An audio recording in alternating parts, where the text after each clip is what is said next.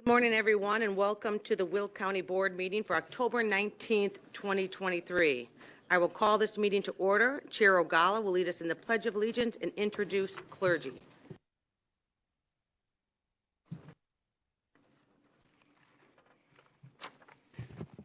Good morning. Please join me in the Pledge of Allegiance. I pledge allegiance to the flag of the United States of America and to the republic for which it stands, one nation, under God, indivisible, with liberty and justice for all. Thank you. This morning our invocation will be given by Rabbi Jenny Steinberg Martinez from the Joliet Jewish Congregation. Good morning, Rabbi, and thank you for coming today.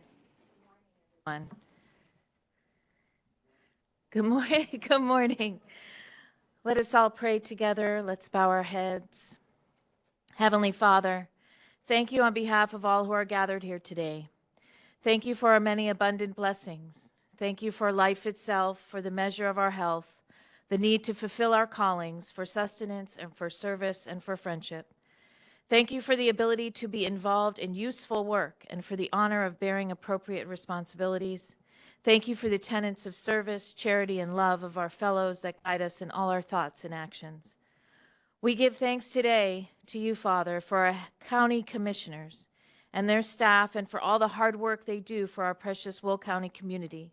And we are asking you that you would graciously grant them the wisdom to govern amid the conflicting interests and issues of our times, a sense of the welfare and true needs of our people, a keen thirst for justice and rightness, confidence in what is good and fitting, and the ability to work together in harmony even when there is honest disagreement. We grant them personal peace in their lives and joy in their tasks. We pray for the agenda set before them today. Please grant them the clarity of mind from your guidance to create those things that would benefit those who live and work in around our beloved Will County. Lastly, but not least, oh Father, I ask that you keep our hearts and minds open to all people, to hear our prayers and grant peace to Israel, the Ukraine, and all of the earth, to resolve the conflict for all parties and turn our hearts to our common humanity and interests of love, to dispel all violence and hate and replace it with acts of kindness and tolerance. Heal our grief, Father, so we may walk together in this moment free.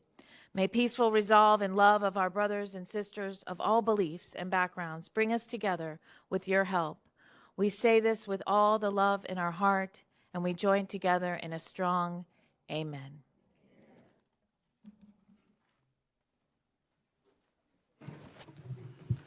So before we begin our meeting today, I would like to take a moment to share some information regarding a couple sad events that happened this past weekend. First is the sudden loss of a pillar of our community, the CEO of Silver Cross Hospital, Ruth Colby. Ruth was a strong and impactful leader at Silver Cross, where she elevated the institution and expanded the level of health care services in our community. We also remember Ruth for her community involvement, too many to list. Ruth played a pivotal role in helping the county navigate through COVID, and I'm grateful for her friendship. She was an admirable person and a friend to many. Also this weekend, we had a horrific situation happen in unincorporated Plainfield. A brutal hate crime left a 6-year-old dead, a mother in the hospital, and a community in shock.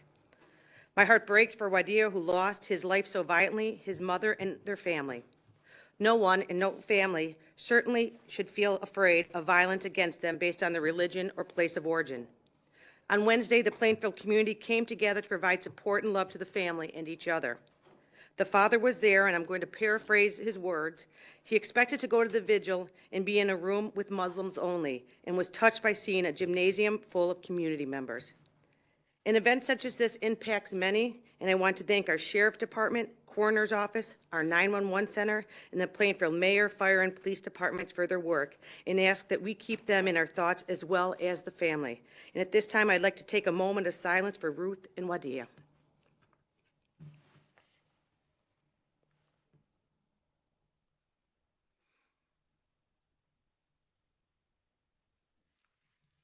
Thank you. This time, Madam Clerk, will you please call the roll? Balich. Trainier. Dean Schlattman. Van Dyne. Pretzel. Butler. Newquist. Richmond. Parker. Williams. Diaz. Winfrey. Coleman. Logan. Freeman. Revis. Mitchell. Ortiz. Berkowitz. Mueller. Costa. Ogala. With 21 members, we have a quorum. I need to make a motion to place on file the certificate of publication. Motion by Mueller, seconded by Freeman, their previous by Van Dyne, seconded by Ortiz. Thank you. All in favor? Any opposed? Motion carries. I need a motion to approve the meeting minutes for the September 21st, 2023 board meeting. Motion by Mitchell, seconded by Dean Schlottman, previous by Ballage, seconded by Winfrey. All in favor? Any opposed? Madam Clerk, will you please acknowledge the elected officials and media present today? Today we have County Executive Jennifer Bertino Tarrant, County Clerk Lauren Staley Ferry, Recorder of Deeds Karen Stuckel, Treasurer Tim Brophy, and we didn't have any media sign in. All right, thank you.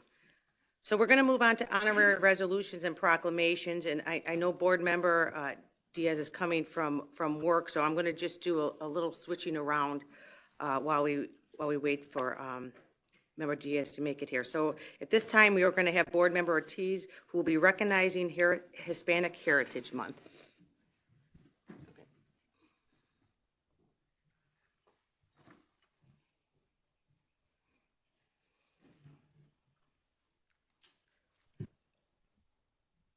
Thank you, Madam Executive. Whereas Will County is honored to celebrate our diverse Latino communities in observation of Hispanic Heritage Month, and whereas Will County is home to vibrant Latino communities whose residents and businesses have made immense contributions to our communities and have helped to preserve and enhance a culture of diversity and strength, and whereas generations of Latinos have helped shape our society, economy, cultures, and values, and the leadership, service, and vision of Latinos continues to enrich all facets of Will County, and whereas the County of Will supports the rights of every individual to experience equality and treatment and values of our diverse population, residents, businesses, and visitors, recognizing that this diversity is one of the community's greatest strengths. And whereas September 15th to October 15th is annually celebrated as National Hispanic Heritage Month to commemorate various Latin American Independence Days and honor the Hispanic community's long-term presence and efforts for equality across our nation. And whereas individuals are encouraged to learn about the Hispanic community and to celebrate this month to recognize the contributions that Hispanic individuals have made to our society. Now therefore be it resolved that the Will County Board and the Will County Executive recognize the significance of Hispanic Heritage Month as an important time to celebrate the significant contributions of Hispanic Americans to the history of the United States. Thank you. Motion by Ortiz, seconded by Trenier. All in favor? Any opposed? Motion carries. Next, we'll have Board Member Ballage, who will recognize Italian American Heritage Month.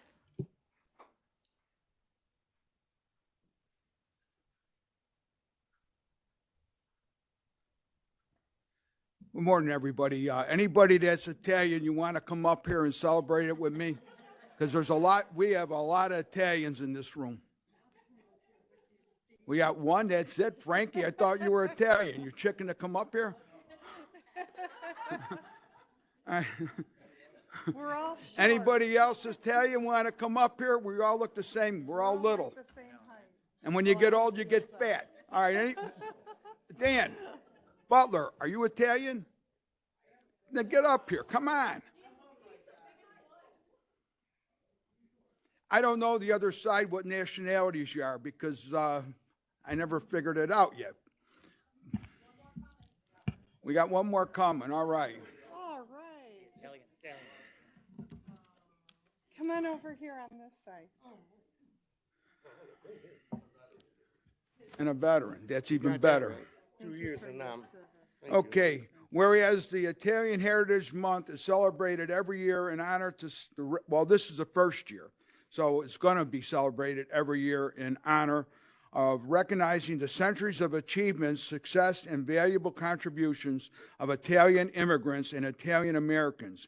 And whereas Italian American Heritage Month occurs in October to overlap with the federal holiday of Columbus Day, which is celebrated in the second Monday of October.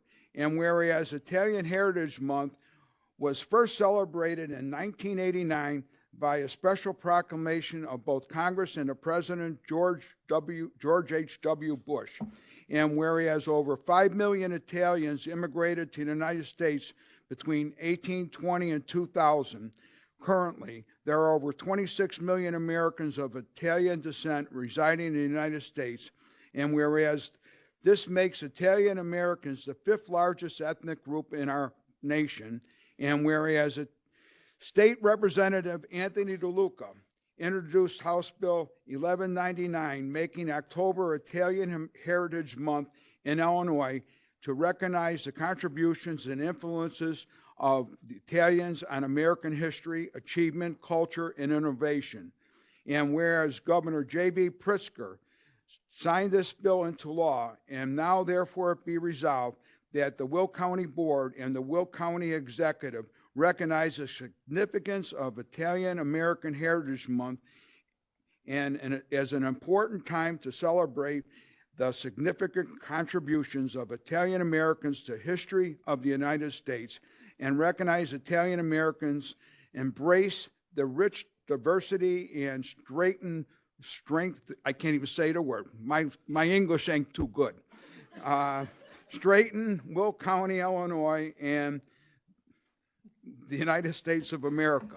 And in our township in Homer, Anthony DeLuca came out. Hold on, why don't we take a motion, make a motion, Oh. and I so move, motion by Okay, ballot. motion. Seconded by Pretzel. We'll give the Italians the opportunity, like all these Italians I never knew about, come on.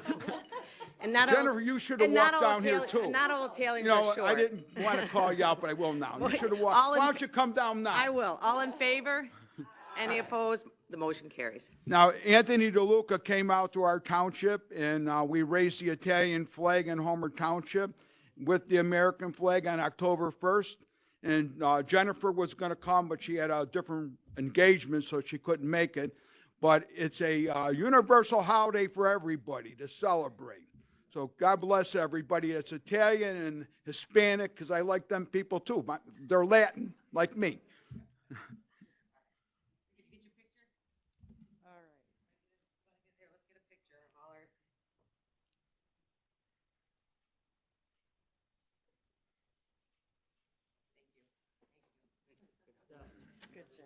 Thank you.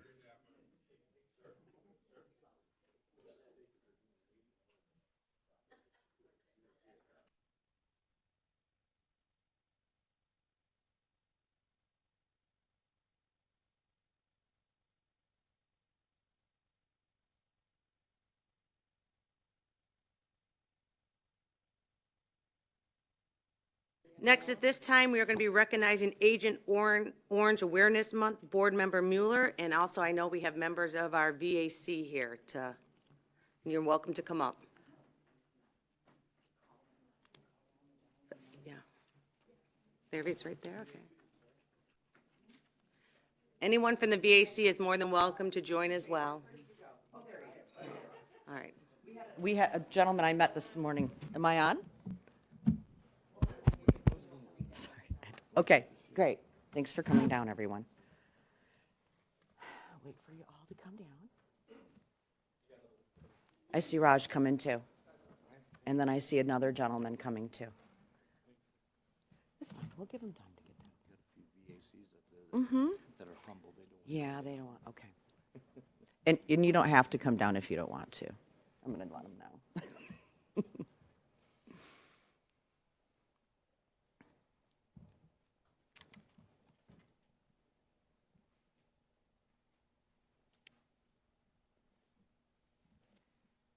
Good morning, everyone. This morning we are honoring Agent Orange Awareness Month. Whereas the Vietnam War was the longest conflict in American history, in which the government of South Vietnam and its primary ally, the United States, fought against the communist government of North Vietnam and South Vietnamese guerrilla force, commonly known as Viet Cong.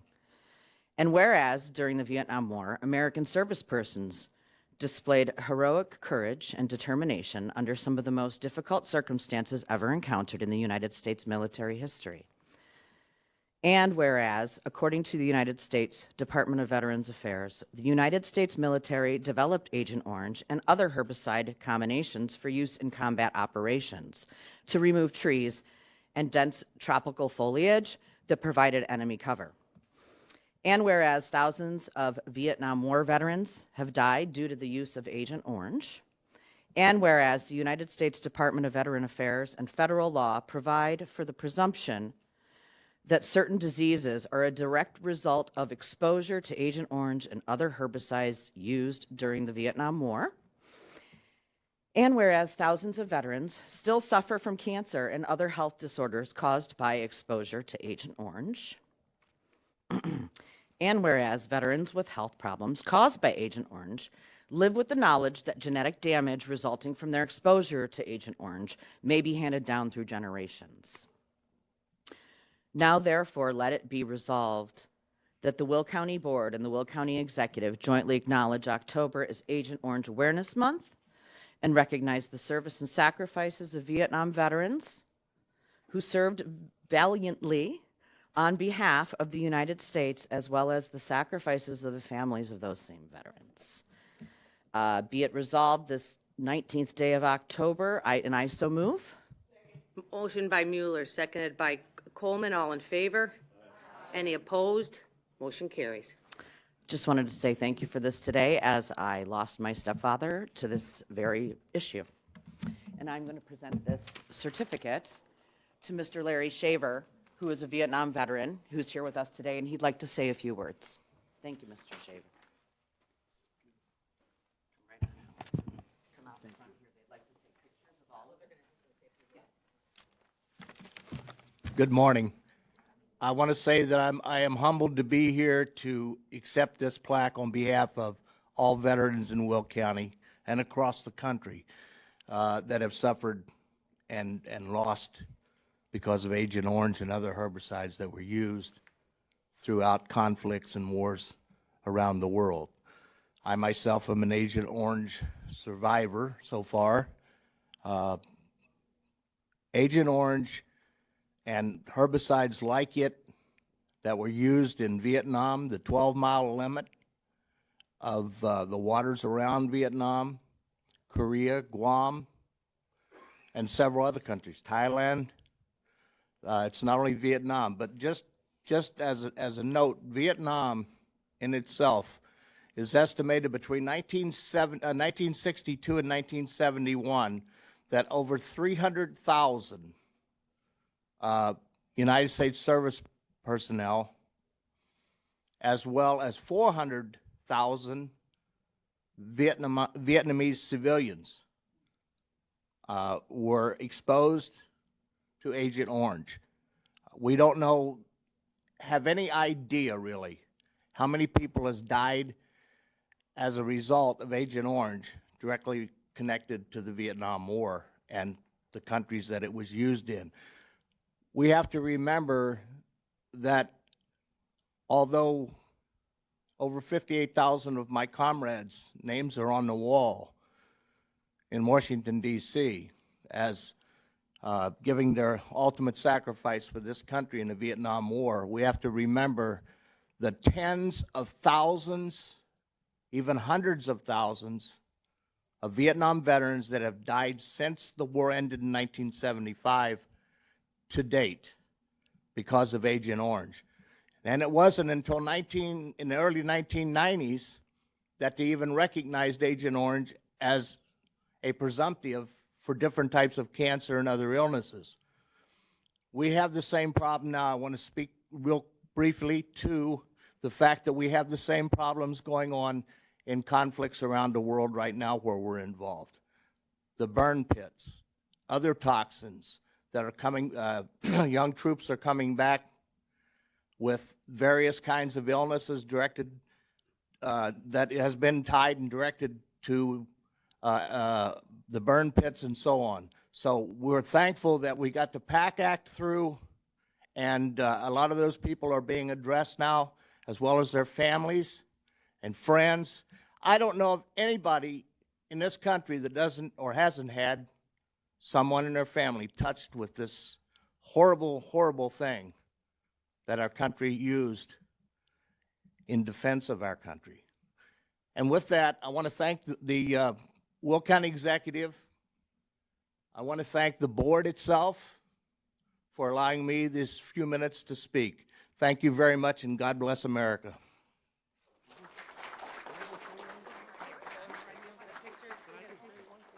Yes, go ahead, please do, yeah.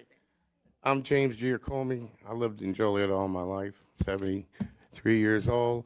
And I'm an Agent Orange survivor, as a matter of fact. I've been at Loyola. They had to go into my bladder 3 times to get it out. And the doctor called me the other night, and he told me and the wife that he got it all. And whew, I gotta go through some chemo, but after that, I'm hoping to be good. Thank you. You want to be part of the pictures? Right out. Want to be part of the photos? Come on, join us.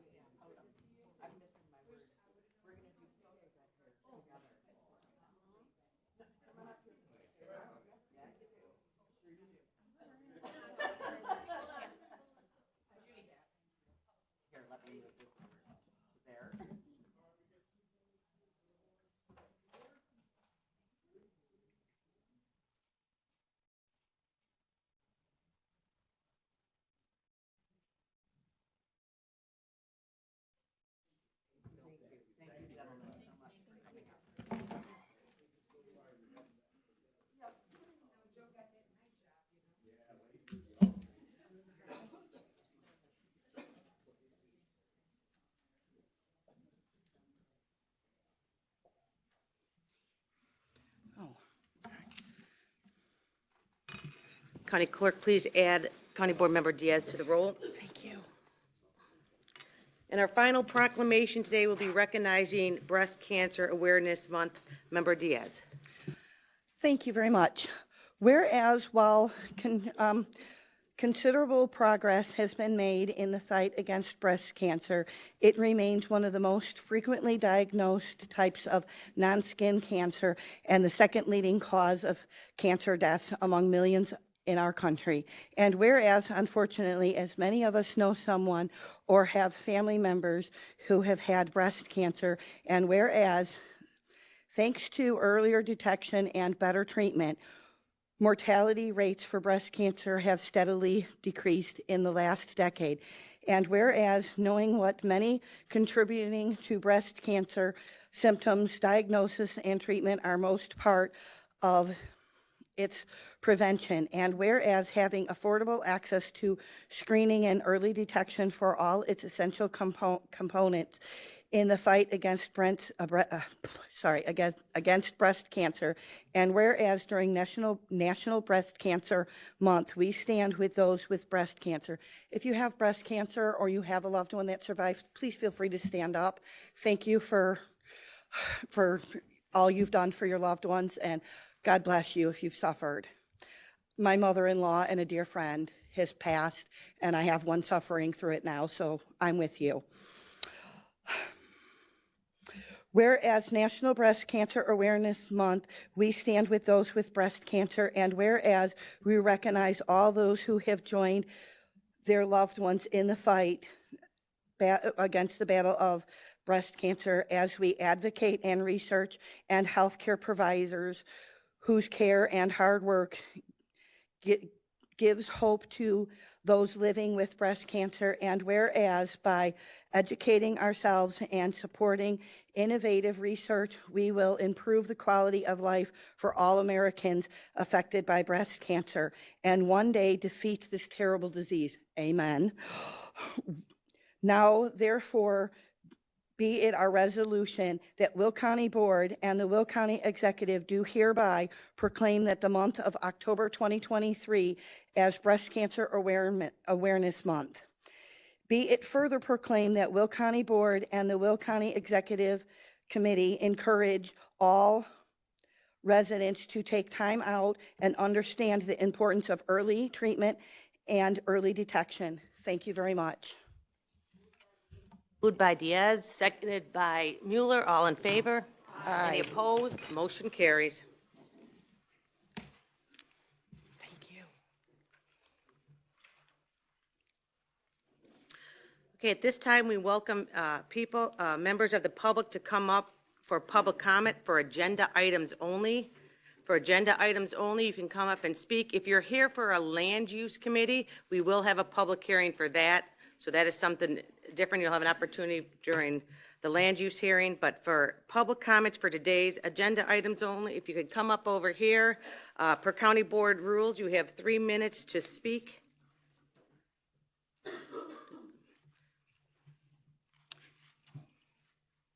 And when you come up to the podium, if you would please just give us your name.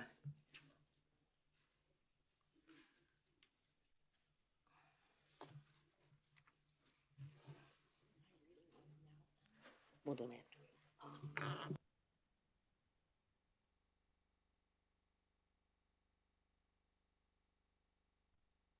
Dottie.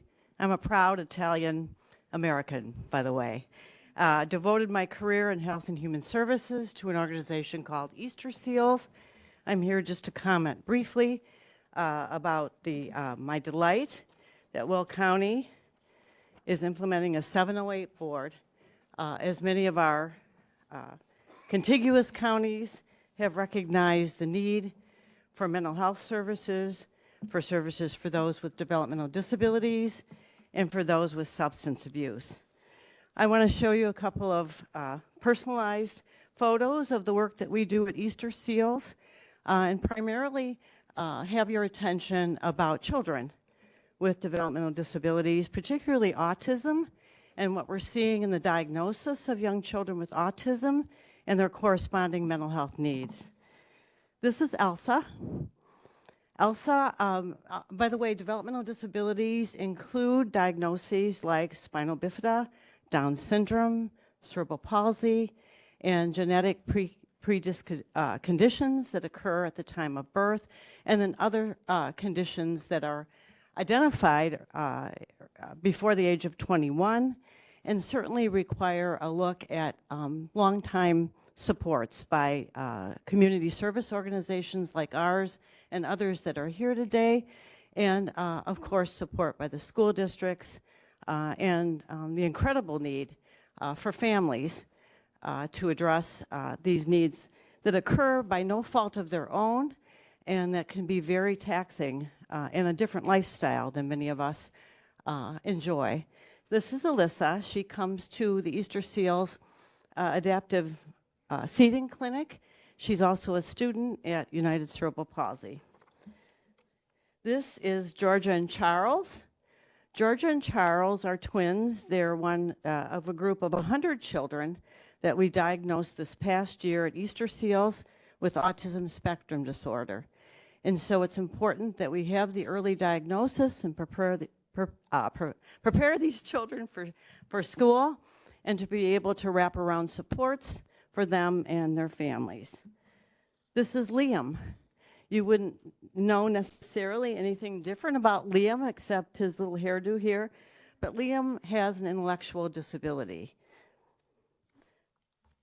This is a family, a mom that has 3 children, triplets, on the autism spectrum disorder. And let me tell you just a little bit about the corresponding mental health conditions that come with autism: anxiety disorders, mood disorders, adjustment disorders, obsessive compulsive disorders, traumatic stress syndrome, and global developmental types of delays, OCD, sleep disorders, a number of things that we're finding. So we're not asking that the 708 board and the funds that might come from our publics to help address this and other needs that you'll hear about replace any of the existing resources that are already available to support these groups of people and their needs, but to add to all the gaps in services that occur. At Easter Seals, we're particularly concerned about the support of caregivers As you can imagine, when you're in a family caring for a loved one, I'm going to need you to wrap up soon. You just get a caring final for a thought there. loved Thank you. one, your mental health is very important. So thank you for the opportunity to be here today. I appreciate it so much.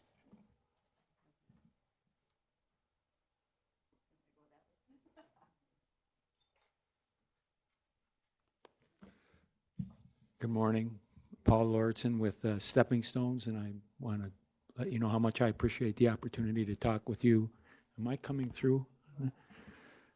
About the unmet need for substance use and mental health disorder treatment services. The need, if some of you may be familiar with, or you all may be familiar with the need, is it was established by the Will County MAP Collaborative, which we participate in. Stepping Stones has been providing substance use services in Joliet for over 50 years. We're a private, not-for-profit organization. Many of the people who come to us for service have little or no ability to pay. Our mission is to provide those services regardless of a person's ability to pay. When people come to us, they're usually in a crisis in many areas of their lives. They've got medical issues that have been caused by their substance use, or maybe they haven't, but they've not been attending to those. They have legal problems. They've damaged relationships with families, and as I had mentioned, most are unemployed. Last year, we served 500 people. Those 500 people were a third of the number of people who contacted us for services.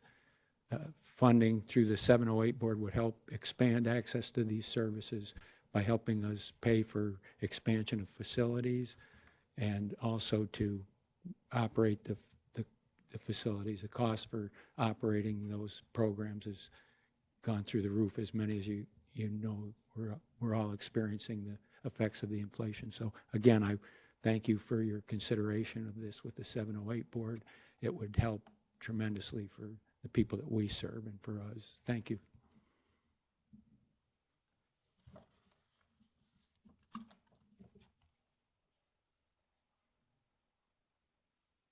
Good morning. My name is Tina Mackey. I represent NAMI Will Grundy, which is the local affiliate of the National Alliance on Mental Illness. We provide peer support and education for individuals struggling with mental health conditions and their families. Conservatively, 1 in 5 persons over 18 years old will struggle with, in any given year, with a mental health condition or a diagnosis of mental illness. In Will County, this roughly translates into about 100,000 people. 1 in 6 people under 18 years old, or about 26,000 young people, will face those similar challenges. 50% of young people 8 to 15 years old will not reach out for support. They will not get the help they need. The barriers to getting these support services include education and awareness, the cost, availability, and transportation.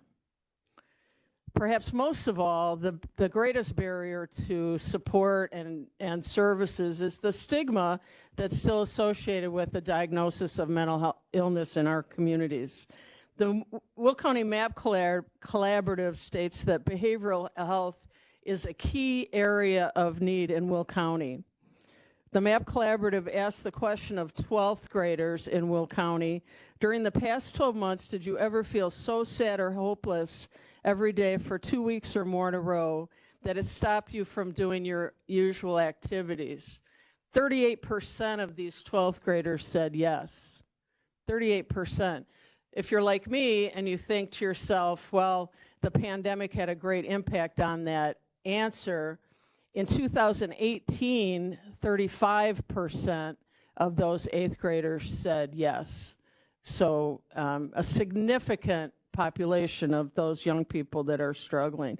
12% also said that they have seriously considered suicide in the last year. The Will County MAP Collaborative, the Ascension St. Joe's Hospital Community Assessment, and the Silver Cross Hospital Community Assessment all identify behavioral health as one of the top 4 priorities for need for improvement in the provision of services since 2016.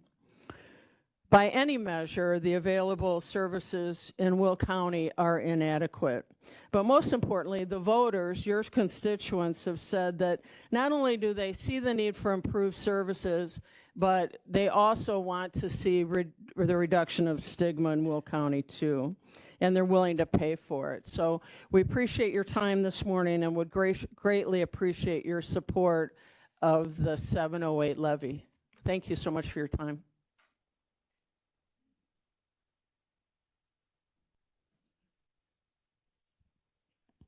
Good morning, everyone. My name is Juhi Fahim. I am a clinical psychotherapist. I'm also a Will County 708 board member.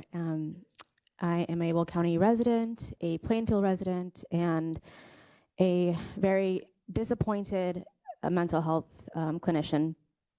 I work with children, adults, and families. I diagnose and treat mental health disorders. And I have been pretty alone for the past 4 years, trying to help as many people as I can, but unfortunately not having the bandwidth nor the funds to hire on additional clinicians.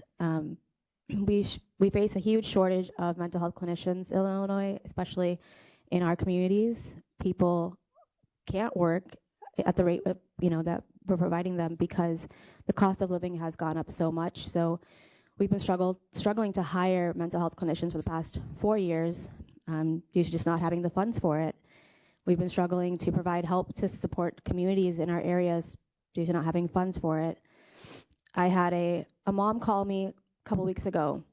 Her 5-year-old child was raped by her uncle. The uncle was babysitting the 5-year-old while mom worked multiple jobs to provide for their family. I had to tell her, I'm sorry, I can't help you. You're gonna have to be on a 6-month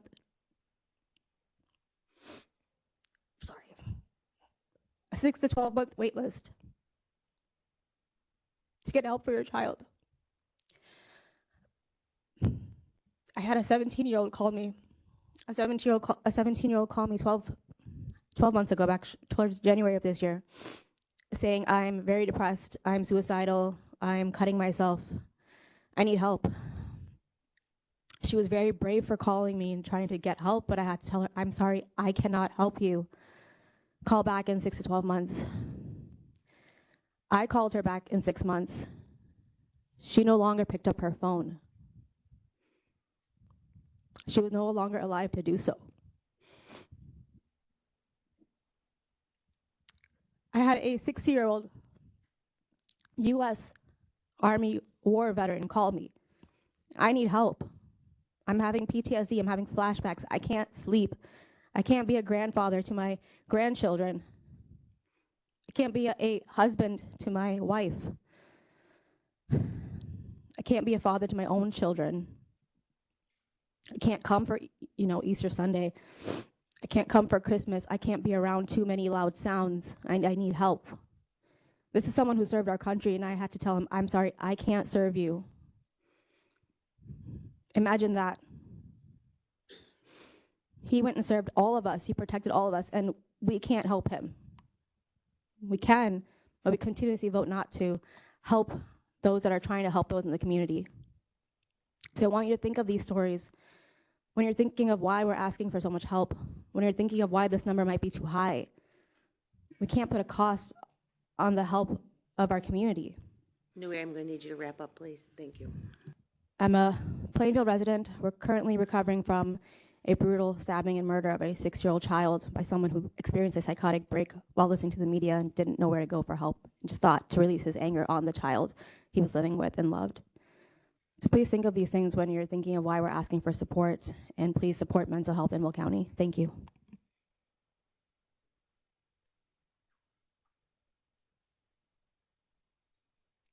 Good morning. I'm Kim Hudgens from Cornerstone Services. 54 years ago, Cornerstone started out its existence as the Will County Sheltered Workshop, working with people with intellectual disabilities and developmental disabilities. These were citizens of Will County at that time. 30 years ago, Cornerstone saw the need for providing mental health services in this community as well. In the time since, our services touch everywhere from Shorewood to Peatone, Romeoville to Wilmington, and all the communities in between. The development of the 708 board by this county shows the commitment of the citizens of this county to invest in services for people with intellectual developmental disabilities and for people with mental illness. But as we've heard, stabilizing our workforce is the crisis, is the critical need for us at this time. We have committed people who want to do this work, but we just don't have enough of them. We need to be able to fund for more services, expand services. When somebody calls for help, we should be able to help them, not in 6 months, but that day, maybe the day after. This levy will go a long way to help not only Cornerstone, but all of these agencies that you are hearing from today to do this very important work. Historically, these positions have been underpaid, and the pandemic has shown the need for these services more than ever. Services from staff working in group homes, working with people with intellectual disabilities to help them live and work in our community, and also licensed therapists. We are really running a critical shortage of these professionals in our community at this time. So again, thank you for supporting the 708 board, and thank you.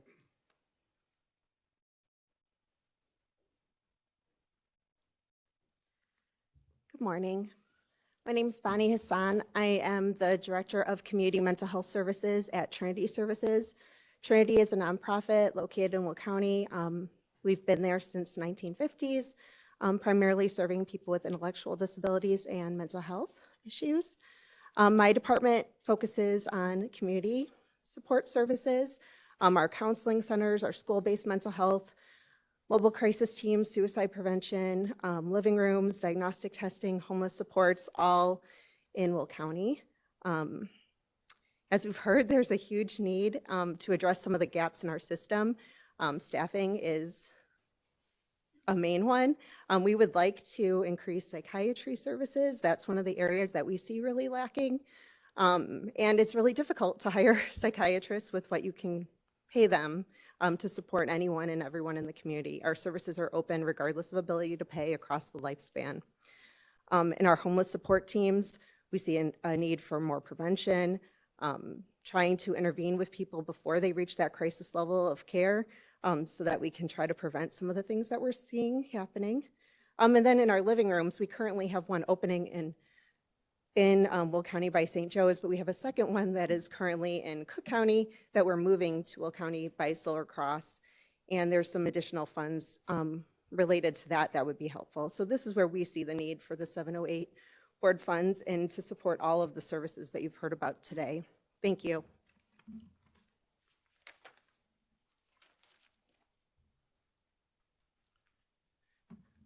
Thank you. My name is Keith Wallace. I'm the Executive Director for Lincoln Way Special Recreation Association. We provide recreation opportunities for individuals with disabilities for Frankfort, Mokena, New Lenox, Peatone, Manhattan, Crete, and Frankfort Square. In 2022, we served about 358 individuals with disabilities, over 3,500 programs. 78 of those individuals come from out of district. Out of those out of district, about 20% come from unincorporated Will County areas. In 2023, this year, we're on track to serve over 500 individuals with disabilities, and we have waiting lists, and it's growing. One thing I would like to discuss today is our one program is our adult day program. Adult day programs are really needed. The age 22 is a scary age for all of our parents. We have a waiting list of people. We're served currently about 50 to 60 individuals in our day program. And we have a waiting list because we're really stacked on who we can provide services for. We don't provide that program out of necessity. We don't provide it out of need. We provide it out of need, but we don't have to because we provide recreational services. Our mission is to provide recreational opportunities for individuals, but there is a need for this service. There's a need for participants to for socialization. There's a need for participants to have a place to belong. There's a need for participants to have a safe place to recreate, and that's why we do it. We don't have to do it. Those programs come at a cost. A lot of things you may see now is interpreters. Some of our participants are deaf, hard of hearing. So we have to provide an interpreter. That comes at an extra cost to us. And it's a significant cost because if you have an interpreter here for this meeting, it's a cost. So that's something that we have to take on by law. So that's something that funds would come. Our participants do pay a fee to participate in the program, but it is a flat fee, and we don't come to make a profit. None of these agencies come to make a profit. We come to serve. And then 25% of the population you will see has a disability. So 25% of the population in America has a disability. And I want to leave you with service to others is your rent you pay for your room on earth. That's by Muhammad Ali. And we love to serve. And some of these things, I changed my whole speech because it hits home. One of my kids is in the midst of a mental health crisis, and funds are running out, and we don't know what to do. So we really need to think about service and how we're going to serve, and funding is a barrier, and we need to eliminate those barriers. Thank you.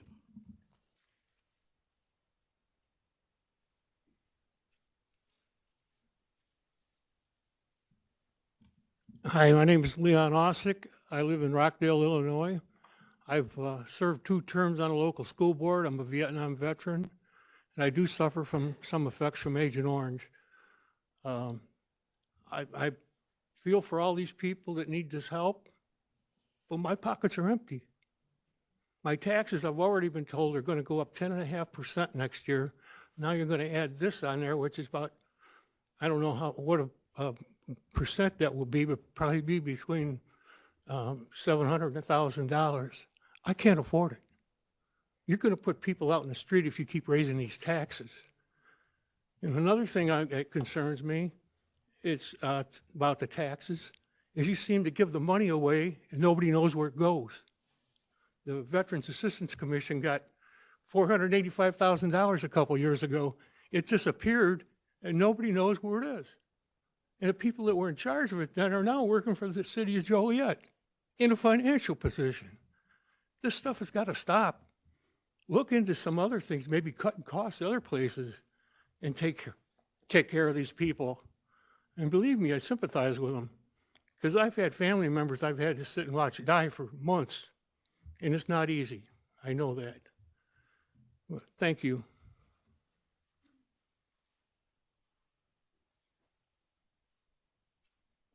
Good morning, I'm Patricia Mead. Hello, can you hear me? Okay. I'm Patricia Mead. I am a nurse of 36 years at Ascension St. Joseph Medical Center. I'm also the immediate past president of Illinois Nurses Association. I remain on that board, and I sit on the board of St. Joseph Nurses Association as well. I am now so proud to sit on the Will County Mental Health Board 708. I'm here to speak to our qualifications. The patients that I see on a day-to-day basis in my practice, I am more of an acute care practice, but as they say, it takes a village to take care of our patients. As listed by NAMI, the HRS scores that we in the United States is 27% short of psychiatric professionals, meaning the psychiatrists. In Illinois, we are 22%, and that is of 2023 and year 23. I want to speak that we come to this board to help what we see, and we want to give care. We are the hands-on, face-to-face caregivers. So to even assume that we are not qualified, I have 26 years as an ECT nurse. If you don't know what that is electroconvulsive therapy. I've had patients at the age of 14 years old, which broke my heart. I've taken care of patients that were catatonic, and due to the ECT treatments that I gave, I actually held those paddles to their head as a doctor hit the button. And it is a long process. I've had patients, but that broke my heart the most, she's 14 years old, until one day she came in and she knew my name and she could speak to me. That is what we do on the acute care side. But the outpatient setting is so important as well. And that is what we're advocating for. I've also was almost attacked in my own driveway after leaving for 8 hours of nursing by a patient who had mental illness. He told me that he was an ex-veteran and he had been removed from service. He escalated, and because of my knowledge and how to talk to patients in manic state, I was able to talk him down because he told me to my face that he was going to rape me in my driveway at night. So to say that we still, even though we are in danger, we come here because we need to reach out. We need to have every modality in place that we can to help facilitate our patients. I'm from Sacred Heart Church. You know us. We take care of the mentally ill, those homeless. We feed them. For 19 years, our pastor paid for their mental health medications that they weren't able to get.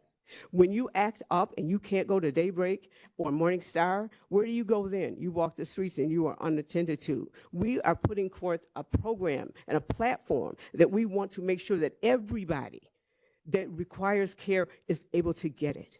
Are we qualified? Are we certified? I am an RN, BSN, CRNA, CPAN, and TNS nurse. I am qualified, as are those that sit on that board, because we are there for our hearts and our community, and we deserve to be there. Please we are asking you to support us because it is about us. Every 5th patient I see on a daily basis is diagnosed with some type of mental health disease and on medications, but are they available for them and practices to do outside care and have them receive that? Thank you.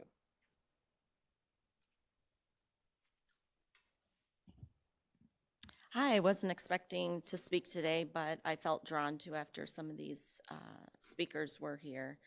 I am a nurse at Accession St. Joseph Medical Center on the psychiatric unit. Let me kind of tell you how this affects our clients on the psychiatric unit. So I'm going to piggyback off one of the stories that was told today about someone seeking mental health treatment by calling a local county mental health place for help. By the time someone decides that they are ready to seek help, they're already probably in crisis. And they're just putting a step forward to say, I need help, I need to go somewhere. Don't necessarily want to be in the hospital, but I will go to appointments to talk to somebody. They are told, with your funding, with what you've told me, the kind of insurance you have, or if you don't know what you have, we can book an appointment for you in 6 to 12 months. Do you think any of your neighbors in a mental health crisis could wait 6 to 12 months? Typically then what happens is a family member may come out and realize that they're in crisis and they're come to our ER. They get admitted, if we have room, to our mental health unit. At that point, we have services there. Our care managers, not every hospital has this or does this for their clients. We prepare them with whatever funding they have available, appointments for a therapist, appointments for psychiatrists or nurse practitioners to follow up for their medication, their outpatient treatment. Sounds wonderful, right? If you do not have funds, again, the quick way to get in and bypass the 6 to 12 month appointment is to get admitted to the hospital. So to me, logically, that would make sense to me that if this client is getting in more quickly within 2 weeks to a mental health service that is Medicaid funded, then they're going to push back all these people that are waiting 6 to 12 months for appointments. So we really need a board of mental health, people who are working the front lines to advocate for these kids who are having trouble with truancy. There's a reason for that. Family dynamics, what have you. There's, you know, driving here, just seeing the people that are unhoused and unable to have treatment, or if they want to remain unhoused, fine, but then let's get you some mental health treatment. Guys, these are your neighbors. How many times have we seen on the news that people were like, oh my gosh, they live 2 houses down from me. I didn't know that was going on. So we really need to have a board that is working the front lines and able to help. So thank you for your time. Thank you for listening. Hi. Good morning. I wasn't planning to speak either because I don't like public speaking, but. Can you introduce yourself, sir? Sure. My name is Derek Melton. I'm a school social worker at a school in District 86. And I do private practice at a psychiatrist's office a couple of days a week. But really, I just wanted to speak, I guess, as an advocate for the kids at my school. My school district is it's 100% free lunch, so that gives you some idea of the socioeconomic status of that environment. And a lot of these families can't afford comprehensive mental health treatment, which might include therapy, psychiatry, and so for a lot of these families, the health department is the only show in town because trying to find someone in private practice who will take Medicare or Medicaid, it's almost impossible. So unfortunately, I've had to have multiple students hospitalized because of psychiatric issues, and the only reason they were able to maintain stability once they were discharged is because they were able to utilize the services provided by Will County. So yeah, I just wanted to speak as an advocate for those kids, and I guess just remind you guys of how valuable those services are to parents and families that wouldn't be able to afford those services anywhere else. So thank you for giving me some time to speak.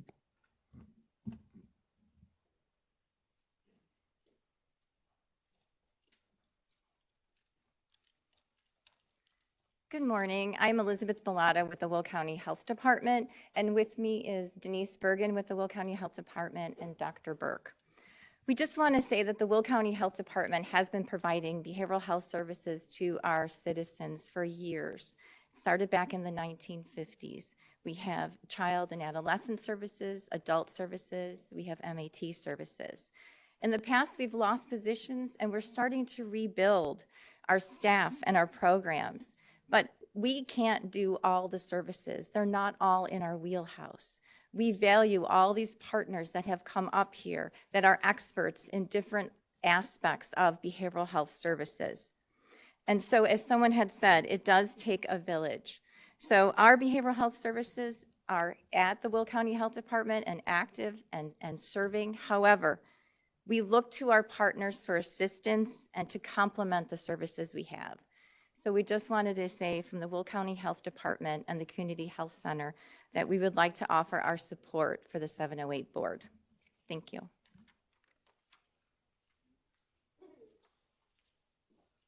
At this time, we have a few comments that will be read in.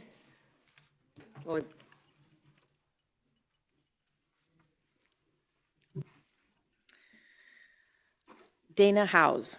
I reside in Bolingbrook, Will County. We cannot afford another tax increase. Please look for other forms of revenue. Kathy Gebhardt. No to increasing taxes. Elizabeth Good. No, stop raising taxes. Senior citizens don't have extra money anymore with inflation going up and up. Give us a break. Valesser Davis. No to property tax increase. Kirk Molinaro. I say no to any new property tax proposals. We already pay too much tax in the state. Lisa Q. Do not raise taxes. I am at $10,000 a year for what? You are taxing us out of our homes. I am on a limited income and can't afford this. Annie T. I would not appreciate a tax increase of any kind. Inflation and cost of utilities has risen so dramatically while wages have not. Jennifer Hammer. No, I don't agree to raising our taxes. Patricia Ryan. Hello, I was informed the board will be seeking the maximum levy to increase property taxes. Please vote against this. With the economic difficulties, unemployment, inflation, and the high current taxes, this increase could be disastrous to many families. The foreclosure rate is high, and one of the cause is due to the unreasonable taxes. My own property taxes have doubled. How do you expect people to continue to pay these rates? why not instead try to decrease your expenses? I think you need to remember who you work for. Jessica Parks. I am writing as a sitting member of the 708 Mental Health Board. I have been working as a psychotherapist for over 12 years and am one of 2 practicing clinical mental health professionals on the board. While I am unable to be present at the meeting today because I am seeing clients, I thought it critical that I speak up today about the clear need in the community for the full levy to bridge significant gaps in access to quality mental health care. The 708 Board was created in response to our community's understanding that there is a growing mental health crisis that is being underaddressed. As our board has been meeting and gathering information from providers and systems already at work in the community, we have identified several important holes in the network of care for our most vulnerable populations in need of mental health care. There is a significant shortage of mental health practitioners with wait lists for most therapists working in Will County. This compounds the existing difficulties for our community in accessing mental health care. Our board is poised to build important access points and care systems in the community. We need adequate funding to do this. Without the necessary levy, the 708 Mental Health Board will be unable to do the work that our voters have charged us with. We know that increasing access to and quality of mental health care reduces emergency room visits and incarceration rates. It saves our community money in the long term. Fully funding the work of the 708 Board enables this. I urge you to consider this as your vote today. Thank you for your time and consideration. So would you like to make a public? Okay.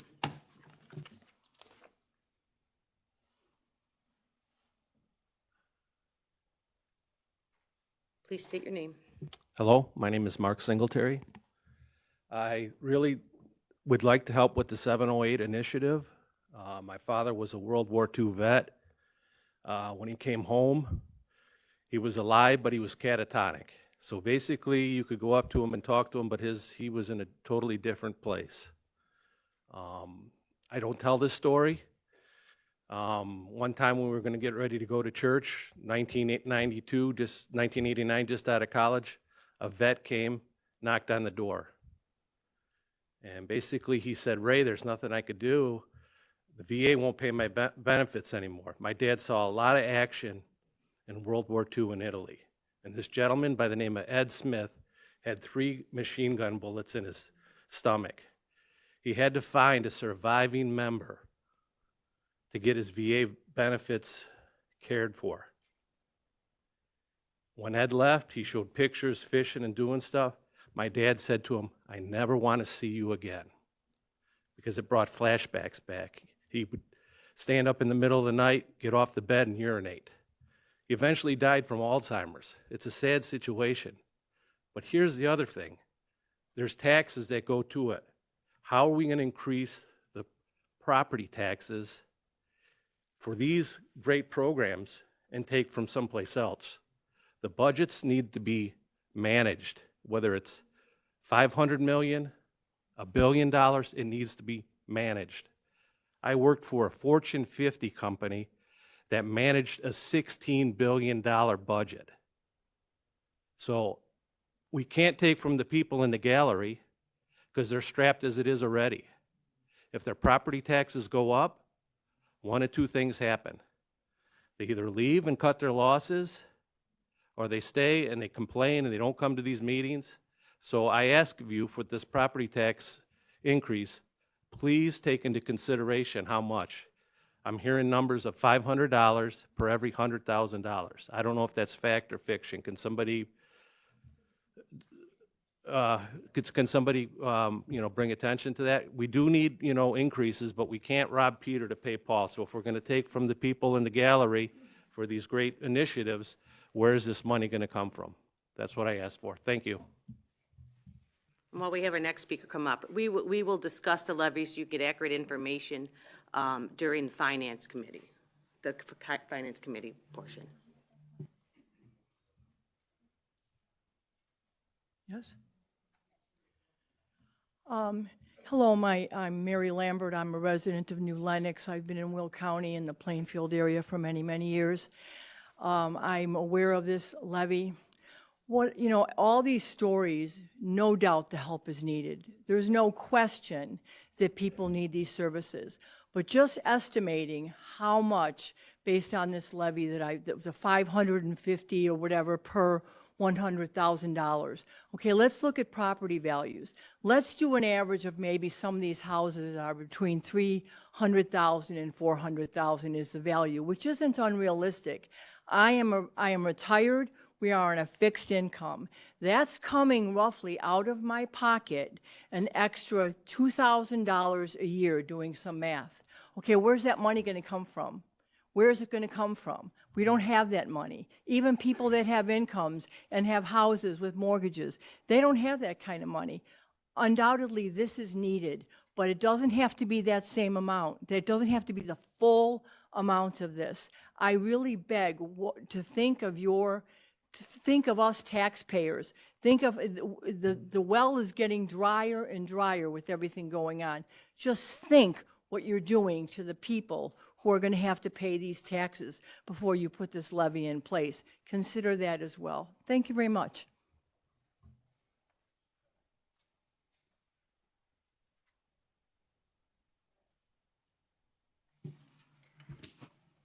With that, okay.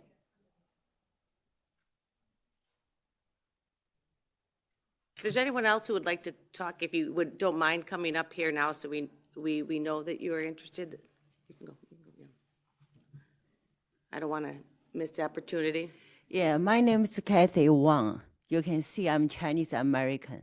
I already heard a lot about the tragedy, the case. I graduated from a medical school.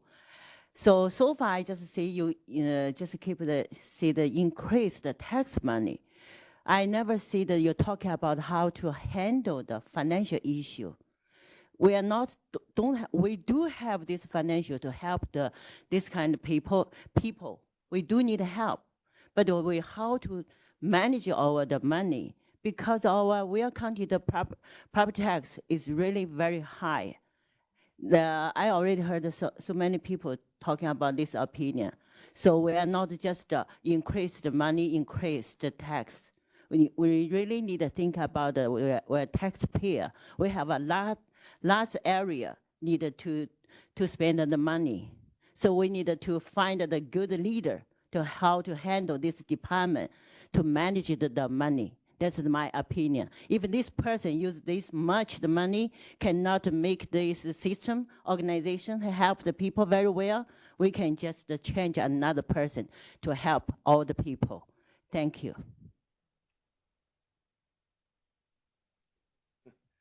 I'm James Giacomi, Joliet resident.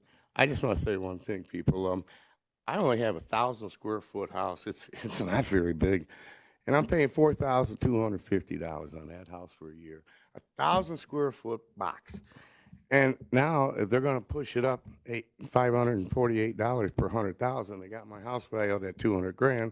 Now they're going to push it up another $1,100. Now that's a lot of money. Now I'm going to be up to about $5,300 for just 1,000 square foot box. So people, you got bigger houses than I got, so you just know what you're going to be looking at on your property taxes if they do put this thing into effect. I just want everybody to know that. So, and us old veterans, sometimes, we got to, keep paying it. Either we sell the house and go to Indiana or stay here. And I want to die here. This is where I was born, and I'm going to stay here. But please consider us older people with these tax increases, because nailing us with another $1,100 for every, $548 for $100,000, that's a lot of money.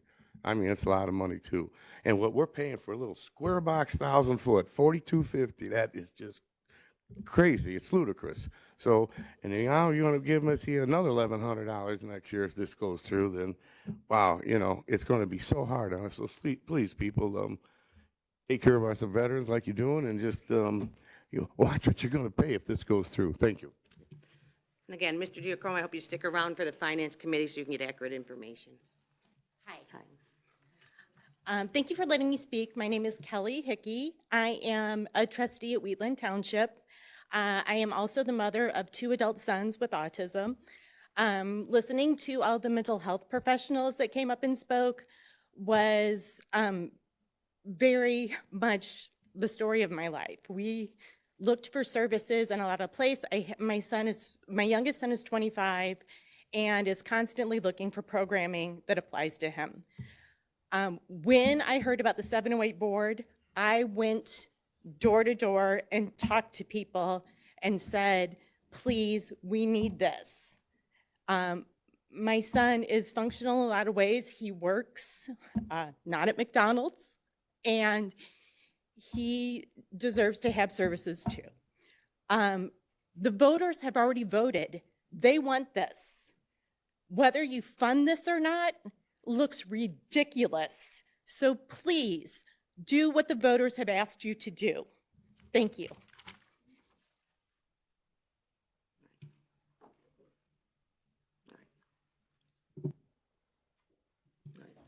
All right. Thank you very much for everyone being here today. This time we will move on to old business. All resolutions and ordinances from the September 19th, 2023 board meeting have been signed and returned except Resolution 2313, which has been vetoed. County Board Member Trenier. Thank you, Madam Executive. On October 13th, I forwarded an email from you addressed to Leader Balich and Chair Ogala, as well as the Chief of Staff, asking us to review a resolution addressing Access Will County. I would now like to make a motion to place this resolution on the November County Board meeting agenda for a vote, and I so move. Second. Motion by Trenier, seconded by Williams. Is there discussion? County Board Member Ogala. This is not on the agenda. I believe we cannot do this.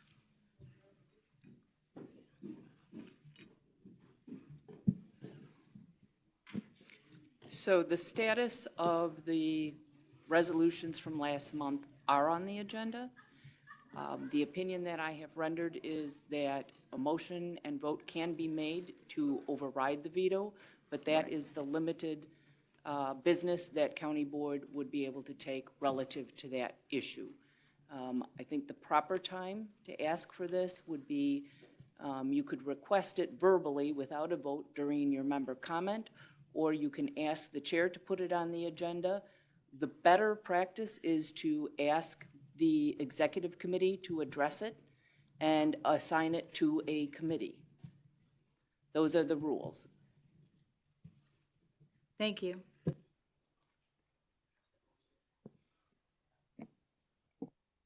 Okay. Okay. Thank you. Moving on to new business. There's no new business, so we'll move on to Land Use and Development Committee. Chair Pretzel. Executive, I'd like to make a motion to open public hearing for all land use cases. Motion by Pretzel, seconded by Revis. Madam Clerk, please call. Balich. Yes. Trenier. Yes. Dean Schlottman. Yes. Van Dyne. Yes. Pretzel. Yes. Butler. Yes. Newquist. Yes. Richmond. Yes. Parker. Yes. Williams. Yes. Diaz. Yes. Winfrey. Yes. Coleman. Yes. Logan. Yes. Freeman. Yes. Revis. Yes. Mitchell. Yes. Ortiz. Yes. Berkowitz. Yes. Mueller. Yes. Costa. Yes. Ogala. Yes. 22. 22 affirmative. We are now in public hearing. Please be advised, absolutely no new evidence or information will be allowed once this land use public hearing is closed. If you have comments regarding any of the land use cases, you can please come up now.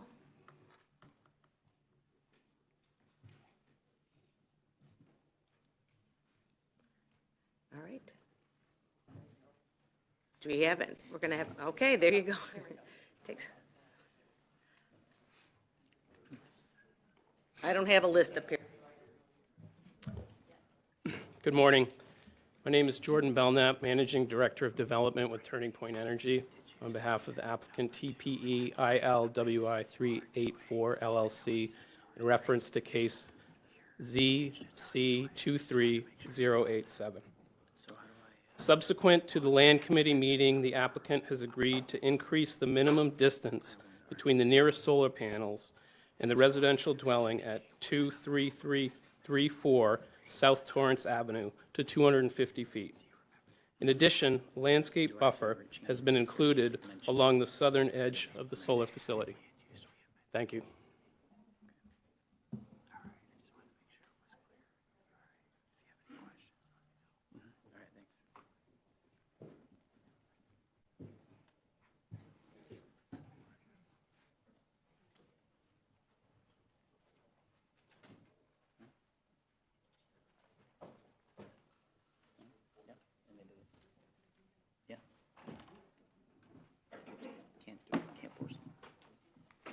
My name is Corrine Pendergast. I live on South Torrance Avenue in Crete.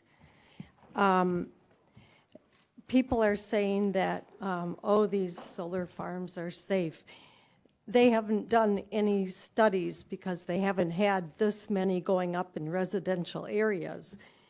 One of the health risks is anemia, behavioral issues in children. Children are especially susceptible to exposure to solar panels in their growth stage. I have neighbors that have little children, and they're very concerned about this. My other neighbor is going to be 50 feet from these solar panels. The panels emit electromagnetic radiation, which is dangerously reduces life expectancy. I don't believe any of you would want to live right next door to one. These companies that are saying that they're safe, none of them live right next door to them. They have, this company has not even figured out yet what they're going to do to the damaged panels. I guess they're going to go in Will County landfill. They said, oh, there's a company in Madison, Wisconsin that might dispose of it. I don't believe they're going to even send it, all these panels there. What are they going to do with the batteries? The electromagnetic waves produced by the power storage equipment are unhealthy to the human body. And then when asked about what they're going to do with all this, nobody could answer from this company. And I don't believe they care about the residents that live here. I had a petition signed. I turned it into the first meeting that they had, and there was over 30 people that signed in this that live on South Torrance that do not want this. And it just seems like I'm tired of people not listening to the taxpayers and the residents.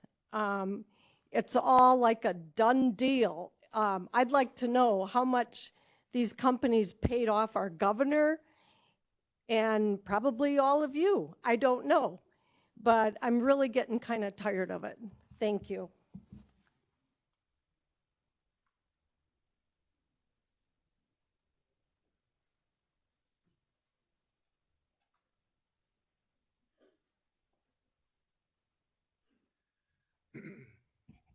Hi, my name's Jason Atwood.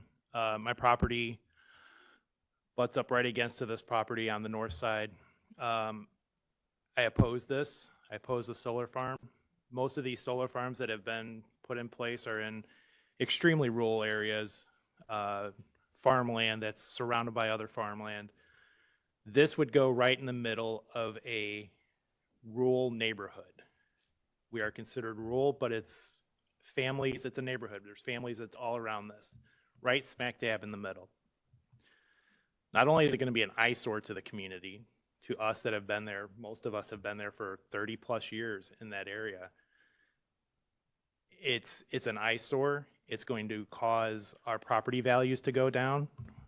If and when I do decide to sell the property, the amount of people that are going to be willing to buy my property looking directly at a solar farm 500 feet away from my property, it's going to really hinder the amount of people that are going to be willing to buy that property.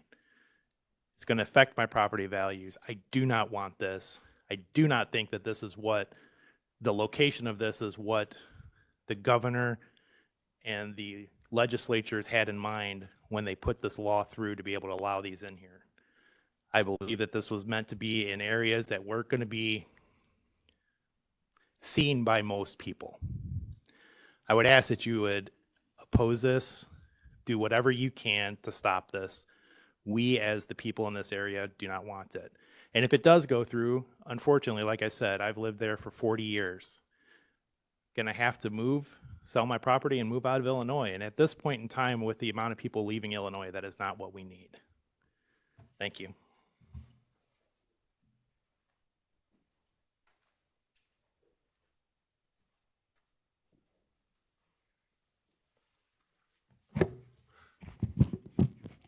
chairs, members of the committee, members of the board. My name is Ken Zalazzo. I'm here with my wife, Kathy.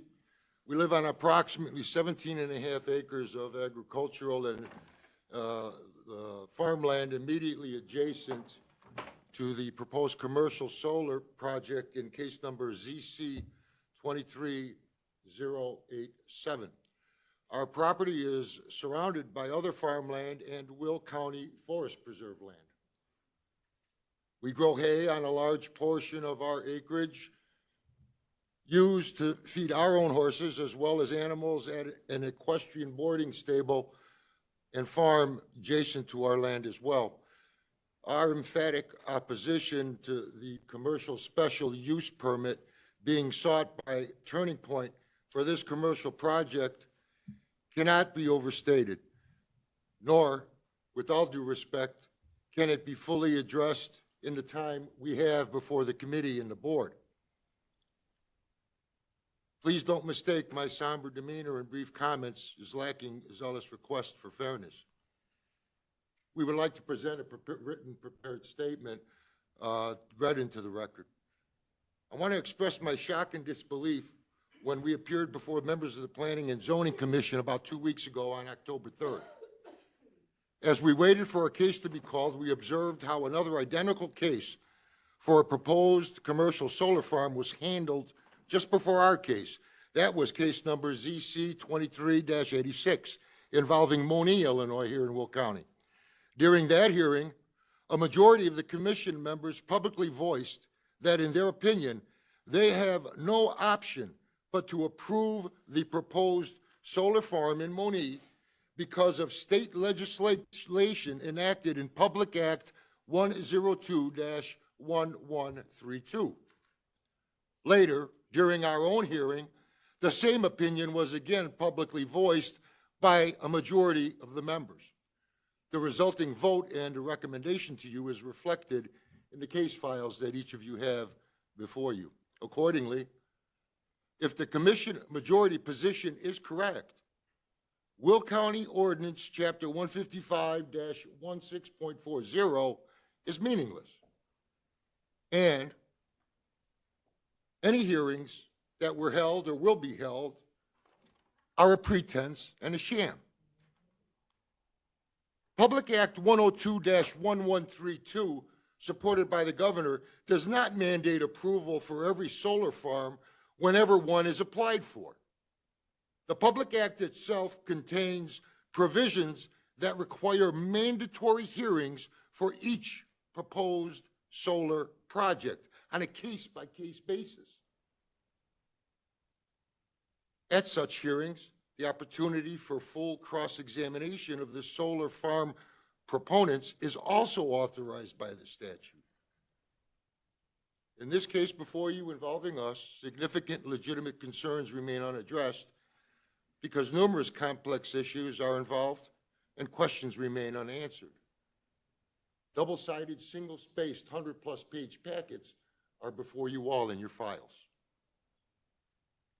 Furthermore, Public Act 102-1132 does not prohibit reasonable local ordinance criteria to be applied when it's applied equally on a case-by-case basis, as long as it's consistent with the statute. Our Will County ordinances, Chapter 155, Section I, requires that the establishment, maintenance, or operation of the special use will not be detrimental to or endanger the public's health, safety, morals, and general welfare and comfort. In recommendation from the Planning and Zoning Commission in this case, the staff report concludes no such detriment or endangerment exists. However, inexplicably, the staff opinion does not take into account the opinions of the 30-plus landowners, farmers, and residents who surround the proposed site who have signed a petition to deny the application for a solar farm that's also contained in your file. The staff report also fails to articulate any accountability for what is to be done about construction equipment and semi-truck traffic on the roads that lead to many neighborhood homes. Please If you have not yet done so, take a look at pages 11, 12, and 13 of the staff report. Look at the pictures of Torrance Avenue that are portrayed. That is the single road in the area on the east side of the proposed project. Ask yourself when looking at it, is construction equipment and the tonnage of amount of weight going on that particular road and semi-truck traffic able to use that road without detrimental impact? That's the only road to some people's homes in that immediate area. While looking at those pictures, also ask yourself what a wall up to 25 feet tall, around 50 acres, would do to the agricultural community.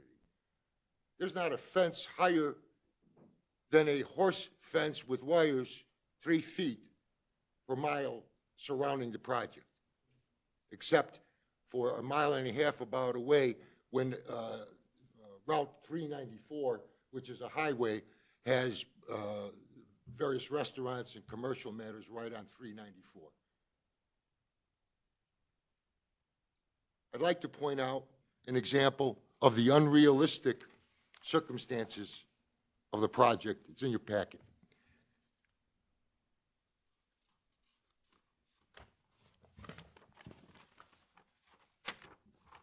The Illinois Department of Natural Resources has identified the Blanding turtle as a state-threatened or endangered species in this area. Let me suggest to you, with raised eyebrows, how absurd this recommendation is. If Blanding's turtles are encountered, crews should stop working immediately and allow the turtle to move out of the way. Does anybody really think that's realistic? You think anybody's going to follow that when you're driving a 2-ton or 3-ton construction equipment or truck? Or how about when there are solar panels, 12,000 solar panels face to face? Does anybody really think that's going to be honored? Kathy?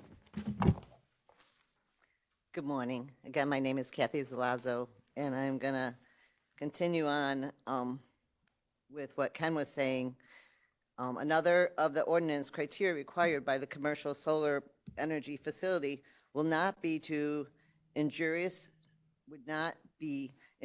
to the use and enjoyment of the property in the immediate vicinity for the purpose already permitted, nor substantially diminish or impair property values within the neighborhood. And again, it's a neighborhood. There's just houses surrounding this property. The staff report acknowledges in its report that the full impact of the solar farm facility on surrounding property values is not known at this time. Yet, inexplicably, the staff report nevertheless recommended approving the commercial special use permit for the solar farm. Moreover, the staff report recommendations fails to include even one analysis that addresses redirecting stormwater runoff or disrupting existing stormwater systems or snowmelt from the solar panels or polluting waterways, underground waters, wetlands, or creeks for the actual proposed site. There is no stormwater damage drainage plan presented yet. The points I have raised only addresses some of the very significant issues caused by the proposal for the solar farm. Converting agricultural land to commercial solar panels has adverse effects on the property in the vicinity. Proof of this is found in Perry County, Illinois, White County, Illinois. Their construction of solar farms at those two sites in Illinois have resulted in environmental damage to surrounding lands and waterways, and those two sites were found to be in violation of Federal Clear Water Act just within the last year. In these cases, the EPA noted solar farm construction involves clearing and grading large sections of land, which can lead to significant erosion and major runoff sediments into waterways if the stormwater controls at the sites are inadequate. Increased sediment in waterways can injure, suffocate, or kill aquatic life, damage aquatic ecosystems, and cause significant harm to drinking water treatment systems. Changing agricultural land to commercial solar panels will also have unknown effect on additional environmental and ecological impact on wildlife in the Will County Forest Preserves and Cook County Forest Preserves. No credible study has been done in our state to even begin to assessing the long-term effect of underground wiring and battery storage units and the use, repair, and disposal of 12,000 plus solar panels that are part of this particular project. Whether you believe in global warming or climate change or not, no reasonable person can deny that the current so-called green energy technology is in its infancy. It is wrong and reckless to impose such drastic environmental changes on existing landowners and residents with little caution to ensure that our very lives or property will not be jeopardized. My husband and I, as do the people in the surrounding farm and residents, rely on well water for daily personal use to survive. Our active, cultivated farm crop and animals are all affected by any change in the water system, the stormwater runoff patterns, natural drainage patterns, and quality of groundwater caused by the clearing and grading of large sections of farmland for solar panels. Not one landowner or resident surrounding the proposed site has come forward to endorse the proposed commercial special use permit for this solar farm, except for the site owner. We understand that by opposing the commercial special use permit, we are advocating against the desires of our neighbors, Jerry and his wife, Lori, who own the land and want a financial interest in the proposed commercial solar farm. They have been good neighbors. However, our opposition is very well founded. It is based not only on our own personal interests as our landowners of the existing agricultural community, but it is also based on preserving the well-being and integrity of the rural and agricultural community that surrounds the proposed site. We ask that you deny this commercial special use permit. Thank you for your time. Thank you.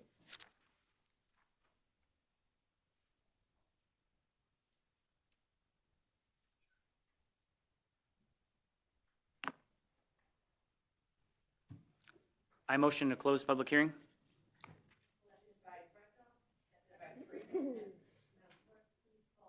Madam Clerk, please call the roll. Balich. Yes. Trainier. Dean Schlottman. Van Dyne. Pretzel. Yes. Butler. Newquist. Richmond. Parker.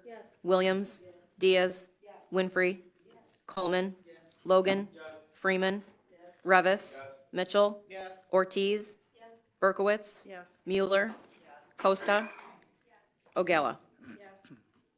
22.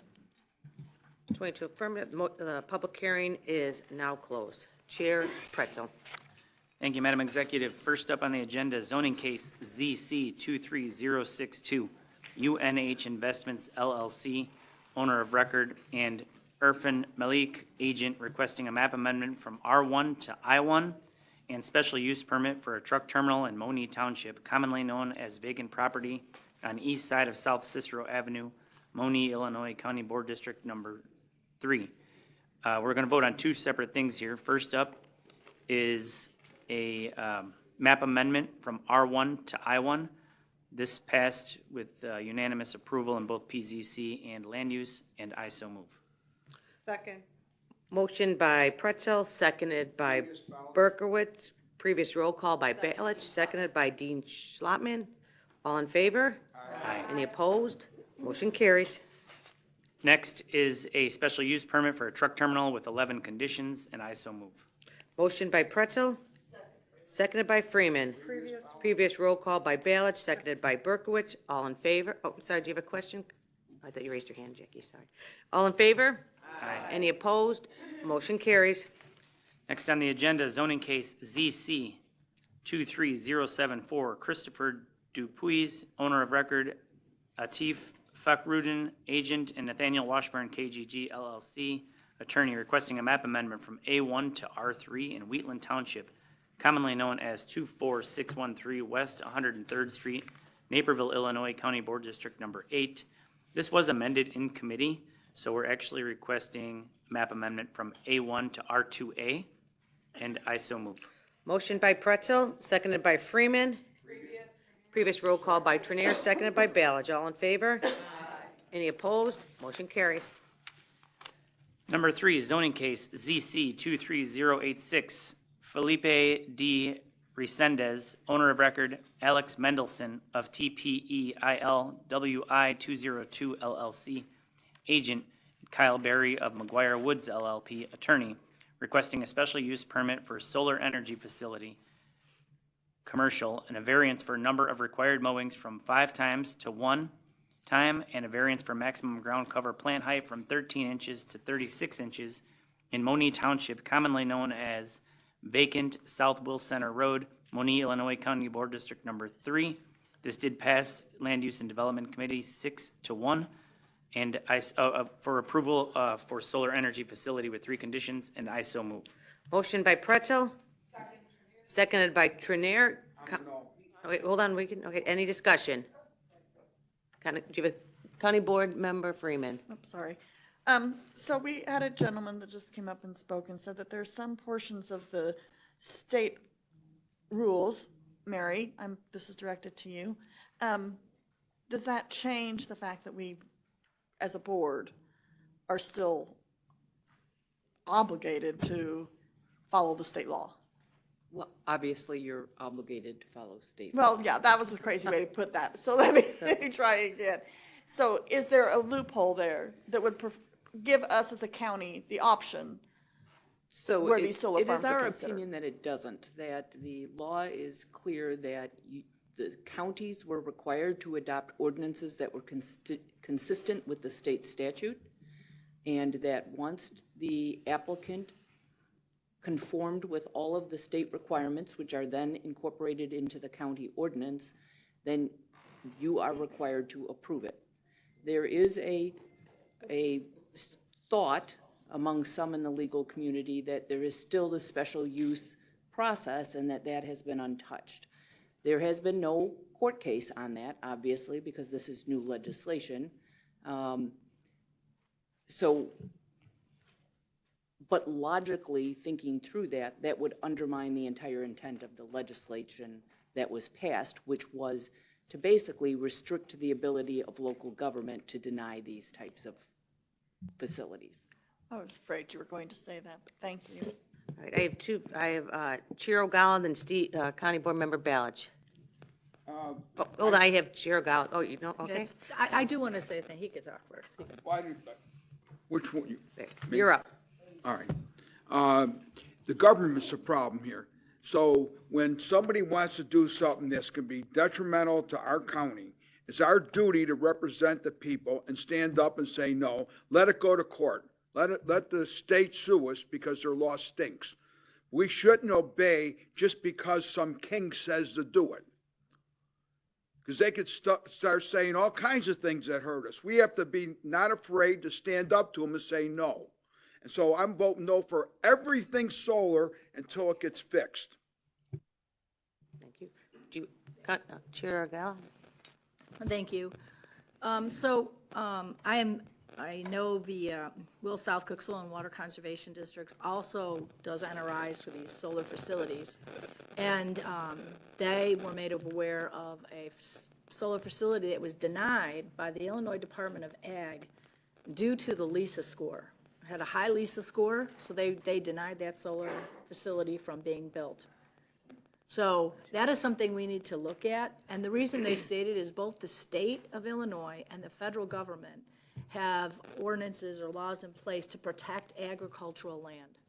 So those farms that have a high soil LISA score, meaning they have very, very productive land, should be protected for agricultural land.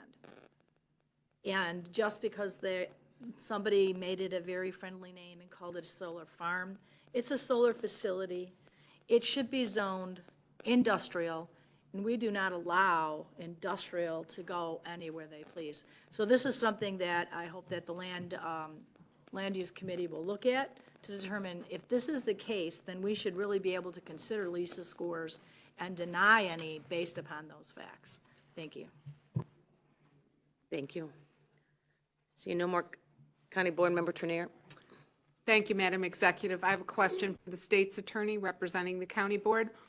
Can we take into consideration the Lisa score? Is that allowed by law? Can we take into I did not understand what you The said. soil score? I And don't think deny a solar facility based on a solar score? I mean, a I farm am score. unaware of anything in the legislation. Thank you. That addresses that. If it is the will of this county board, I can look into other legislation to see if it impacts this legislation.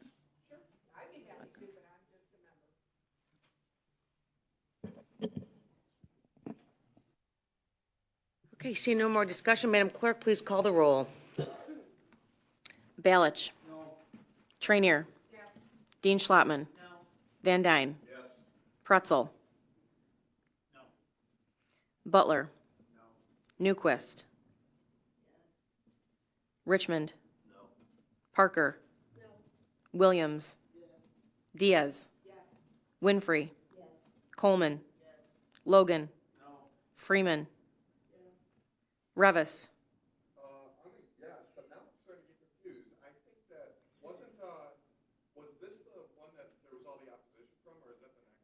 It's the next item. Mitchell. Ortiz. Berkowitz. Mueller. Costa. Ogala.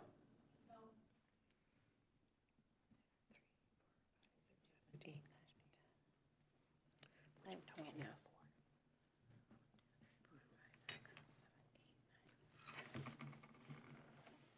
12-10. Jen? 12-10. 12-10? Okay. 12 in the affirmative. 12 in an affirmative, the motion carries.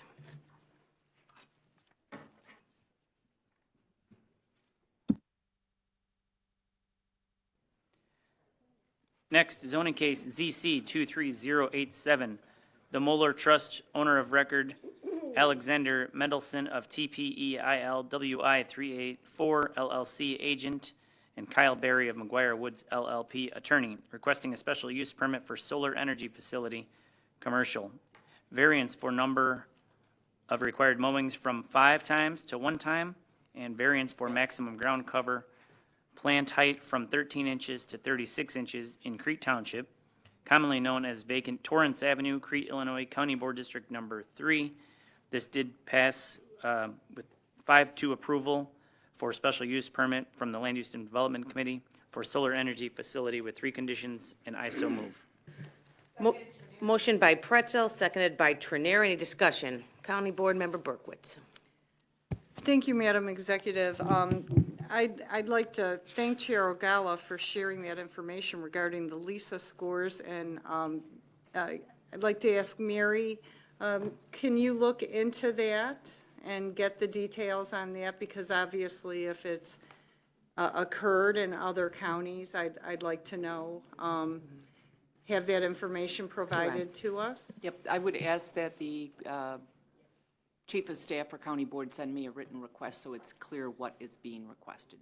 Okay, so. As is the practice and required under your rules. Okay, so that is in the record, that our Chief of Staff should send you a request, and you will act on that. Thank you. I just want to say, you know, this industry is brought forward, and it's been the authority for the county has been taken away by Springfield, because this is a green technology, green energy. However, there are questions that I continue to ask, and there's never any answers. This is a green industry. Where are these panels and the equipment, all of the equipment, wires, batteries, and there may not be batteries on site, but there are batteries that they need to use with this technology. Where are they recycled? I've never gotten an answer. Are they recycled? Never gotten an answer. We know that there is not a recycling plan in place at this time that can handle or address the volume of facilities that are being built. There isn't. The industry will tell you that. Another thing is if they are not recycling these products, this is technology. It always breaks. Maintenance has to be done. Are these items being disposed of in the Will County landfill? That impacts our county as well. We're in current talks right now about the need to create another landfill. That's additional expense to the residents and the businesses in this county. So I'm asking these questions again. I don't know if staff or perhaps the developer has the answers to these questions. I would welcome any feedback at this time.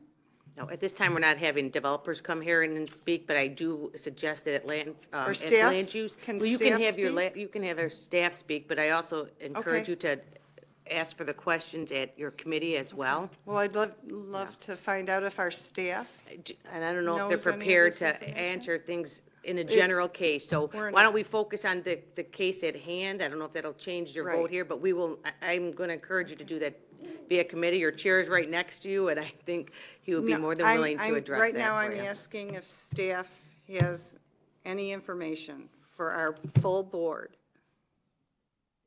They're not allowed to answer any questions.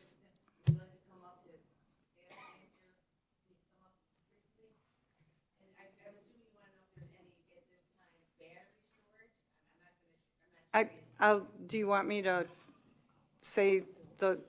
repeat the questions? Okay. Okay, so, and maybe this is something the county needs to act on. I mean, we Yes, want to and that is what the promote a committee green format is for. environment. This is what you Okay. have to bring, yes, exactly. Good morning, Brian Radner from the Land Use Department. Staff does not have a specific answer to this question. We only have a general response is that the industry will be required to recycle the panels when they are at end of use. So that's as specific as I can get. Julie, okay? All right. All right, thank you. All right, we have three more speakers. County Board Member Revis. Yeah, I just wanted to say, I opened up the staff report, and pretty quickly, you can see that this property that we're talking about, or the subject site, is pretty residential, and for those reasons, I'm a no on this project. This solar farm, compared to the other ones we voted on, appears to be in a extremely residential area, albeit rural, but it seems pretty residential, so I recommend a no vote. County Board Member Butler. Okay, so on this particular case, I believe that they were going to be grazing sheep on this, so I don't know that cutting is going to help for that. And then I also remember on this that a lot of the boundaries, except for one corner, were wetlands, so there was even more of a space in between there. And then on the one corner, I know that they were already talking about peeling back their solar panels to accommodate the neighbors. So for all that, I'm going to be recommending a yes. County Board Member Newquist. Yes, thank you. I am generally in favor of solar energy. However, I do think that we should be able to retain some local control. I mean, given that that's not the case, I have been voting yes, to be consistent with state law. But I would really encourage us to explore what wiggle room we have. I'd encourage us to talk with our state legislators about changing this, because the fact that we have no local control is very frustrating. I mean, I understand people's feelings on that. Thank you. Thank you. County Board Member Van Dyne. Thank you. And thank you for that, Sherry. I also had spoken to my particular state senator, and he is in the same feeling as a lot of us, that the county does need some local control. So I will continue to try to work with him and Springfield to try to make that happen. So it would make life easier for us here at the county. So, thank you. Thank you. County Board Member Berkowitz, you have a follow-up? Just one quick thing. I also want our board members to know that this particular parcel received a very high LISA score as essential farmland. So again, that's another reason why I won't be supporting this. Thank you. Thank you. Okay, seeing no more comments, Madam Clerk, please call the roll. Balich. Trainier. Dean Schlottman. Van Dyne. Pretzel. Butler. Newquist. Richmond. Parker. Williams. Diaz. Winfrey. Coleman. Logan. Freeman. Revis. Mitchell. Ortiz. Berkowitz. Mueller. Costa.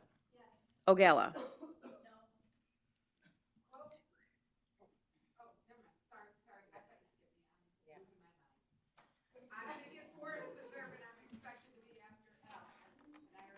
Two, three, 4, 5, 6, 7, 8, 9, 10, 11, 12. It's going to be the same thing.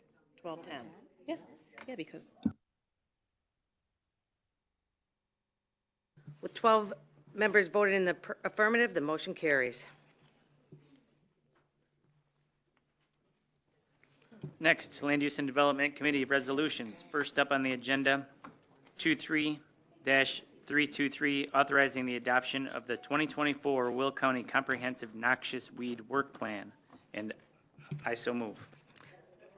Motion by Pretzel, seconded by Winfrey. Madam Clerk, please call the roll. Balich. Trainier. Dean Schlottman. Van Dyne.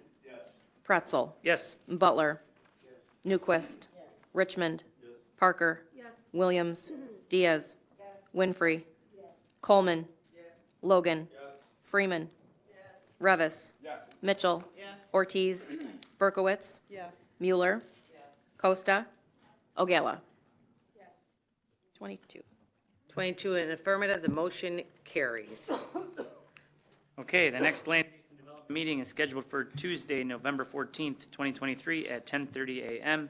That concludes my report. Thank you. Thank you. Next, we'll move on to Finance Committee. Chair Richmond. Good morning, Madam Chair. First up, we have today is our monthly financial reports. I'd like to make a motion to place those on file. Second, Revis. Motion by Richmond, seconded by Revis.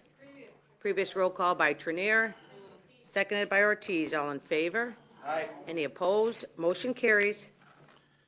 Next item up, and it's an item that I do wish to discuss, is going to be resolution number 23-324, determination of the estimated annual aggregated levy, and I so move.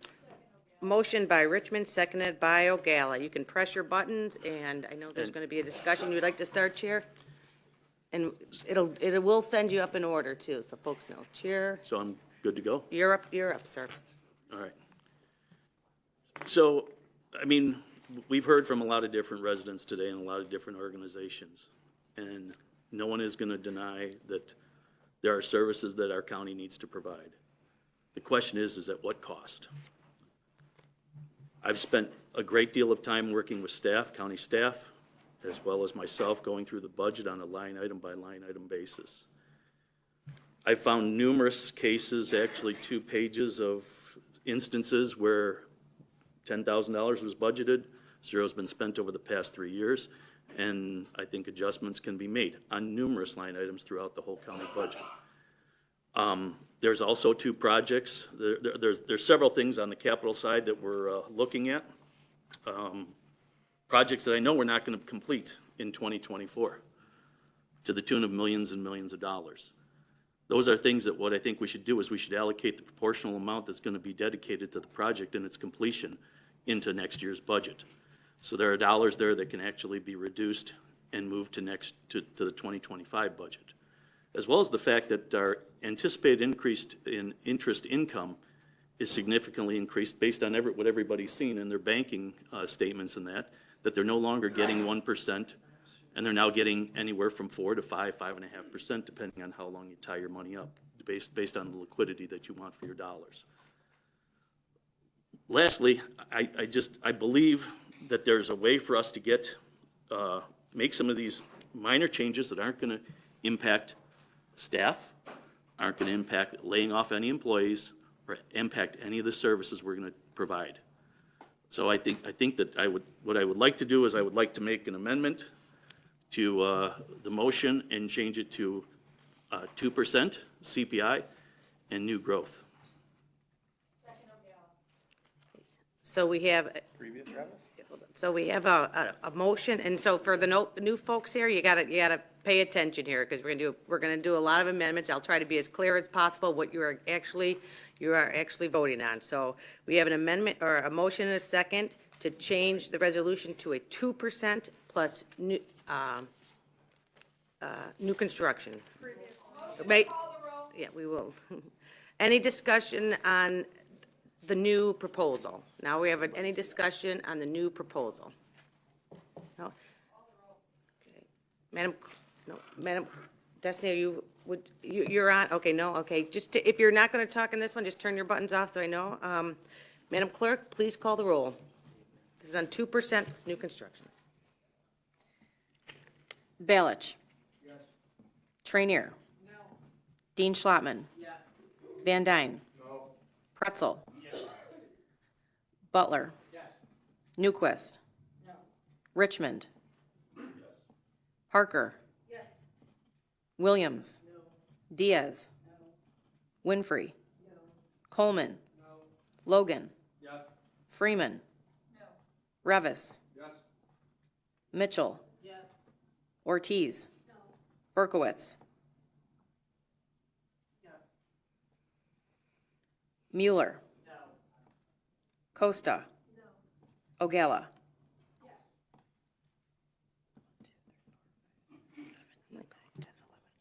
11. 1, 2, 3, 4, 5, 6, 7, 8, 9, 10, 11. 11. County Executive votes no.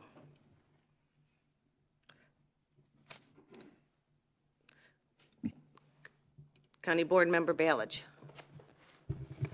I'd like to make an amendment to minus 10 with no new construction. And the reason for that is that the people in this Will County area especially are dying with all the inflation. They can't afford food. This is nuts what's going on. Government is the problem. If you look what's going on, inflation, that's because you keep printing money.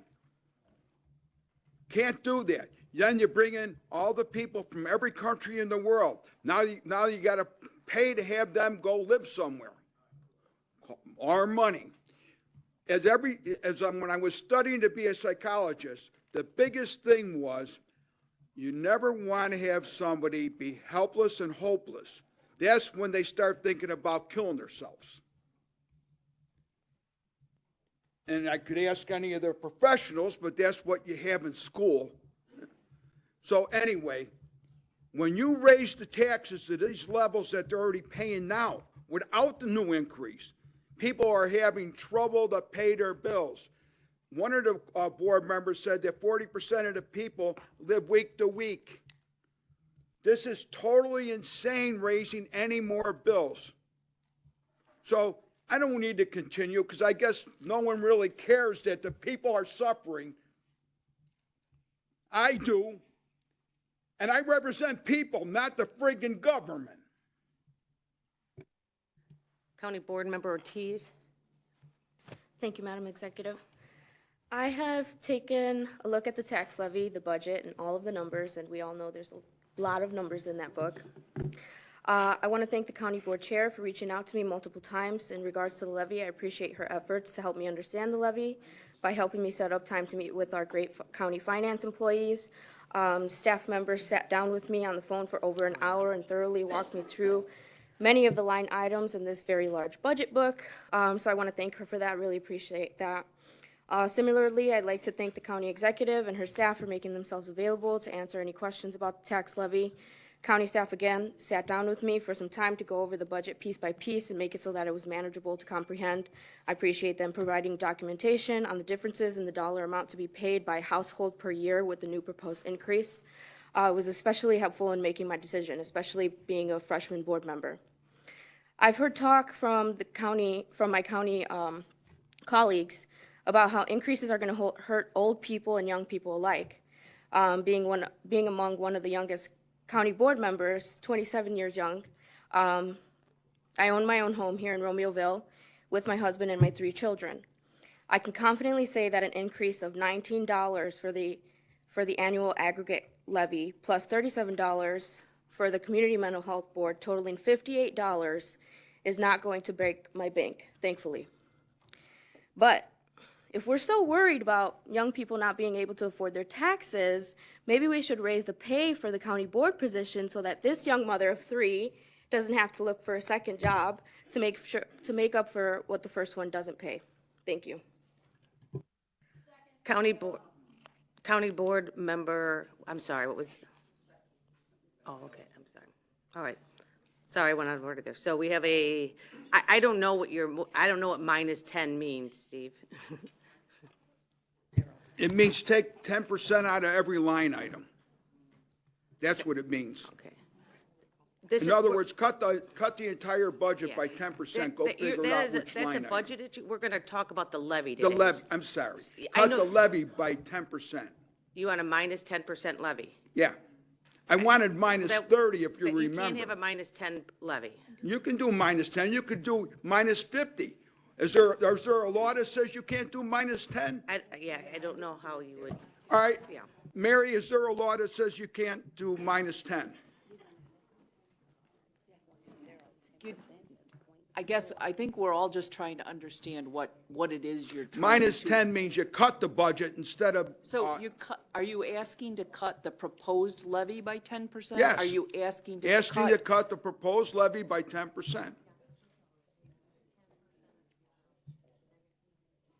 So you're asking so we're at 4%, you're asking for a -10, so. Yes. All right. I think you would just. All right, you know what? I'll make it easy. I motion to make a 0. So you want a 0 No levy levy increase with at all, no new construction. Understand. I amend my motion to say no increase in CPI, no new construction. 0. Okay. Motioned by Ballage, seconded by Logan for a 0% levy and a 0% new construction. Is there any discussion? If there's any discussion, please put the button on now, otherwise turn it off and you'll go to the next one. So I do have a list. County Board Member Trenier, then Richmond. I just want to say that I reviewed the document that our Supervisor of Assessments provided. I found that very enlightening. I, too, expected a raise in my equalized assessed value this year because of nobody moving out of Illinois fast enough and people having babies. Houses have exponentially increased in cost, which unfortunately affects those of us that didn't move anywhere. And so my EAV went from 83,000 to 88,000. And I hate numbers, but I think I'm pretty accurate on this. With that 88,000, I am now, instead of getting a $6,000 homestead exemption, I'm getting an $8,000 homestead exemption. So another $2,000 reduction. So now instead of 88,000, I'm going to be at 86,000. I looked at this levy rate, and like Board Member Ortiz, I think I can do without 2 lattes a year to pay my property taxes. And when we get to the Mental Health 708 Board levy, if I've got to do without 2 trips to the Taco Bell, I think I can do without that as well. I think the mental health and the care of our residents and our community members in every department that we work in is more important than my 2 drive-through trips to the taco joint and a couple of pumpkin spice lattes. I can afford that. And if I can't, and no disrespect to any senior that's living in a 1,000-foot house, you know, my house is only 1,200 or 1,300 square feet. I pay somewhere around, oh God, I hate numbers, $7,500, I think, a year in property taxes. I don't get the senior exemption or the senior freeze. The senior exemption, by the way, went from 6,000, well, I don't want to talk, but they get 3,000 more off. I don't know what their number was originally, but they're getting an additional 3 on their exemption if they're seniors. We can't just keep running this county and approving pay raises for employees and not funding them. We've got employees that are severely underpaid. You heard testimony this morning from people that work in the mental health field. I happen to know many people in that field making $35,000 a year after college. You can't raise a family on that. You can't expect people to go to this career even. We can't recruit them from outside the state if we aren't willing to pay them. And we can't pay them with a promissory note for someday, eventually, maybe we'll raise the levy. No, we need to adequately fund the services that this county is expected by law to provide. Thank you. We have a whole bunch of speakers here. So County Board Member Richmond, and this is discussion on the 0-0. Yes, sir. So the proposed going from 4 to 2 was $2.9 million. Like we discussed, it's not cutting services, it's not cutting employees, it's the shifting of money based on the timing of projects and the interest income that we anticipate coming in. And it's not just 2 lattes or two visits to Taco Bell. Times that by the 8, 9, 10, 11, 12, 13 taxing bodies that are on that tax bill that are going to impact each and every resident.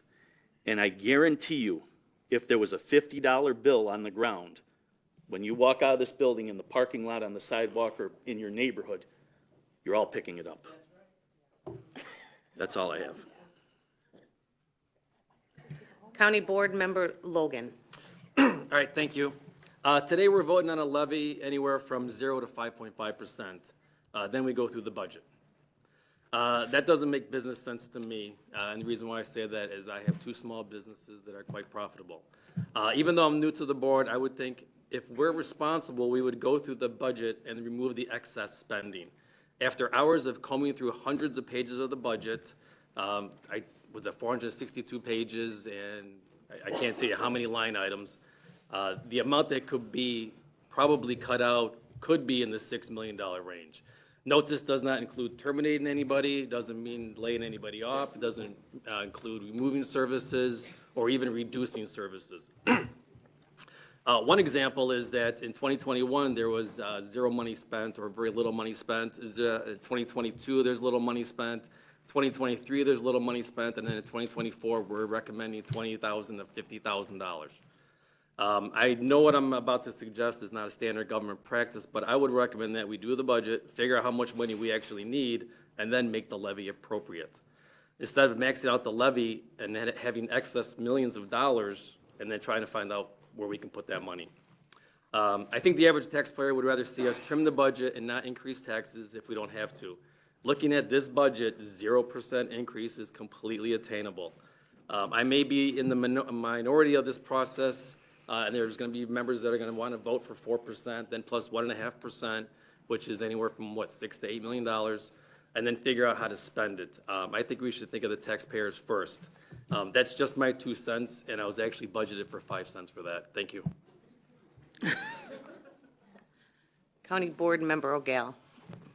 Thank you. I just wanted to say that the Republican caucus never received whatever document it was that the Democrat leader was referring to from the Supervisor Assessment's Office. I would like to have that so that we can have that on our side of the aisle. In addition to that, you also have to wonder what's really going on here. When the board members speak to our finance person and the finance committee chair, who has spent hours and hours and hours going through this, the proposed budget, which is what we're putting forward for a levy today, and found dollars that we could remove to save our residents money. Saving money and putting that and being a a group that steps up and says, you know, we're not going to tax the max, as many do. We're not even going to tax to the proposed amount.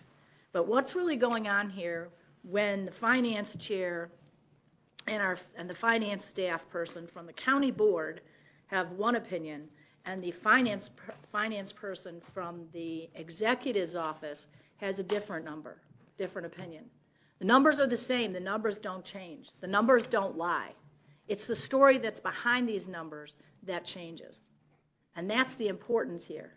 It's not simply the fact that, well, you know, we couldn't remove certain things such as $694,000 from the Land Use Committee because for the DuPage River study. We funded that. We funded that through ARPA. There's no reason why that can't be removed. Lower it by that. And there are many other ones that could be done.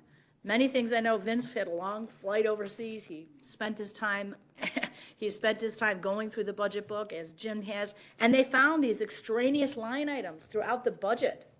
Jim has 2 pages. Would you like to see them? Where there's been something budgeted for a certain amount of money in every department. And over the last 3 years, maybe it was budgeted at $40,000 and they've spent $600. That's fat. That needs to be cut. And shame on anybody who doesn't think it needs to be cut. And as far as raising our salaries so people can get elected, you're a public servant. You're here to serve the public. You are not here to make a salary. You have a job for that. Your job has, state statute exists today that your job must give you time off to serve. So don't tell me you need an increase. I've put in countless hours as the chair. I have tried to work across the aisle since I have taken this position. Splitting the board 50-50 in chairmanships and such. Splitting proclamations and many other things that has never been done before. Trying to get there, but that never happens. That never happens. So we need to consider that and consider why is this difference. It's the story behind the why. County Board Member Revis. I don't know if everybody has this document that was provided by the finance team. It might help while we go over this, while I make my statements. This is the breakdown based on 4% CPI, and then if we were to take new construction with that, and it breaks it down from 4% to 0%. I just think it provides some good context into what we are actually voting on here today. What we are actually voting on is an $8 million increase. If we adopt this 4% CPI, I know right now the amendment is for 0%, but 0% would mean we increase taxes, and we just take new construction. I'm not sure if that's what, no construction. So that's a $0 increase. That's a $0 increase in the overall spend. If we were to take only new construction, that's $2.2 million in more spend. If we take the 4% plus new construction, that's $8 million of new spend that comes from Will County taxpayers. $8 million, and that doesn't include the $10 million from the Mental Health 708 Board. So we're really talking about $18 million more money collected from taxpayers at a time when we have $1.03 trillion in credit card debt. Americans across this country, it's the first time it's ever topped $1 trillion. It's $1.03 trillion. 18 million more dollars collected at a time when Illinois' 7,000 units of government are maxing they're taking the max levy that they can. If they're not taking the max, they're taking pretty close to it, just like we're talking about here today. 18 million more dollars in spend brought at a time when Illinois is second nationally in foreclosures. Will County is the has the fourth most foreclosures out of all the counties in the state of Illinois. These things are attributed to more property taxes.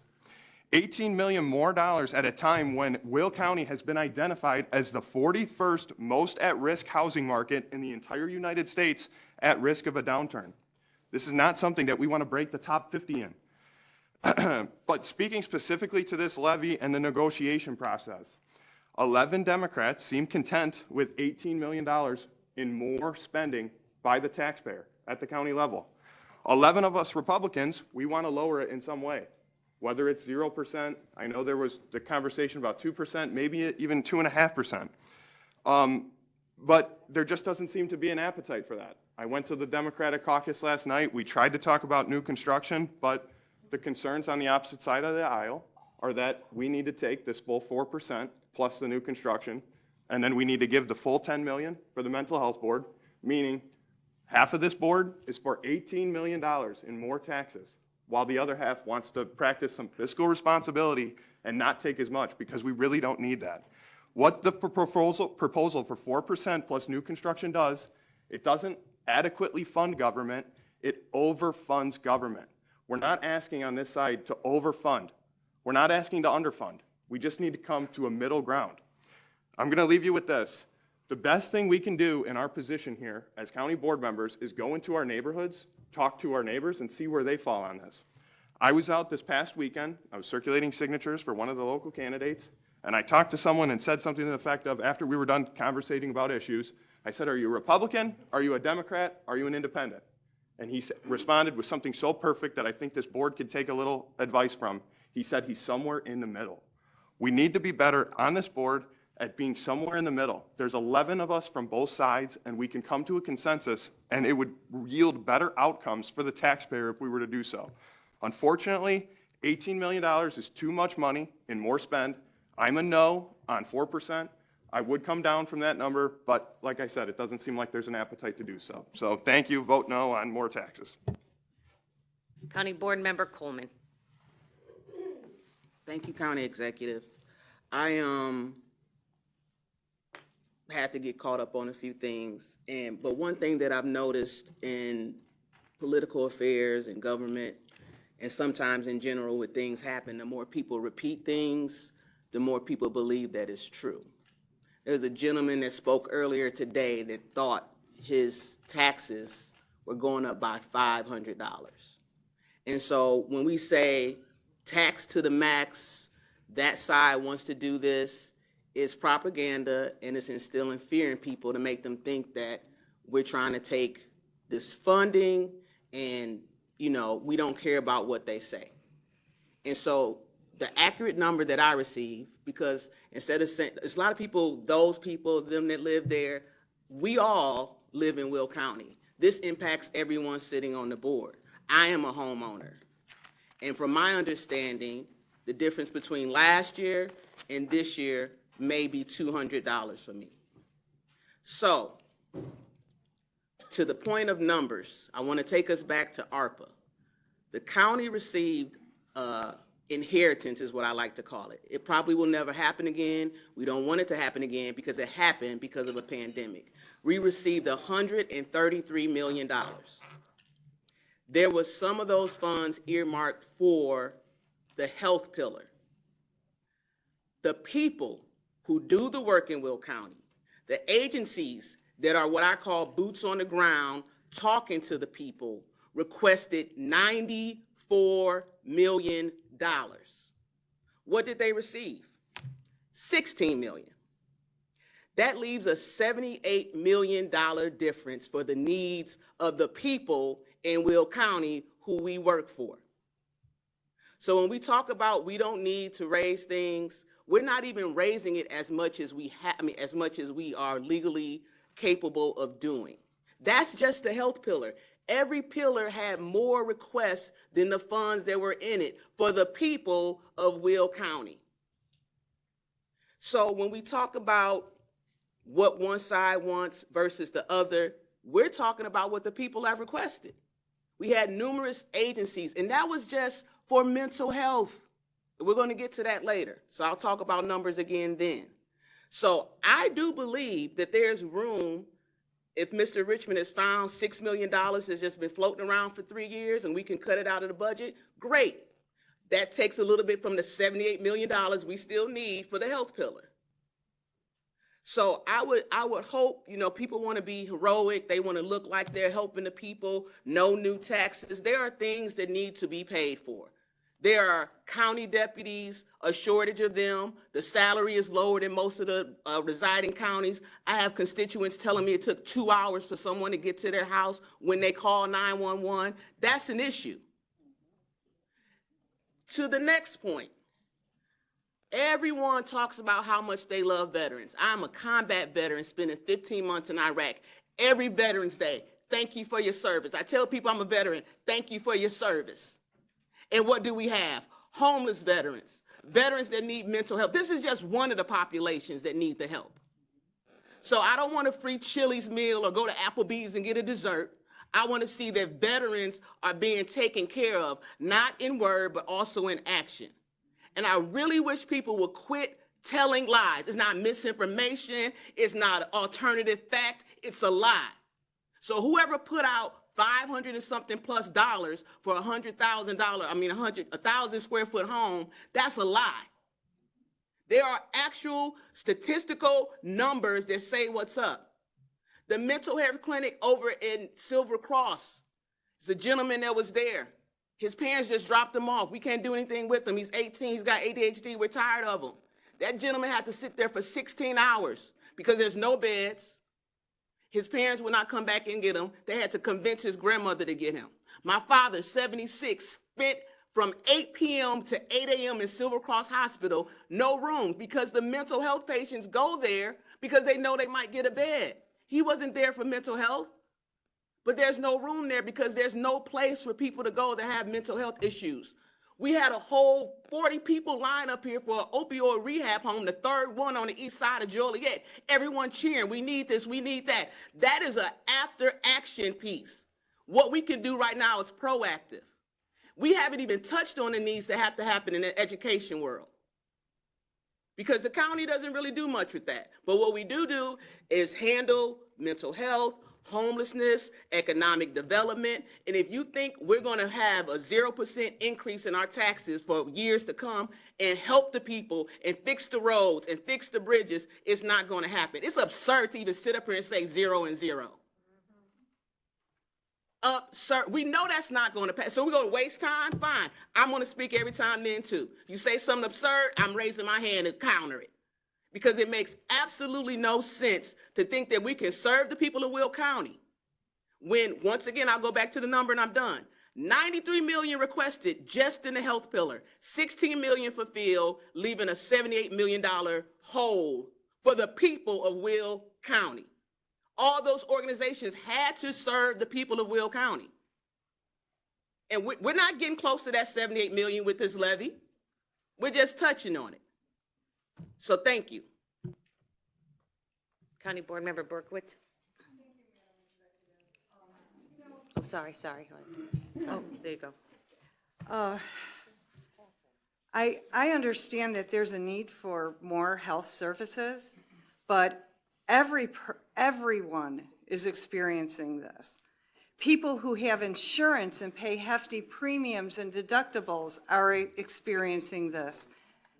I tried to make an appointment for a cardiologist for a family member, 4-month wait. They said, if you can't wait, go to the ER. So everyone, now, should the taxpayers start doing this too? Should they start going into our clinic? Money is not going to solve this. Raising taxes is not going to solve this. By raising taxes, we're creating more people who are struggling, more people who can't afford higher taxes. They are talking to us now and they're saying enough. You may, 20 bucks out of your pocket, you might be able to handle that. But I can tell you there's a lot of people who can't. And then multiply it by every levy on your tax bill. Park districts, city, road districts, pension. Look at the pension categories on your tax bill. Now, our HR sent out the holiday calendar for 2024. So certain county employees received 13 paid holidays. That's great. I love it. I love our staff. I'm happy. But we pay these benefits with taxpayer dollars. Now, we had a county board member who indicated that our employees are not paid well. Where are we going to get this money? The taxpayers have reached out to me and asked us to do everything we can to not raise taxes. Many of them have shared what their cost is every day. What do? They get up every day, they go to work.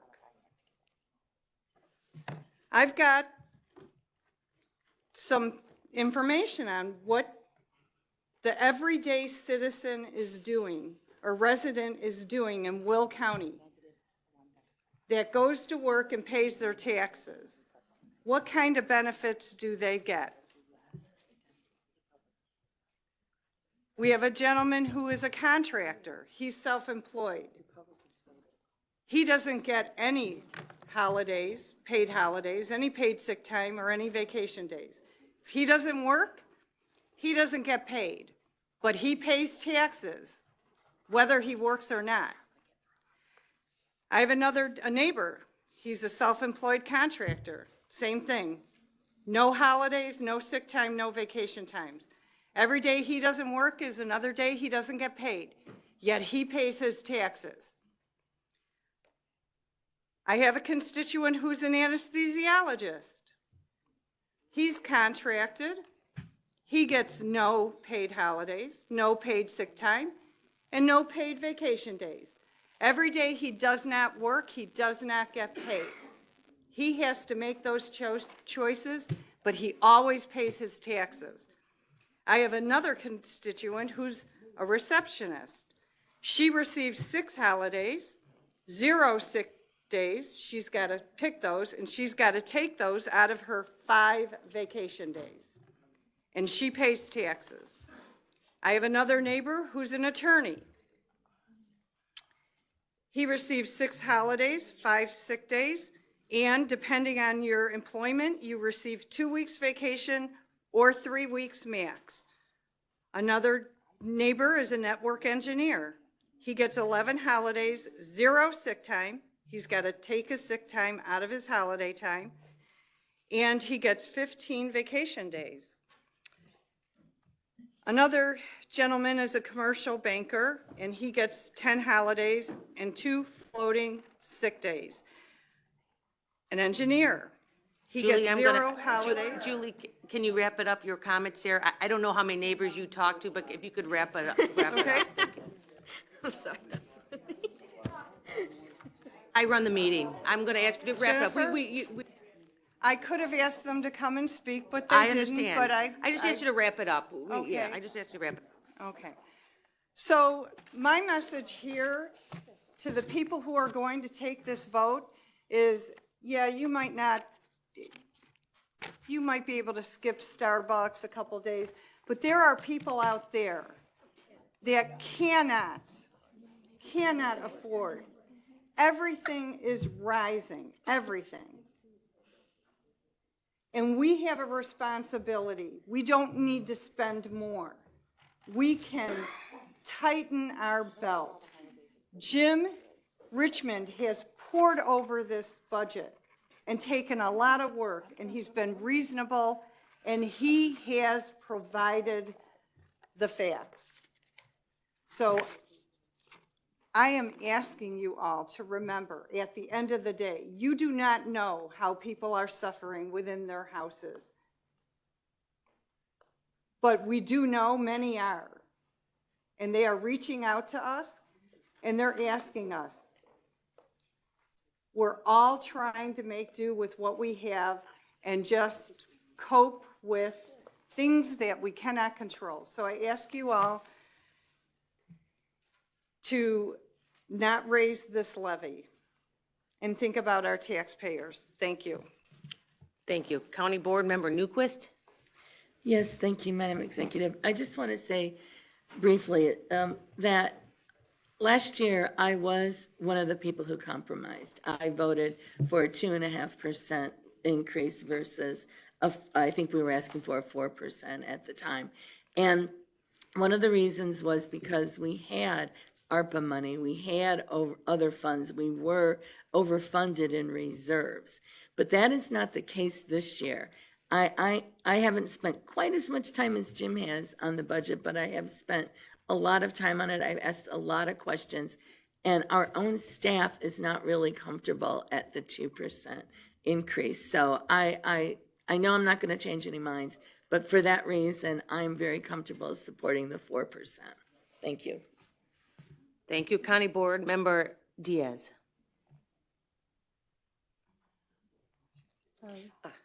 Thank you. Okay, I happen to be on the Finance Committee, and under emergencies came up issues at the Will County Detention Center for issues with their hot water heater. We voted unanimously for that. We also had major issues with Sunny Hill Nursing Home, the call button system. Again, we voted unanimously for that. We then had issues with the voting machines no longer being supported. So again, we voted unanimously for that. And if it wasn't for ARPA and CARES dollars and careful planning from last year's budget, we would have been in trouble and not been able to take care of our patients at Sunny Hill Nursing Homes, have hot water continue to be turned off, which would have cost us more money in the long run because it was $86,000 to keep replacing these systems. And that is a lot of money. And because we had the funds, we were able to save ourselves money this coming year. So I'm sorry, a 0% is not even close to the ballpark. I'm a no on that. Thank you. County Board Member Mitchell. Okay, Mom. You're on. I just wanted to make the point. Sometimes we play telephone. I tell you something, and then it goes to the next person, and it gets completely changed from the initial message. But the fact remains that that gentleman stood up here and said he had 1,000 square foot home, and he pays $4,000 and for over $4,000 in taxes. I'm gonna tell you, there are states that you can go to and you can have a 3,000 square foot home and pay $4,000 in taxes. We should be ashamed that on a 1,000 square foot home that somebody's paying $4,000 a year. We should be ashamed of that. We should be doing everything we can to make Will County an example for responsible government. And actually paying attention to the taxpayers. I too have gone around a little bit this past week, and I haven't spoken to one single person. I haven't spoken to one single person that says, yes, tax me more. Yes, tax me more. And as far as the 1 cup of coffee, because it always goes to 1 cup of coffee. Back in the day, it's only the cost of a cup of coffee. Back in the day, a cup of coffee was like $1 or less than $1. Now a cup of coffee is $7 or $10, depending upon what kind of accoutrement you want in your coffee. I'm Juan Valdez over here. Lots of coffee. Coffee, coffee, coffee. That's enough. Enough. And the problem isn't that we don't have enough money. The problem is how we're handling it. That's the problem. And it can happen in any circumstance. So let's just try to work together to do the best things by all parties. We can't be Santa Claus. We can't do everything. But let's try to do some things. Some things. Is that so difficult? And that's all. County Board Member Freeman. Good afternoon. I just want to say that the funding we're talking about today here is to provide services that our residents depend on each day. We're talking about funding our sheriff's office, our state's attorneys, our public defender, and our court system to make sure we have public safety in Will County. I hear this in our public health and safety meetings. They come and they tell us that they're going to have needs this next year. We're talking about the funding of roads and bridges and public transportation to make sure our residents can travel safely. We hear that when we come to the public transportation meetings. Everything is costly. We're talking about the funding of health care and mental health programs. Again, attend a public health and safety meeting. There's needs and they're being asked for. When we take the time to invest in our community, it makes Will County a better place, a place where people want to live, where businesses want to locate, and that helps us grow. There's been a lot of things that have been voted on unanimously that have cost us millions of dollars. If we didn't have ARPA, we would not have been able to do those things. I think that a 0% request is nothing shy than ludicrous. Thank you.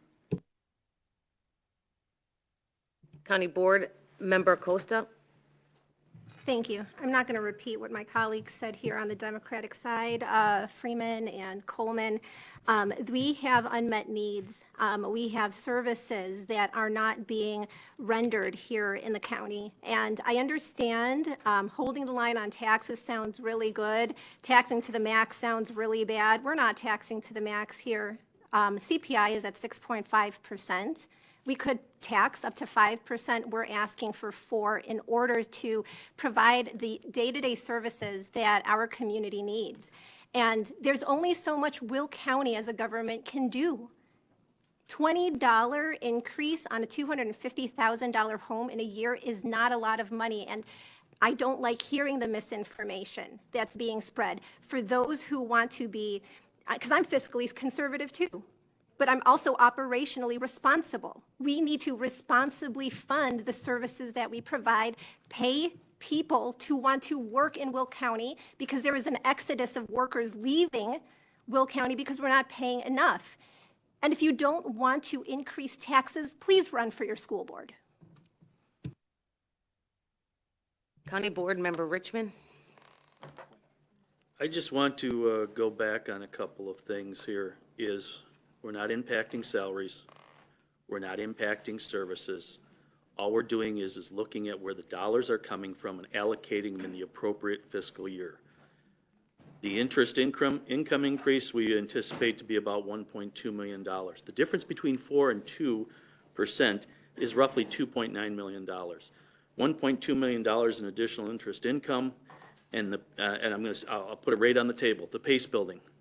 That building is not going to be built out by November of 2024. There's $5 million allocated for that.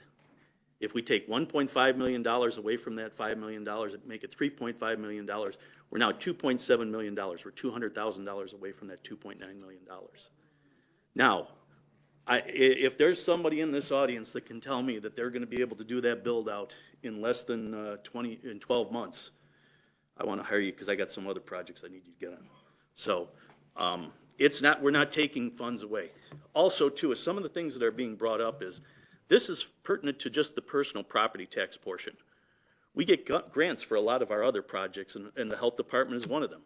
They get a significant dollar figure from grants in that. They get roughly, I believe it's about $11 million, somebody can correct me if I'm wrong, from the property tax portion. We also have the motor fuel tax. We get federal funds, as well as we get money from the Army Corps of Engineers for some of these projects, and one of them is the project that Chair Ogalla mentioned too, the $600,000 if it goes over $1 million.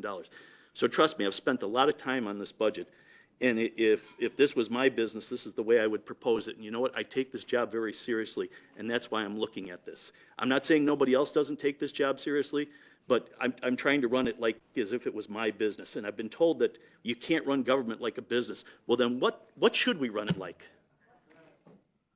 So that's all I have to say. I mean, I tried to put together something logical. Would I have liked to go down to zero? Absolutely. But I tried to put together something that made sense without cutting any services and giving everybody what they need. And as far as the contingency goes, we didn't touch contingencies. There's still dollars in there for contingencies. Every business does put in contingencies. And from what I can see, our reserves are at a very solid level. So that's all I have to say. Thank you. County Board Member Ortiz. Thank you, County Executive. I would like to reiterate what County Board Coleman said, because I think it is important that there has been a lot of lies and misinformation spread about the county tax levy and the increases. It is not going to increase $500. We do have documentation that we can show you the numbers on what it will be increased. So if somebody says it's going to increase $500, please feel free to reach out to the county executive staff or county board members so we can provide you the documentation so you can see how much your taxes are going to increase and how we got those numbers. And I also just want to say, when I ran for the seat, on funding services for the county, not cutting taxes. Although I understand others might have run on cutting taxes, That was not what I ran on. So ultimately, when my constituents ask me, I'm going to tell them, yes, I voted to raise your taxes $20 for this year for the annual aggregate levy. And, oh yeah, remember the 708 mental health board that you were in favor of?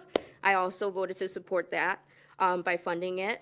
And that's going to increase your taxes $36 if you live in a house that is worth $250,000. So now we can have all of the mental health services our constituents voted for.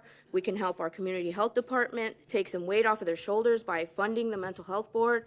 And again, understand some of us ran on passing the mental health board and others did not. So vote the way that you feel best represents your district always. For me, that looks like raising the taxes $58 this year to fully invest in our county and our community needs. Thank you. County Board Member Revis to, I think, wrap us up here. Yep, and I just want to say two quick things. We're talking about that 500, that misinformation. I hope that misinformation isn't being attributed to members on our side of the aisle, because a lot of information gets put on Facebook, and people who consume that information sometimes misinterpret it. So that graphic that we're all talking about with that $548, you know, just an important thing to note about that, it's not like we're going around telling people, hey, your taxes are going to increase $500. To my knowledge, we're not doing that, and it's just something that got out there in the ether and people misunderstood it. Secondly, we're talking about misinformation. One thing that isn't misinformation is the amount of services that this change or reducing the CPI would eliminate. We asked in Finance Committee if we would be cutting services if we went down to the 2%. The response from Rashawn was no, that services would not be cut. So this is from the staff that we keep citing over on the opposite side of the aisle that is so supposedly comfortable with the 4% or uncomfortable with going lower than 4%. So we're not cutting services, and we're also not cutting taxes. We're talking about not increasing taxes to the tune of $8 million. Cutting and not increasing are two different things. We get, because of the PTEL, we get to increase taxes, either CPI, 5% or CPI, whichever is lesser. So we could do 5% of CPI. We're not. We're taking 4%, so you're correct. We're not asking for the max. But we're also not cutting anything that was in the budget from a prior year. We're just opting not to increase the spend. There's a difference. So that's all I have to say.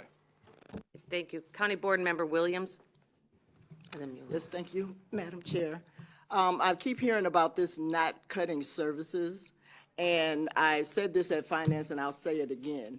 The services that we're providing are not adequate. So it's not just about providing services, it's about providing adequate services. And also, we're elected as county board members not only to cut taxes, as people want to do. That's not the only thing that we're charged with. We are charged with doing what we need to do for our residents. Sometimes that means increasing taxes. I'm a taxpayer too, I'm a senior citizen, and I'm on a fixed income. And $20 for this increase and another 30 whatever for the 708 board, I think I can handle it. So if we're going to be providing services like we say we're going to provide, just because we're not cutting them, doesn't mean that they don't need to be improved. And that is part of what we're charged with too as county board. County Board Member Mueller. I would like to call the question. I don't. Just so we are reminded that we are voting on a 0% levy, 0% new construction. So, Madam. Well, it was partisan. Do you want, we want to just, Madam Clerk, please call the roll. This is 0-0. Balich. Trainier. Dean Schlottman. Van Dyne. Pretzel. Butler. Newquist. Richmond. Parker. Williams. Diaz. Winfrey. Coleman. Logan. Freeman. Revis. Mitchell. Ortiz. Berkowitz. Mueller. Costa. Ogala. Was, Parson mind. County Executive votes no. County Board Member Mueller?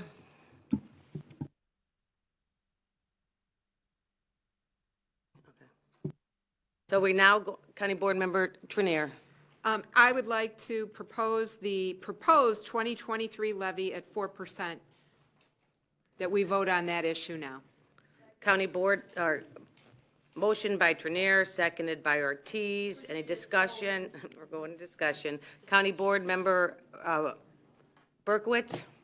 Thank you, Madam Executive. The other thing that is not being considered here for our taxpayers, and that not only includes homeowners, but that includes our businesses, because in the end, their costs are impacted by the amount of property tax on the property that they're leasing from or that they have to purchase. In our township, our homes were reassessed. All of my neighbors pretty much got an increase in their assessed, equalized assessed value, EAV. Mine went up 10%. Our home was a whopping 19% increase. We got a higher increase than anyone in my neighborhood. I haven't found one person that's even close. But that's a 19% increase. So I anticipate higher taxes, even if it was a 0-0 levy.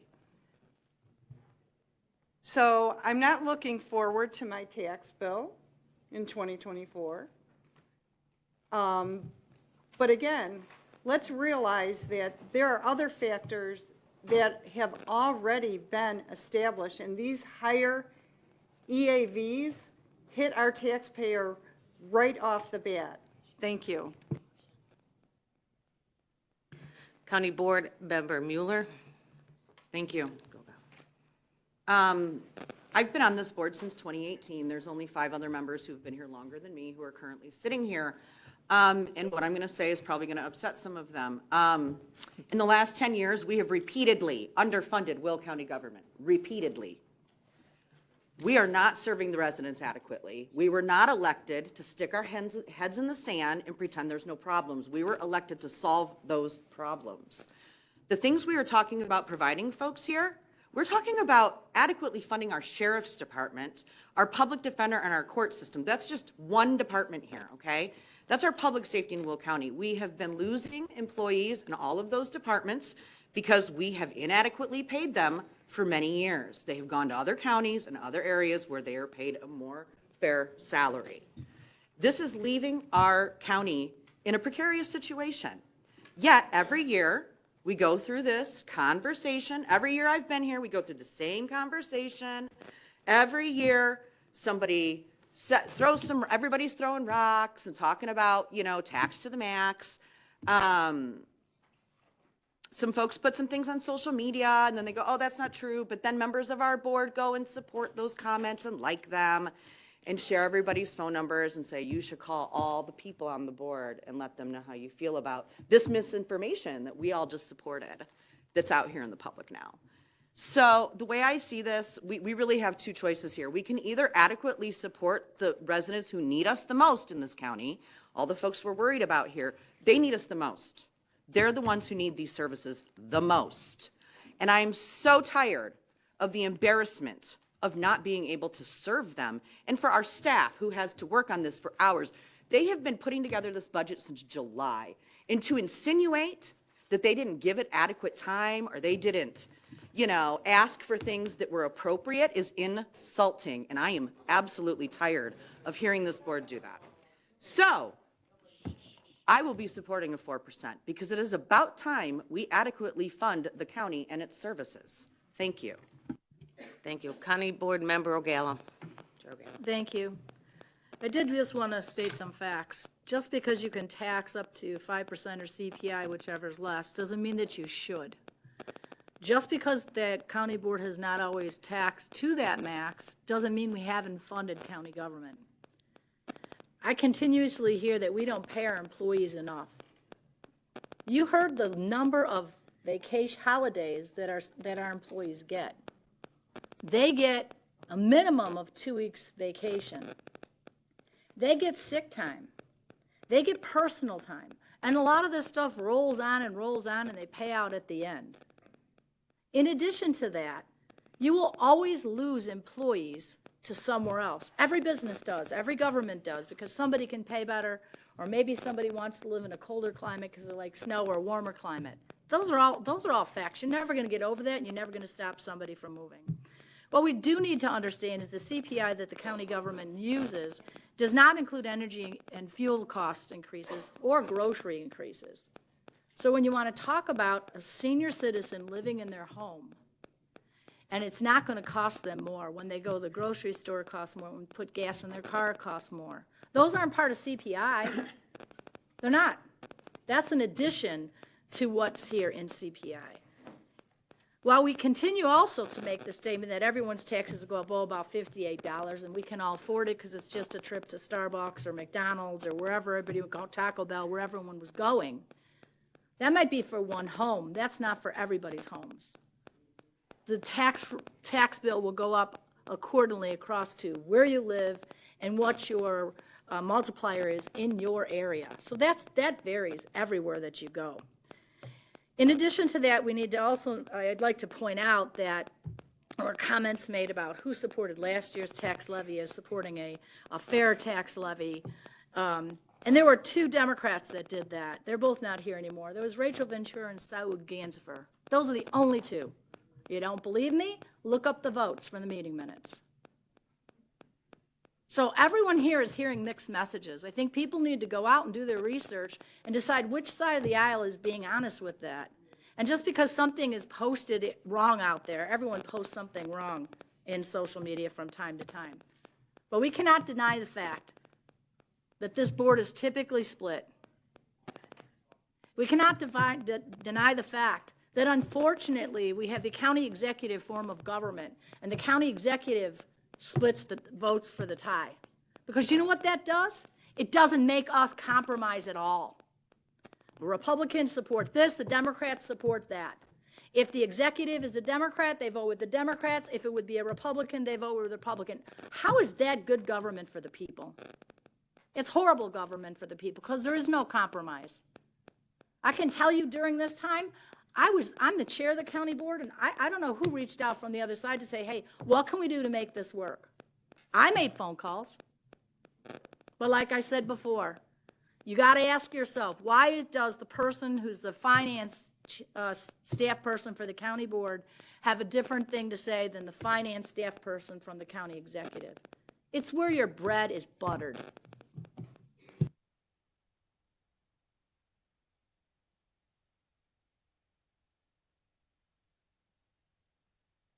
So I'm just going to interject here, and before you say I can't, yes, I can. I would prefer not to attack any of our staff members. You just said it's where you're, I'm just saying, I don't think either of our finance chairs, yours or ours, want to be brought in the mix. They're doing a job. Yeah, I mean, you just said it, where their bread is buttered. One works for you, one works for the county. I'd like to think that they're both looking, okay, all right. All right, I was just going to.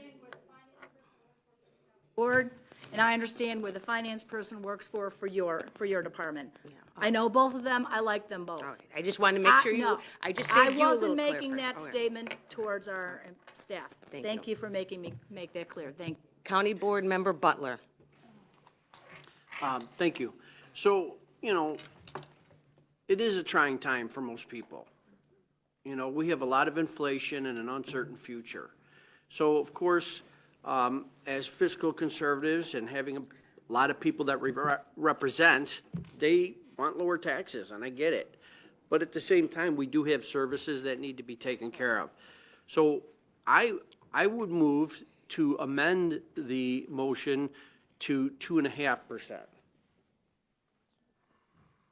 Second.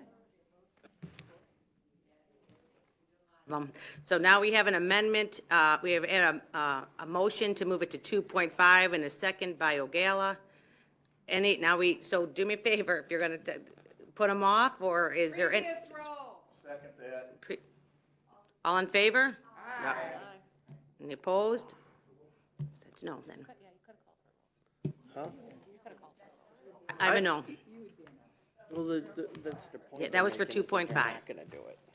So we're moving, now we have, we're going back to the original with County Board Member Trenier with the original resolution. Discussion with that. We have we have about 5 or 6 more. Pardon me? Connie Moore Diaz. You got time. Yes, I did call you. Were you on? No, I said Diaz, I'm sorry. Oh, Oh, no, that's No, I'm good. Yeah, sorry. I'm all good. Okay, here's the thing.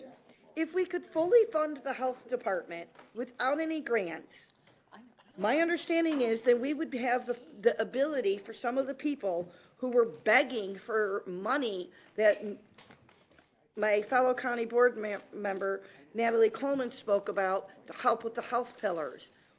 We're not going to get that today. We're not even going to get close to that, but that's where we should be moving, because apparently there is a great need in the community. $96 million of places that need help. We need to start heading that direction. That's all I really wanted to say. County Board Member Coleman.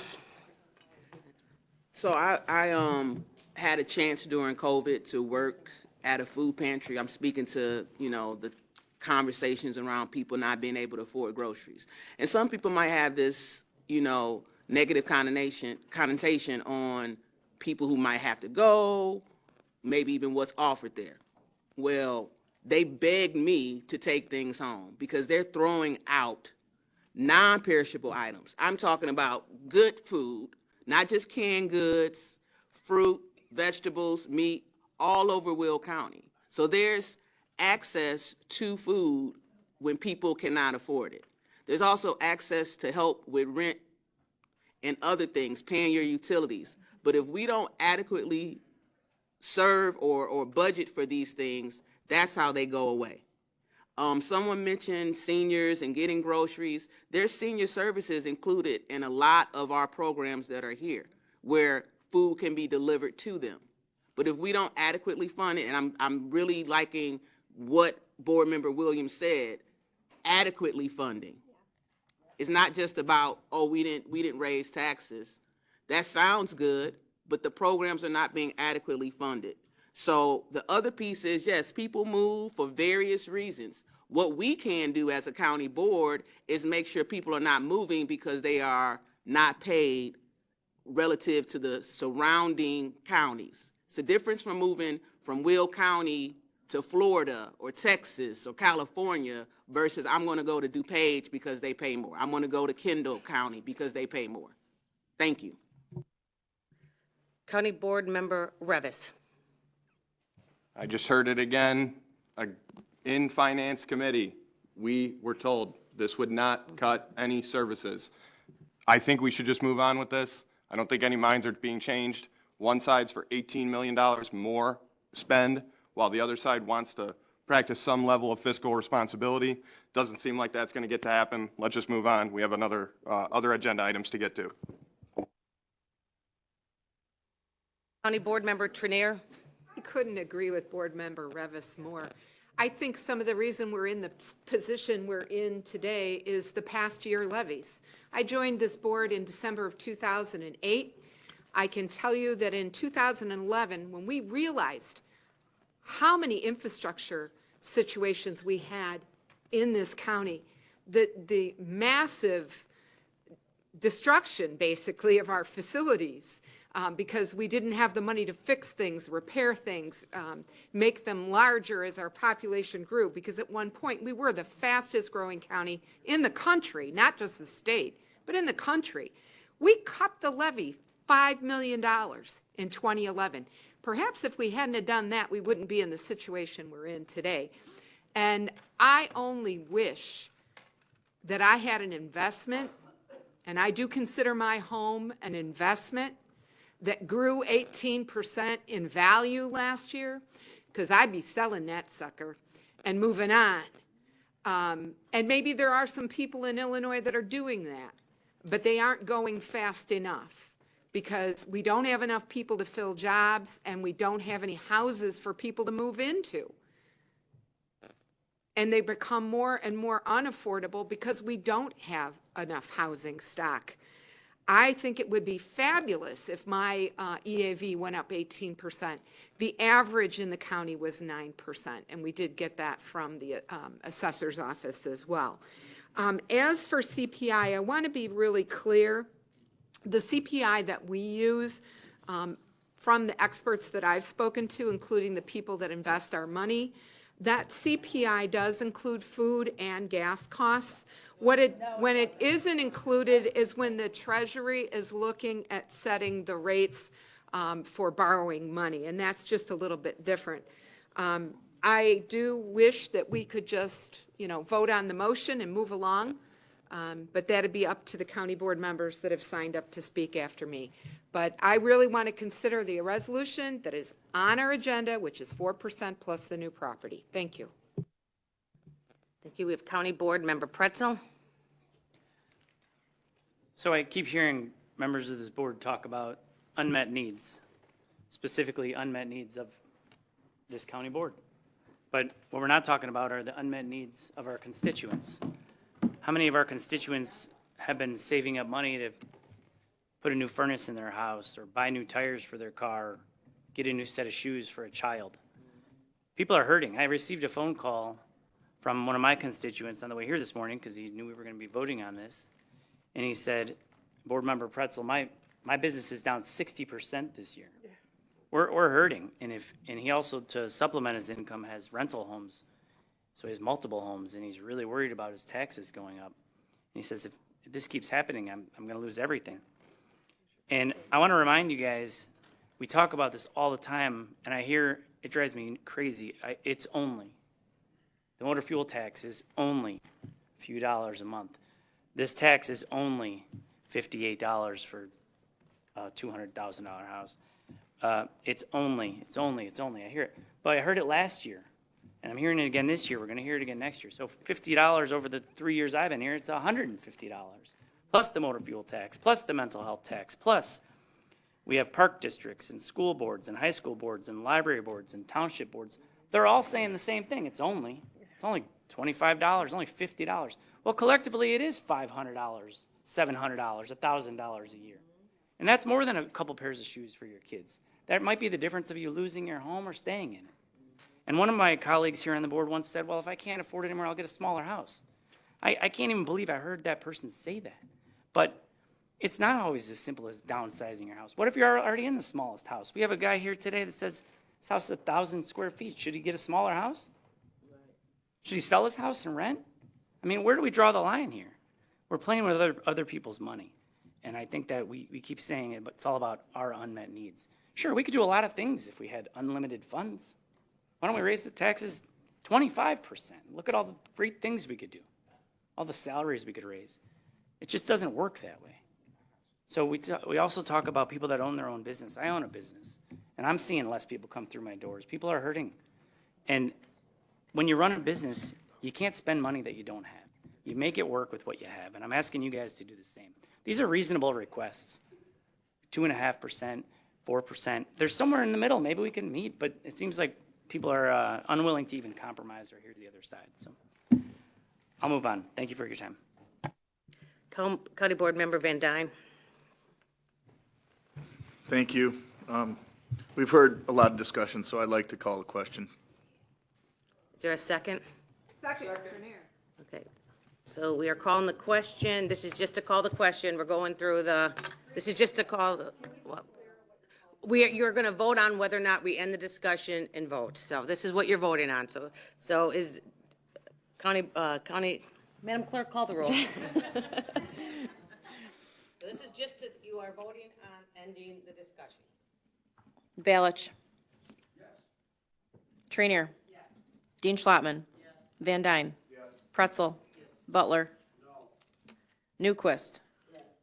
Richmond. Parker. Williams. Diaz. Winfrey. Coleman. Logan. Freeman. Revis. Mitchell. Ortiz. Berkowitz. Mueller. Costa. Ogella. 21. 21 affirmative, we have moved to call the question. So this is a reminder that this is you are voting on the resolution that is presented in, the original resolution that is presented in your agenda item.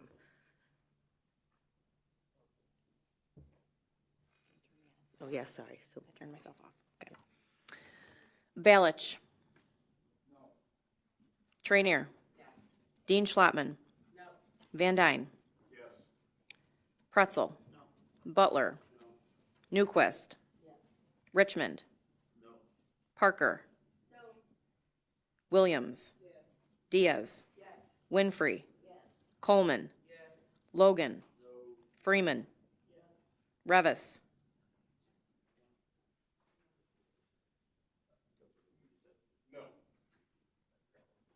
Mitchell. Ortiz. Berkowitz. Mueller. Costa. Ogalla. 1, 2, 3, 4, 5, 6, 7, 8, 9, 10, 11. 11. 11. Yes. County executive votes yes. Yeah, I was going to say, we are going to move on to the Mental Health Board, so we are going to take a 10-minute recess. 10-minute recess will return. It is 12:39.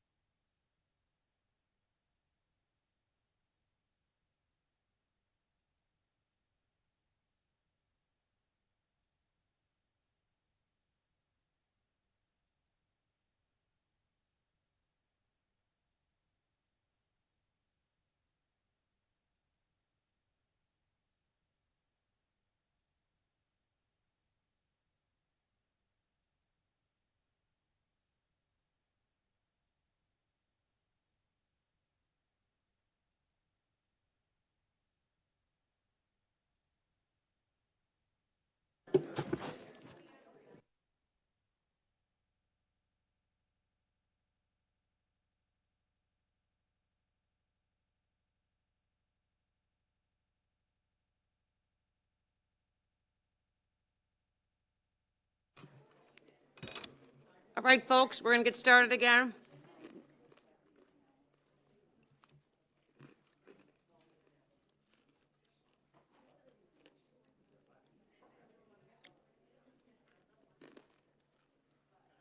We probably need our chair here. There he is. That's all right. That's every time.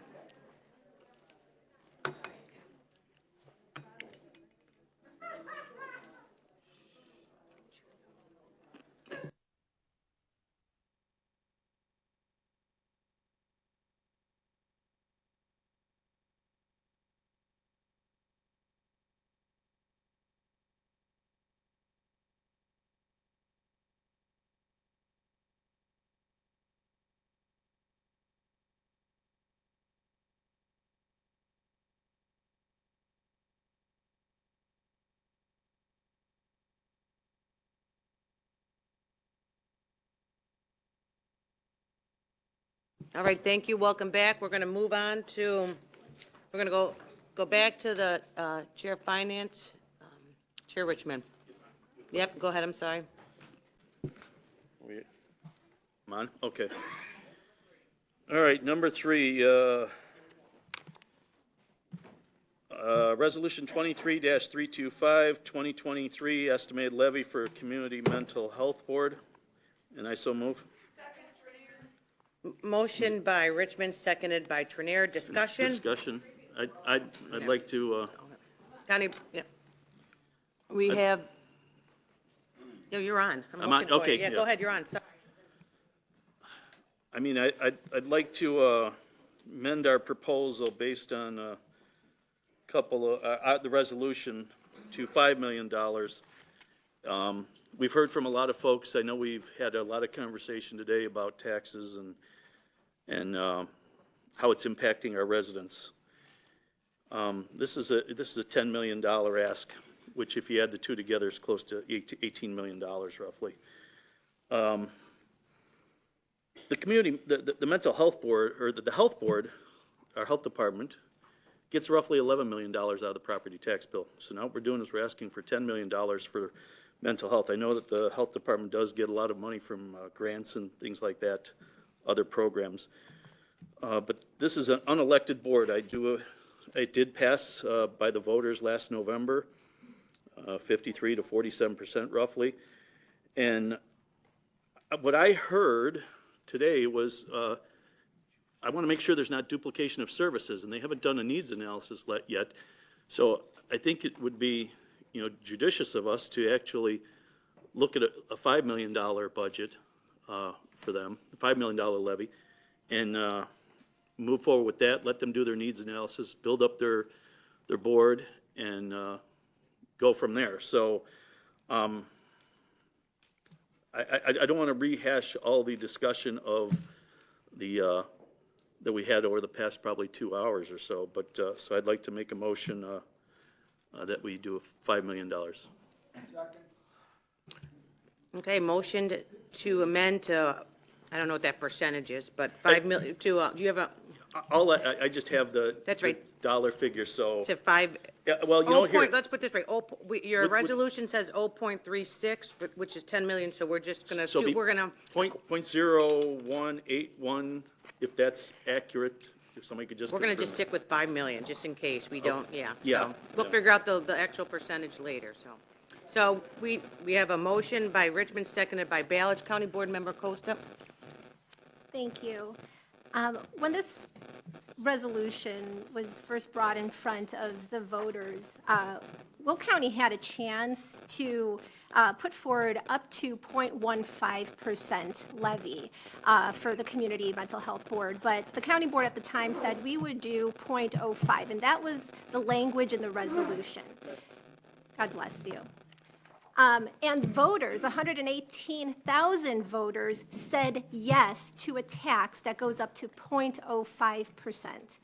What is being proposed today is less than that at 0.036%. And when I heard the public comment, when I hear my fellow county board members saying that people are suffering, that this is a trying time for most people, and basic needs aren't being met, where Easter Seals is coming up and saying children with developmental disabilities aren't the only ones that need the care, but wraparound services are needed for families, because mental health becomes a family issue.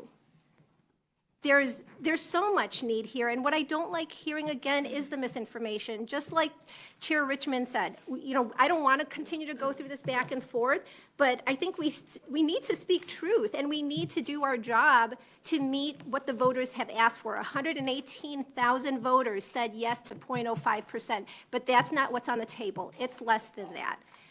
I heard some of my fellow mental health board members, like Nurse Pat Mead, and our clinical psychotherapist, Juhi Fahim and Jessica Parks, provide public comment. And us on the mental health board, we were really offended when on September 22nd, Chair Ogala came out to speak in an interview with Long Nine Studios. You can find it in 46 minutes, where there were no mental health professionals on the 708 Mental Health Board, none. This is fact check, right? So I don't like misinformation, so let's just fact check this. You can pull this up. People are already posting on social media that the Democrats raised the levy. It's on there, and it's not true. It's not true. We have several professionals in the field. I am a healthcare administrator. I serve on that board too. We have inadequate, as our minority leader here has spoken, we have inadequate services. They're not being funded. Our health department has just said we can't do all the services that you are asking us for. They're in a $2.6 million deficit.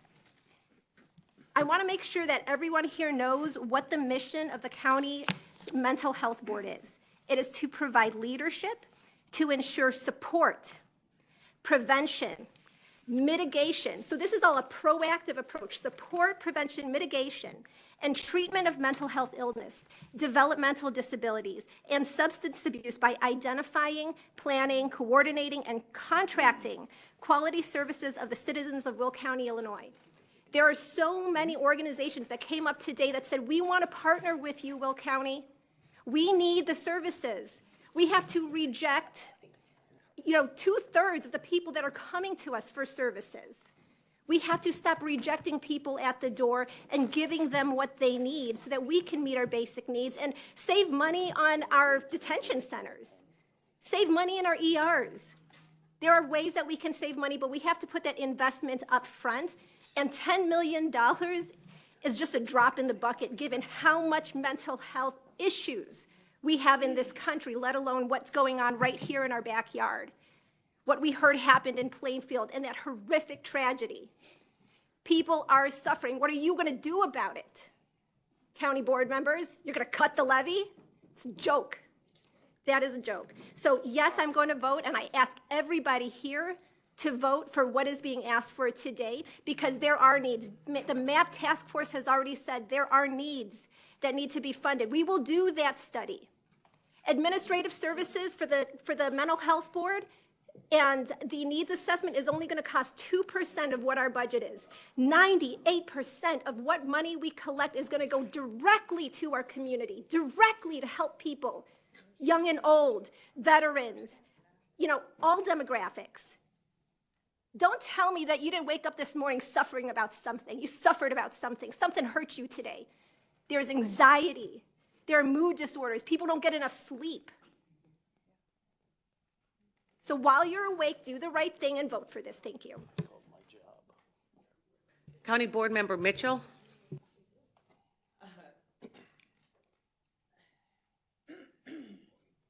And this is one of those things where this is one of those issues where, due to the nature of this, it's like, if I could give the world, I'd give the world, so that no teenager has to kill himself again, or feels like they need to kill themselves, or that we can help any child with spina bifida or or a developmental disorder, but we don't have that.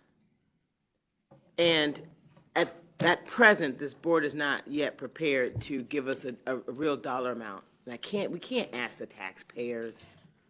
We can't ask the taxpayers to just, yeah, I understand. 53% of the voters in this county voted for it, but 47 voted against it. That's a significant amount of folks. And there are people, and I don't understand why certain voices can be heard and others can't. Well, we heard voices of a lot of people who are part of agencies that want to fund the 708 board to the tune of $10 million. We also heard the voices of several people, either it was read into the record or they showed up here, that said that they're taxed to they can't, not another dollar. They can't do another dollar. And that was dismissed. Misinformation. So the fact that they can't spend another dollar was dismissed. That's garbage. Their voices mean as much to us as the voices of every organization that came up here and spoke today. But the reality is that this board is not yet prepared to give us a real number of how much they're going to spend and what they're going to do with the money and where's it going to go. Because I'm going to tell you, and I hate to tell this story, but I'm going to tell this story if you don't mind. Please indulge me. I promise it's only going to take 1 minute or less. When I was a kid, my father gave me $200. And he told me to go and get my mother a Mother's Day gift. And I was a kid, right? I'm like eight years old. And I said, okay, I'm going to get my mom a Mother's Day gift. And I spent the weekend at my aunt's house with my cousins. And I'm going to get my mom a Mother's Day gift. And then we went to the corner store and I bought us cap guns and little whatever, water pistols or whatever you want to call it. And then I went to the Kentucky Fried Chicken. I got us all desserts. And then I went here and there. Next thing you know, at the end of the weekend, I only have $50 left to give my mother a Mother's Day gift. And I'm not saying that you guys are children. I'm just saying you just can't give somebody a bucket of money and say, you just do with it what you will. You got to have some direction. We have to act responsibly.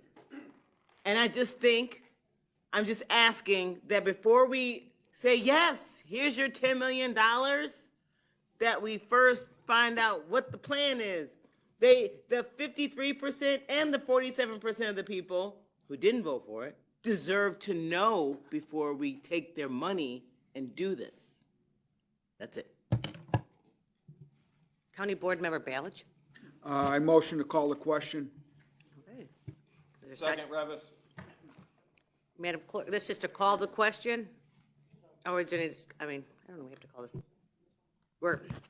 Motion second to call the question. Madam Clerk, please call the roll. This is just to call the question. Call the question. And call the question on the $5 million one. Call the question. No, you're just voting to call the question. Yes, just to end this. End discussion. Yes. We're voting to end the discussion. Balich. Yes. Trainier. Yes. Dean Schlattman. Yes. Van Dyne. Yes. Pretzel. Yes. Butler. No. Newquist. Richmond. Yes. Parker. Williams. Diaz. Winfrey. Coleman. Logan. Freeman. Revis. Mitchell. Ortiz. Berkowitz. Mueller. Costa. Ogala. She was a yes. 20 to, yeah. With 20 members in the affirmative, we are going to call the question. So next we will be taking the roll. We'll take the roll call vote on the amended 5 million, which comes to roughly, which comes to .0181. Okay, you're right. Yep. So we are voting on 5 million, .0181 for the tax levy to the Mental Health Board. All right. Madam Clerk, please call the roll. Balich. Yes. Trainier. No. Dean Schlattman. Yes. Van Dyne. No. Pretzel. Yes. Butler. Yes. Newquist. Richmond. Yes. Parker. Yes. Williams. Diaz. Winfrey. Coleman. Logan. Freeman. Revis. Yes. Mitchell. Ortiz. Berkowitz. Mueller. Costa. Ogala.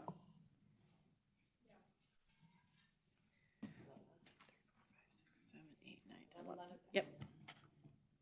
11, the county executive votes no. Board member Van Dyne. Did you, oh, that from last time? You're on. Thank you, Madam Executive. Typically, I don't speak about, Oh, I thought, okay, there's no discussion here. I thought, are you going to? I Okay. think we're back at the original motion, are we not? You are, yes. Okay. So, I want to speak on okay, the original motion okay. at 10 million. okay, thank you. Typically, I don't speak on items like this, but it kind of hits me in the heart in certain ways.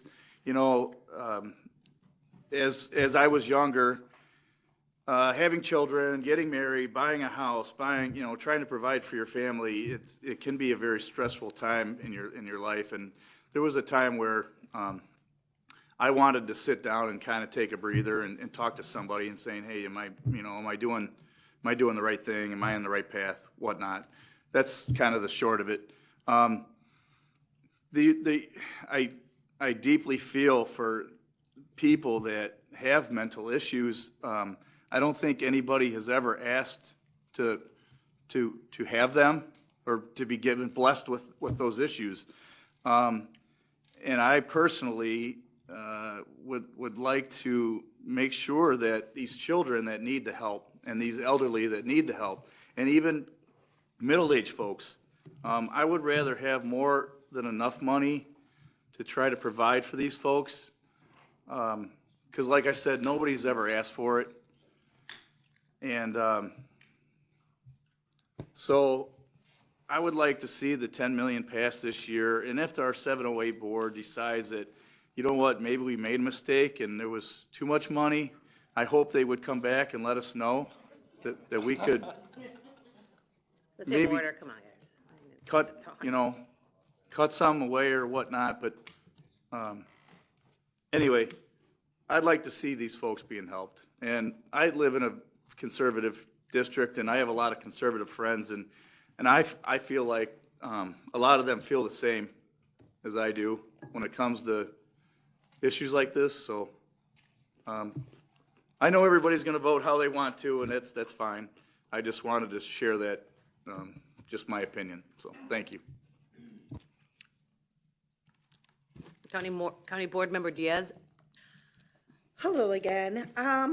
Most of y'all know that I drive a school bus for special ed kids in District 202. Anybody who knows my story would not even be shocked about it. I have a dear family member that I am legally responsible for. She has cerebral palsy along with many other issues. She literally was born with the center part of her brain did not develop while she was in her mother's womb because her mother got sick and had a very high temperature. That's why this happened. She's one person I can talk about. Her name is Felicity. Felicity is unable to speak. She uses an assistive device very much like our iPads. It is an iPad. Without it, she has a few words. Yes, no, mom, dad. That's it. That's her entire vocabulary. And she is almost 60 years old. Back in the day, we used paper with pictures of people and places, and that's how she would communicate. And she knows a few sign language words like toilet and more and me and please. That's it. That's the only way of communication. And if this kind of funding helps families who can't afford an iPad, she's fortunate enough that her family can. She is now in a nursing home. And I get to make lovely decisions for that too. But we need help. I have students that I drive that are needing iPads. Their parents can't afford them. So they're trying to go through Easter Seals and get grants for that. This would help fund that so other people that are like my family, Felicity, could speak and communicate. Can you imagine Only being able to say yes, no, mom, dad. That's your entire language. That is horrible. They are imprisoned by their body. This is a way to unprison them. So that is part one on why I'm going to be a yes.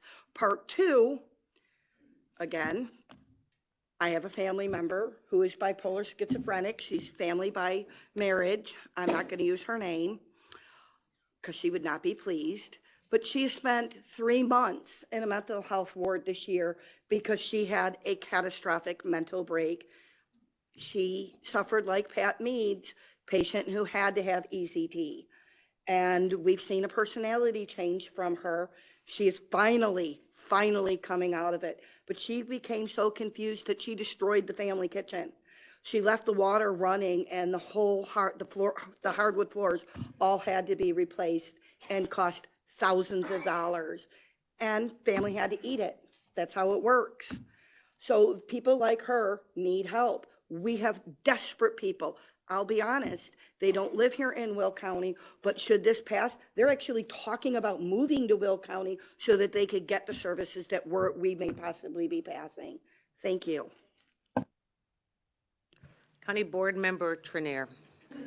May I call the question? Is there a second? Madam Clerk, please call the roll on calling the question. This is, oh, yeah. There's no debate after this. They call the question, there's a second, yeah. Mhm.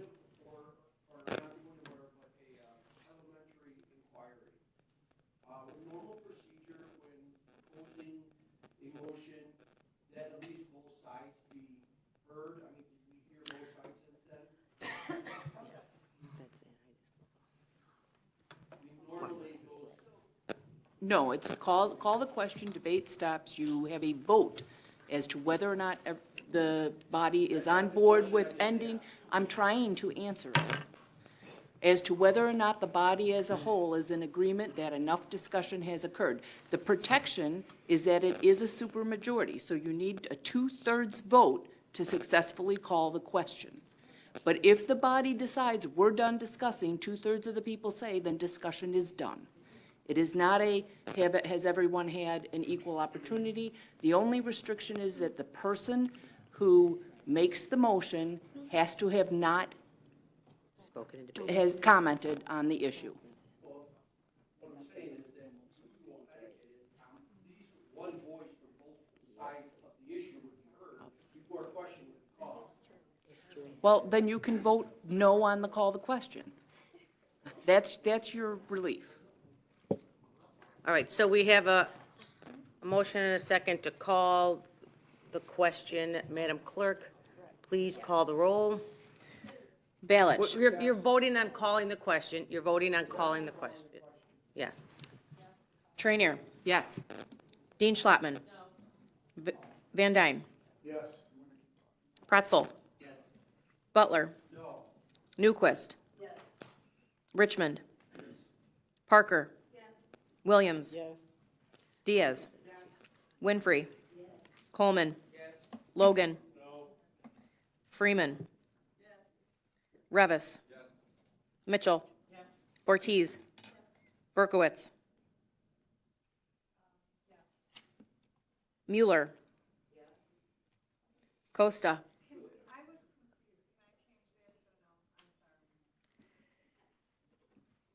You have it? No? Costa?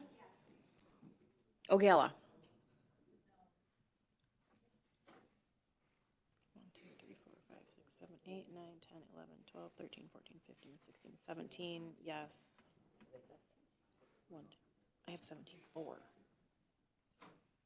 2, 3, 4, 5, 6, 7, 8, 9, 10, 11, 12, 13, 14, 15, 16, 17, 18, 19, 20, 21, 22, 1, 2, 3, 5, 17, 5.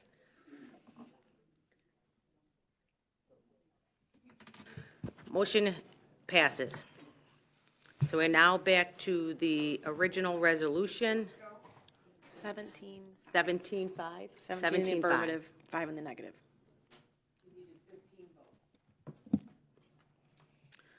Right.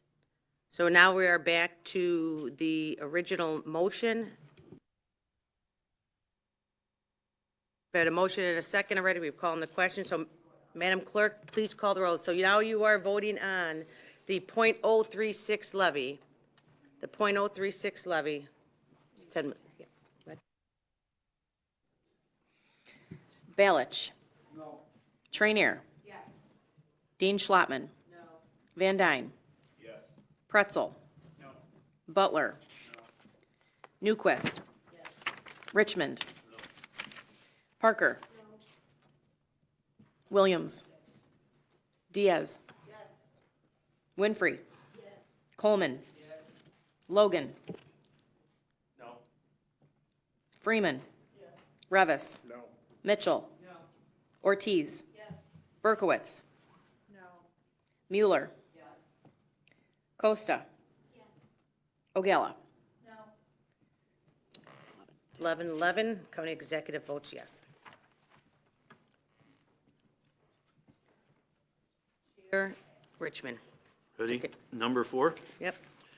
All right, resolution number 23-326, appropriating grant funds in the Health Department budget from the IDPH Suicide Prevention First Responders Grant.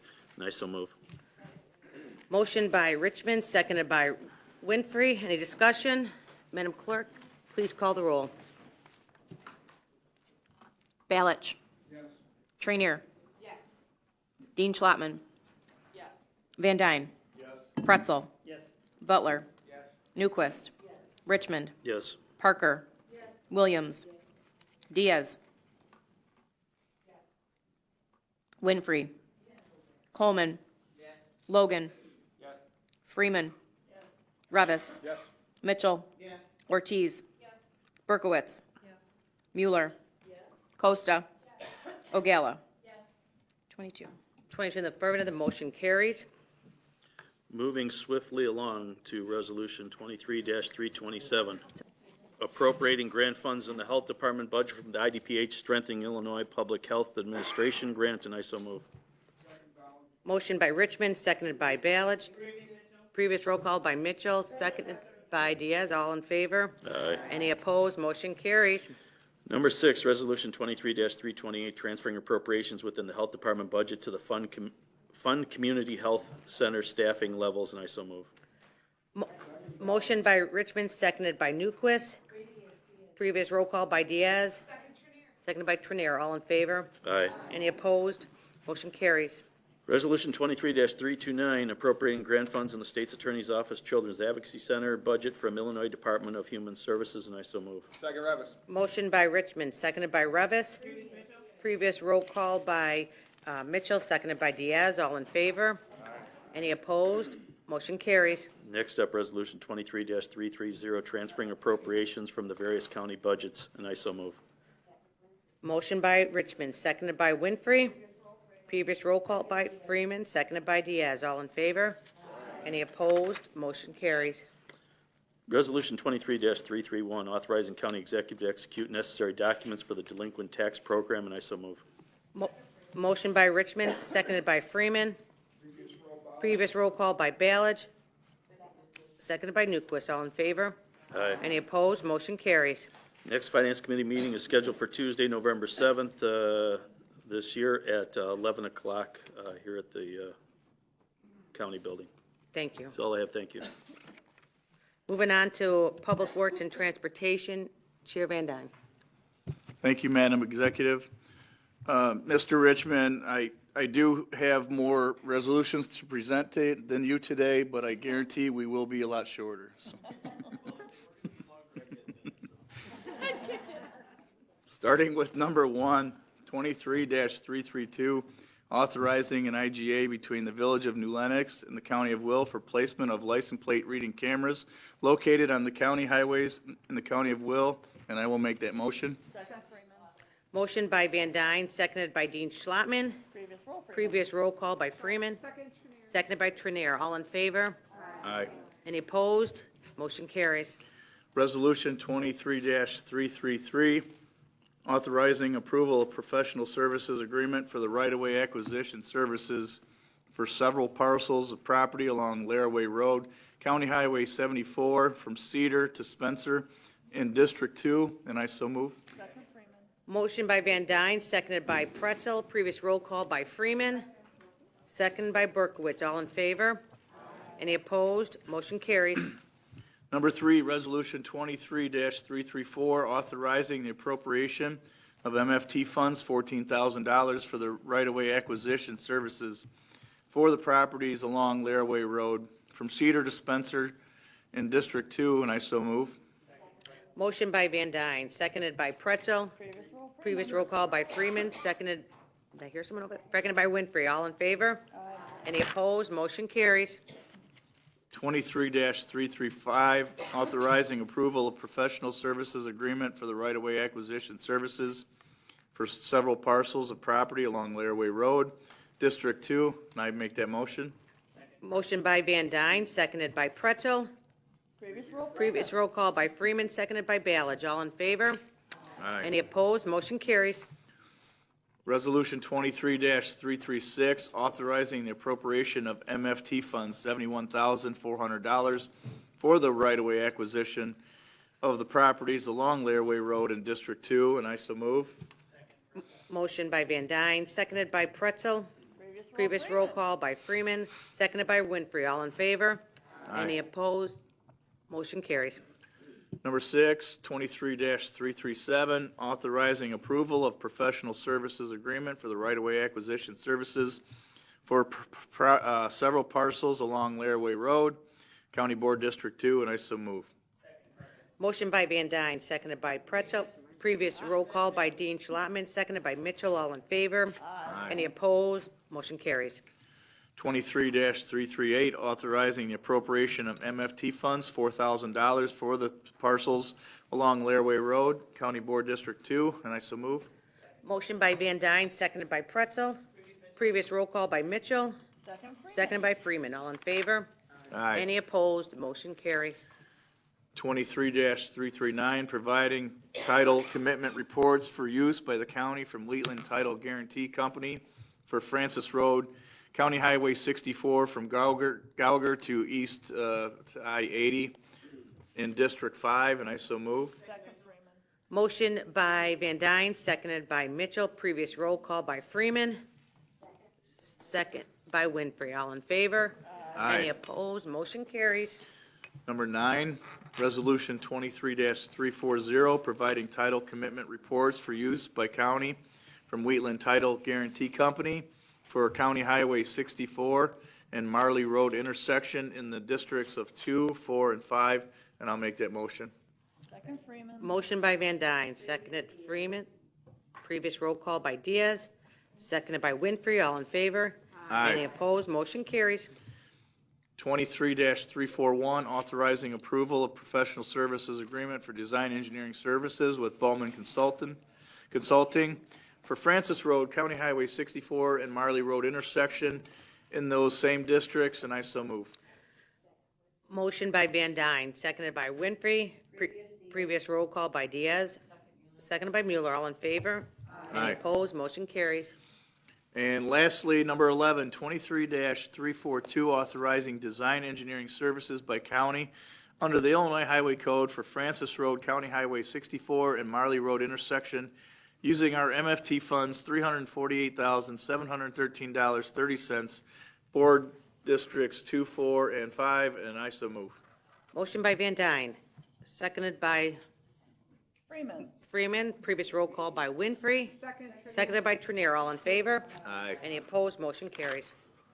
The next Public Works and Transportation Committee meeting is scheduled for Tuesday, November 7th, 2023 at 9 a.m., and that concludes our report. Thank you. Thank you. Moving on to Public Health and Public Safety Committee, Chair Freeman. Well, I hope to be as fast as you, Joe, but give me a second. So we had the Public Health and Safety had the state's attorneys come, and the Sheriff's Department came to discuss the rollout of the, my brain just went complete, the Safety Act, thank you. And they shared with us their needs, their concerns. We also have several reports on file, coming forward, I have a letter for, that I would like to send forth. It is a resolution in regards to an open window of disagreement with an unfunded mandate. Maggie is here if anybody would like questions answered.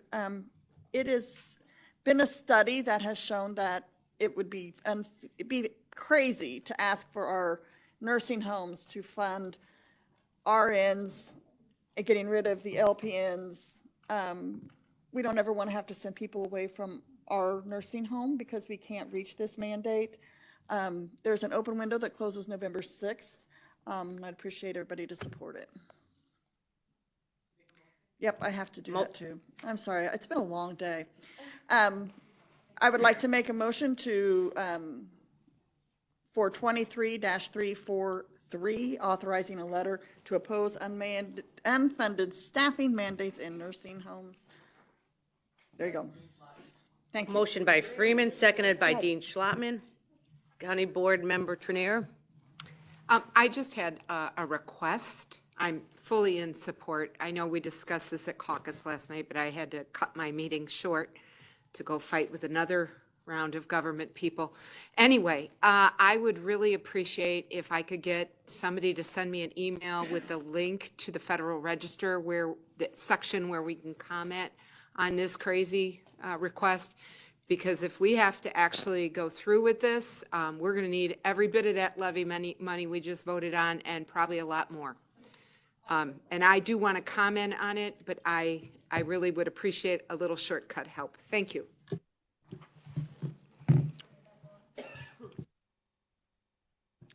No, seeing no other comments, we have a motion and a second.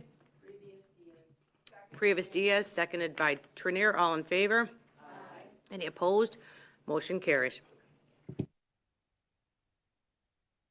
Moving on to Legislative Committee, Chair Berkowitz. Thank you. The Legislative Committee is bringing forward a resolution. This resolution opposes an increase in truck size and weight. The Will County road infrastructure cannot support many of the large trucks that we currently have. We've got bridges that need to be replaced, and this additional increase in truck weight and size will have a detrimental impact on our roads and our infrastructure, not to mention our communities and our neighborhoods. Therefore, we present a resolution number 23344, opposing truck size or weight increases. And I make a motion that we accept this resolution. Motion by Berkowitz. Seconded by Diaz. Previous roll call by Revis. Seconded by Butler. All in favor? Any opposed? Motion carries. I'm trying to get you in the game here.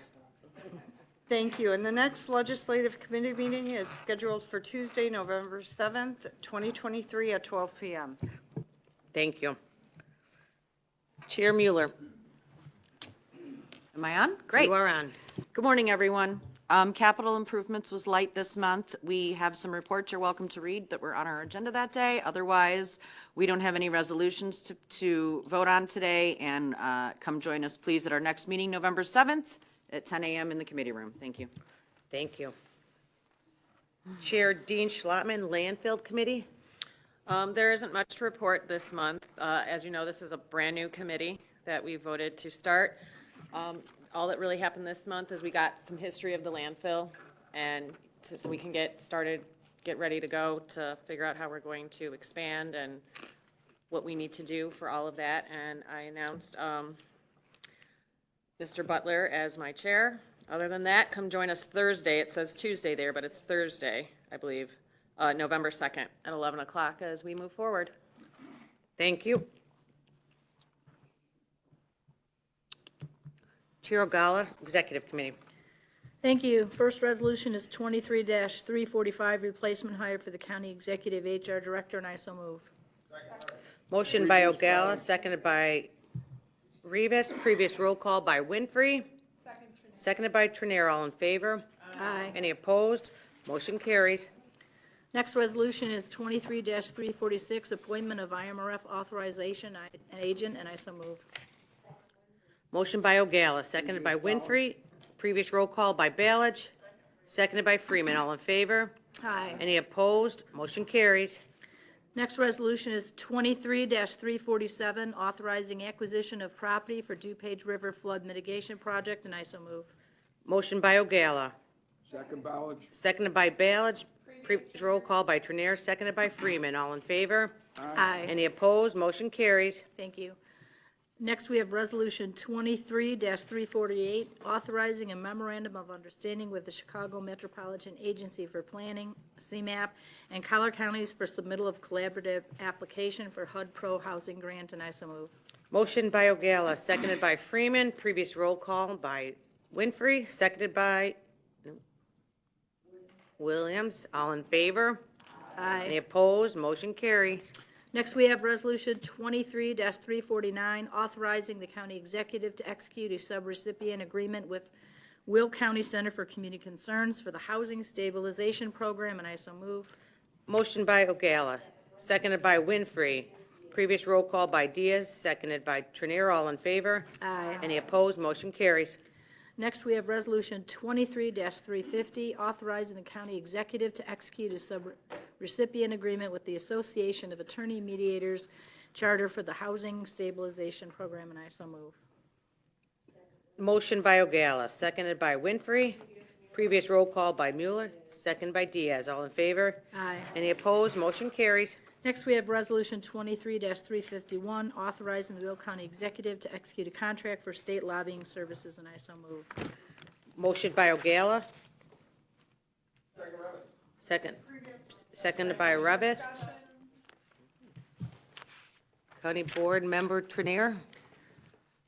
Yeah, I wasn't present for the part of this conversation last night, but I'm concerned, my caucus has concerns about the language in the contract, so I wanted to make sure that they had an opportunity to voice their concerns as to whether or not we should support this contract. Thank you. Is there anyone who has come? All right. County Board Member Mueller. I'll speak on the concerns some of my caucus members shared last night. They would like to amend the contract to have the contact, that there be another contact, possibly our leadership. We would like it to be updated to have leadership be the contact, not just the chair and the chief of staff for the county board.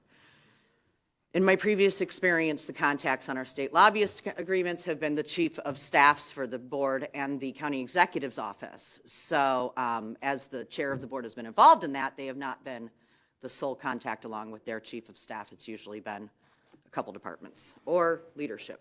Thank you. So we would like to amend it to say that. This is, there was a motion and a second to approve the contract. We're in discussion now. So county, oh, I'm sorry, did you make, I'm sorry, did you, oh, did, I'm sorry, I missed that, so thank you. Is there a second for that? All right. So can you clarify what you're asking for him then to say again, to add leadership? Okay.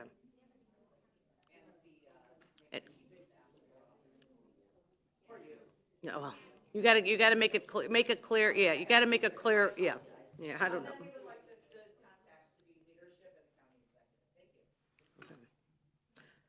Is there a second to that?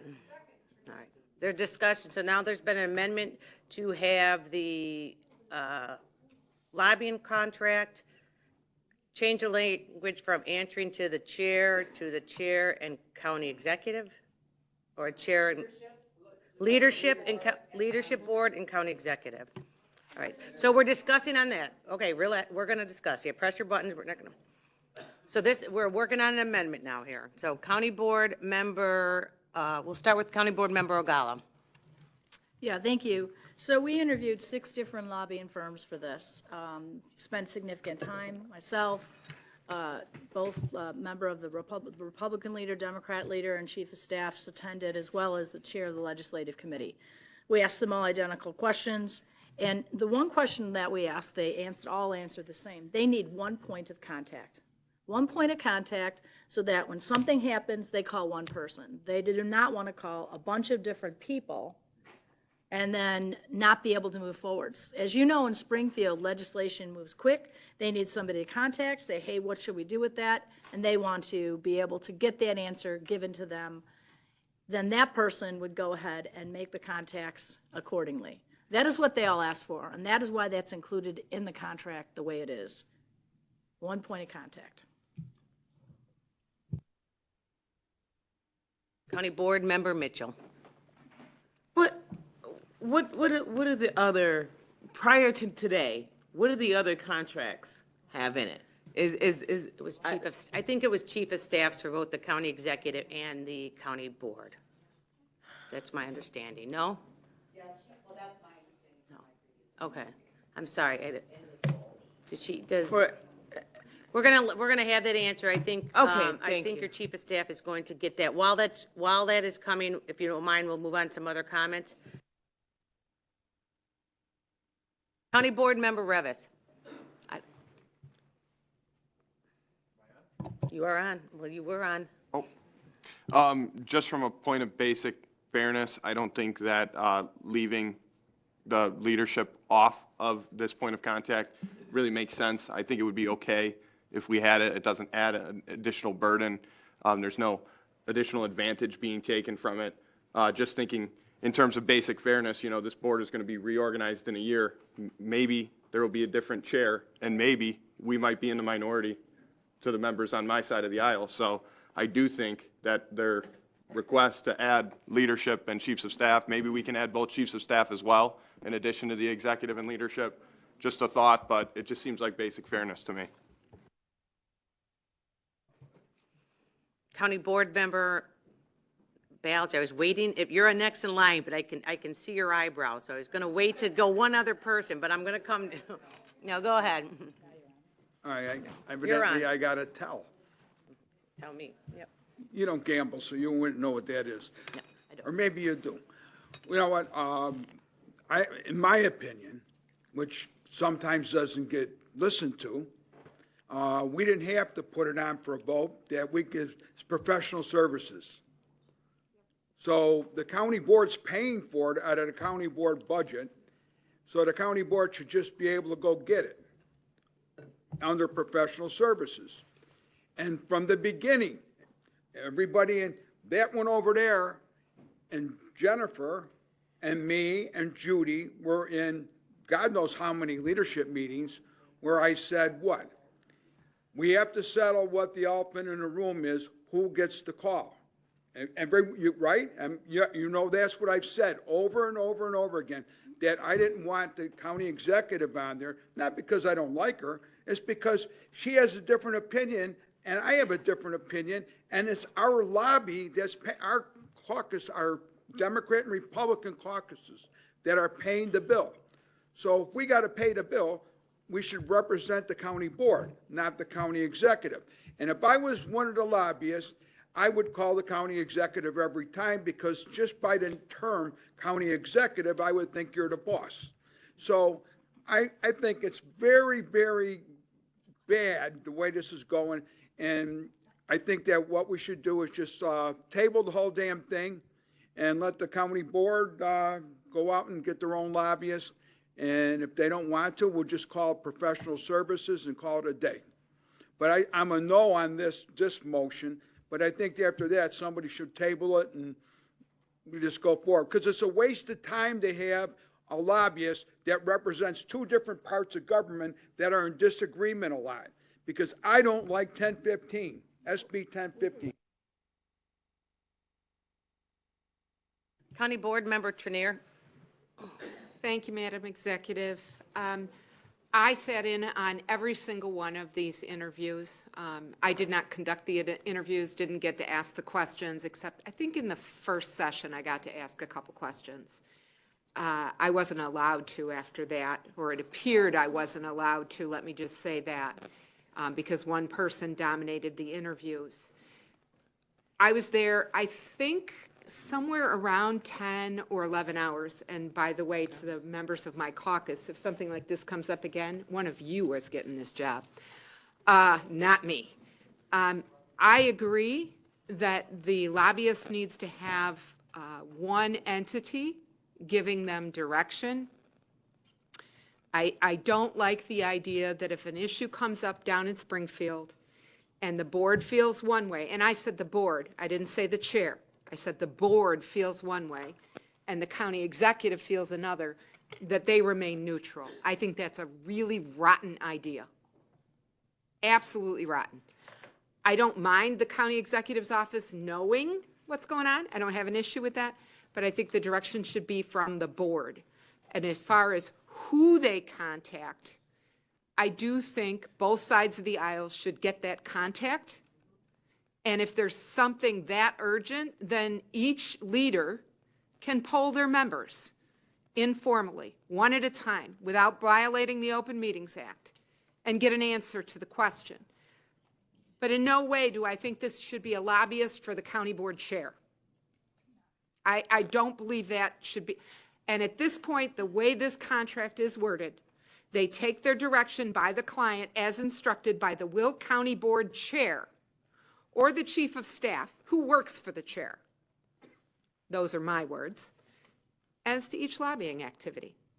Again, right now we're a tied board. We don't know where this is going to be next year. And as far as the idea is this is professional services, we don't have to bring this in front of the board.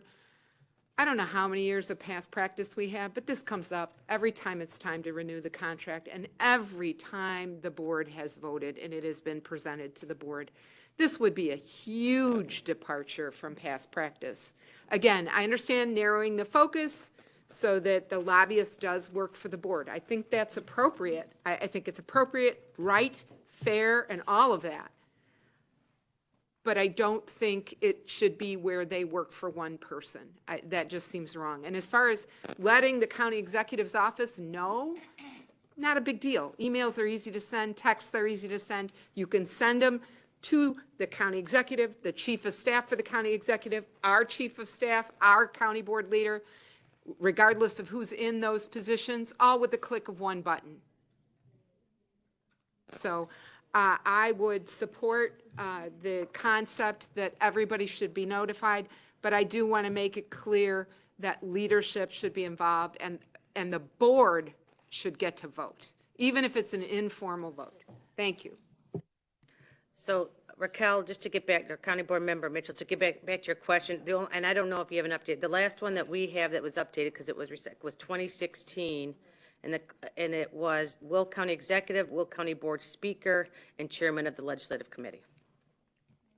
So that's the latest information that we have. Yeah. So that's just so you know, that was the latest information that I have. I don't know if you have anything differently. So continuing with the discussion, County Board Member Joe Van Dyne. Thank you. I had brought this up at the executive committee, which alerted me this 2.1, and it actually does not provide one person of contact. The way it's written, it provides two. Like Leader Trenier had said, the Will County Board Chair and the Will County Board Chief of Staff.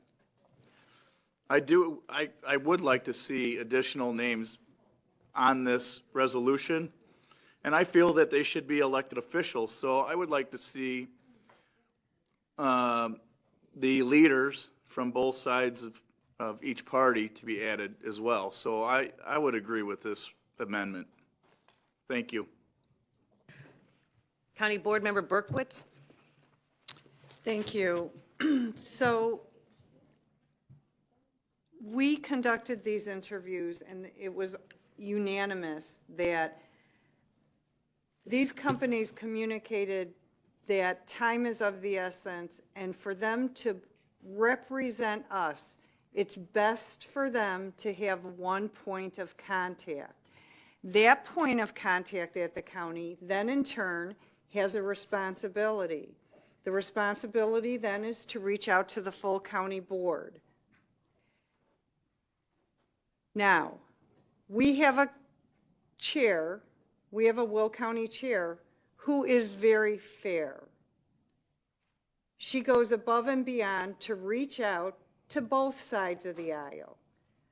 I have no fear that she would not continue to do that if she got a phone call from our lobbyist. I know for a fact she calls everybody on this board, no matter what their political affiliation is. I have confidence in that. I also want to allow the company that we hire, allow them to do their job the way they know how to do it. This request came from the lobbyist. Now, if we don't respect their opinion and what they're asking from us, and we tell them they have to call 3 people, who knows what'll happen? Messages get skewered. We all know how that works. Things get changed, and then all of a sudden you have a county board that believes 3 different things.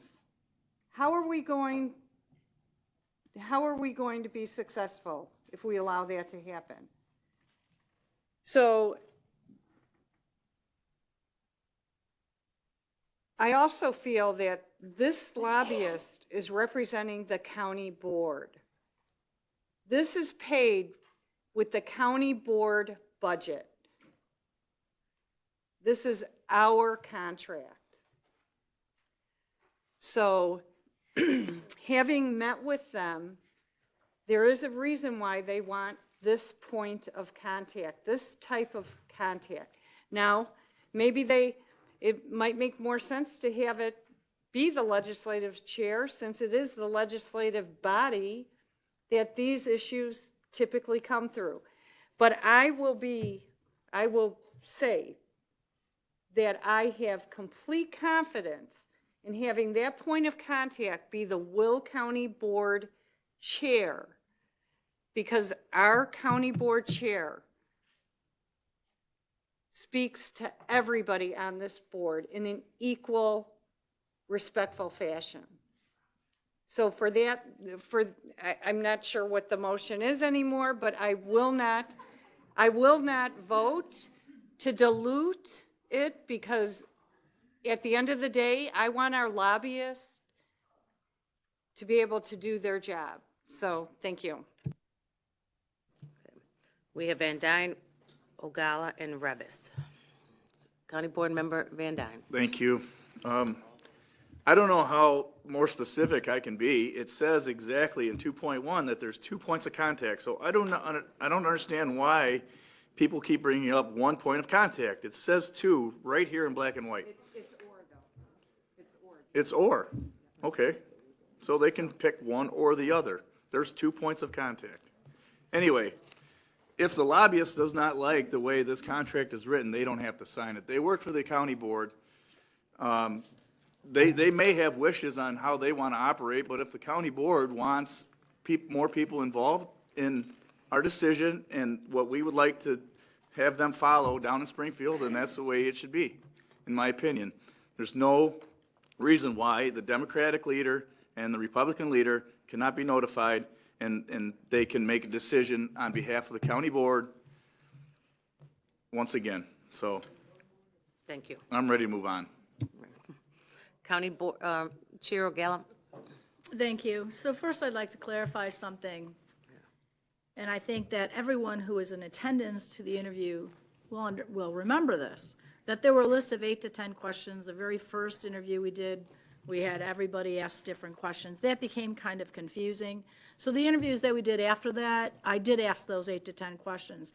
After those 8 to 10 questions were asked, and they were the same 8 to 10 questions again and again and again, it was opened up to, do you have a question? Do you have a question? Do you have a question? Does the chief of staff for the county executive have a question? Everyone could ask any question they wanted. So I did do the first interview, 8 to 10 questions. I forget what we had. I did do that after the first interview because it seemed less confusing. Then everyone had the opportunity. So nobody was not allowed to ask a question. They were all able to ask a question. That is a fact. Would you like to dispute that fact? Democrat leader, I can direct my question towards you right now if I choose. Then we have Senate Bill 1015. So wait, we're at this point of what we need to do with the lobbyist contract simply because of what happened with Senate Bill 1015 that happened during lame duck. That happened during lame duck where the county executive was able to hire her own lobbyist. Our lobbyist, on the other hand, is held accountable to this contract. So they remain neutral. They remain neutral. So where are we in this game here? We got nothing. We have no lobbyists at that point. We have nobody. But the county executive can hire her own lobbyist and get what she wants done. And we have no voice. Talk about having no voice. You had no voice during lame duck. We had no voice.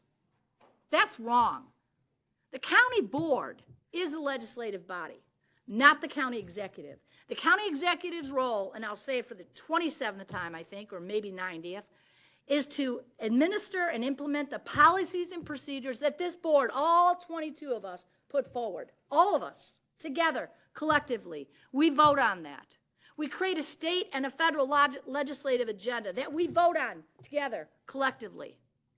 The only time there is a difference is if something happens to come up in Springfield and they need to know where we stand on a particular legislative item that might be voted on tomorrow. That point, we need one person that they're going to contact to say, hey, Senate Bill 1234 is up and it's going to impact the county board, such as solar farms. Take away your right to cite them. We need to act right away. The county board chief of staff was determined to be the main contact because she works full-time. She could be reached anytime during work hours, and then they could contact the county board chair. That was just what we came up with because it made sense that we'd have two people in situations only like that. Otherwise, I'm going to ask you, Mary, does changing this point of contact change the procedures and rules that the county board has to abide by? No. Thank you for that.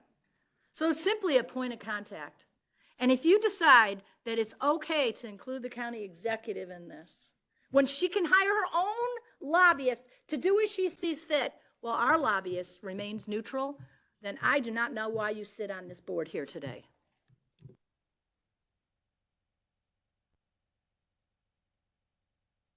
County Board Member Revis. So just two things. What is the exact amendment that we're debating right now? I'm a little That is a good confused. question, because I didn't realize, I thought she just said leadership, which I am not in leadership, but I don't, you can repeat what you, I don't recall anymore, though, because I thought you just said county board leadership. Okay, all right. So, Is that just- what it, I don't remember.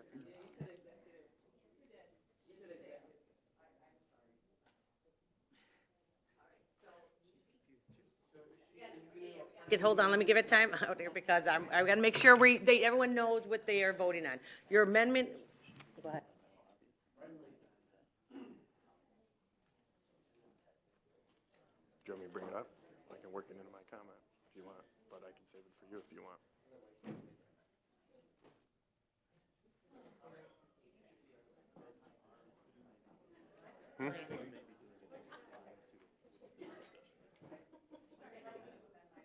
Yeah, so please tell us, I honestly, I'm trying to remember, and I heard Will County Board leadership, so I am sorry if, I apologize. In my amendment, I did state county executive, Okay. and I would like to amend that amendment and say just the county board leadership. Friendly Okay. amendment. So how do we, I would just like to, you have to withdraw your amendment and Okay. and state it correctly. okay, I'll withdraw my original amendment, and I would like to amend that to state that the point of contact be our county board leadership, so that both sides of the aisle are represented appropriately. Thank you. All right. So we have a motion to amend it just to Will County Board leadership, seconded by Diaz. So our discussion is now, okay, our discussion is now leading to whether or not the language in the contract includes leadership. county board leadership. And so we have Butler, Mitchell, and Ballage to speak on Revis? this. What about Revis? Revis has a second point, I guess. You are next, sir. I didn't see you. Better not be called a question either. Oh, well, you had a question. I'm sorry. Yeah, you were in the middle of it. I'm He had sorry, 2 guys. points. So hold on, Mr. Butler, because it started off with County Board Member Revis, who was in the middle of something that we stopped. So I apologize. So I want to invoke my friend from the neighborhood that I spoke to just this past weekend. You know, you're Republican, you're a Democrat, are you an independent? And he replied with, I'm somewhere in the middle. Can we just get to somewhere in the middle on this? Like, can we have the chief of staff forward whatever communication that she gets from the lobbyist to leadership and the chair? I mean, we're just spending so much time on this. Well, I mean, then where are the concerns at, you know? I mean, I get that the language in the contract says one thing, but I mean, in practice, the leadership is going to still get the notification. It just is a matter of time. So I'm trying to be fair and reasonable and govern like we were in the minority, you know, and how, what I feel if I was a part of a minority on this board or even a super minority. So, you know, I just feel like the chief of staff, whether it's a Republican chief of staff, a Democrat chief of staff, is still going to forward it on to leadership anyway. So, you know, I feel like we're not wasting time on this because I know it's an important conversation for the board, but, you know, I just think we should prioritize fairness in this situation and, you know, practicality. So, anyway. So now, Mr. Butler. Okay, so I could understand how the lobbyist group would want to talk to a point of contact, because if they need a response, they wouldn't want to have to track down 10 people. So I kind of like the idea that we have the chief of staff would be responsible for that point of contact. I mean, the chief of staff works for both parties, and they are full-time, and they'll have to get to everybody, and they're obviously not going to be making the decision. They have to get it from the other people. So I have no problem with that chief of staff being that point of contact. Makes perfect sense. Thank you. County Board Member Mitchell. Okay, so I recall our previous chief of staff, I relied on heavily. We weren't best friends. He definitely wasn't a Republican, and I could call him for anything. When did this happen? Like, why are we now, are we 2 boards or are we 1 board? We have one person working for all of us. And again, our previous chief of staff? Our previous chief of staff did everything. Now, all of a sudden now, we can't be bothered to have her do her job. When our previous chief of staff used to do everything. Well, what is this? This is garbage. This is garbage behavior, and it shows a lack of trust. And you know what I always used to say?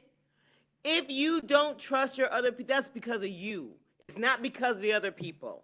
That's you. That's how you would do it if you were in that position. And shame on you. County Board Member Ballage. Oh, I forget to look. When we discussed this, I believe at one point, we were going back and forth about the same type of stuff, and we said, all right, the duty of the chief of staff would be to call the leadership. And then somewhere along the line, I think Mary was asked a question, and I'm not sure if it was Mary or a different one, but I could just ask you. The question is, does that change anything if they call one person, that person calls leadership, and then leadership gets the rest of their people, instead of making them call 3 people or 4 people? Because I think common practice would be to call one person. So this is a policy question for the county board, obviously, as to who they want the contact to be. I will say this, no matter who the contact is, they have no latitude to speak on behalf of the county board unless they know how the county board feels about the issue. So if it is something the county board has in no way, shape, or form ever addressed, they have to remain neutral unless they get information back from the county board. It's not their personal opinion that they will be conveying to the lobbyist. or should not be.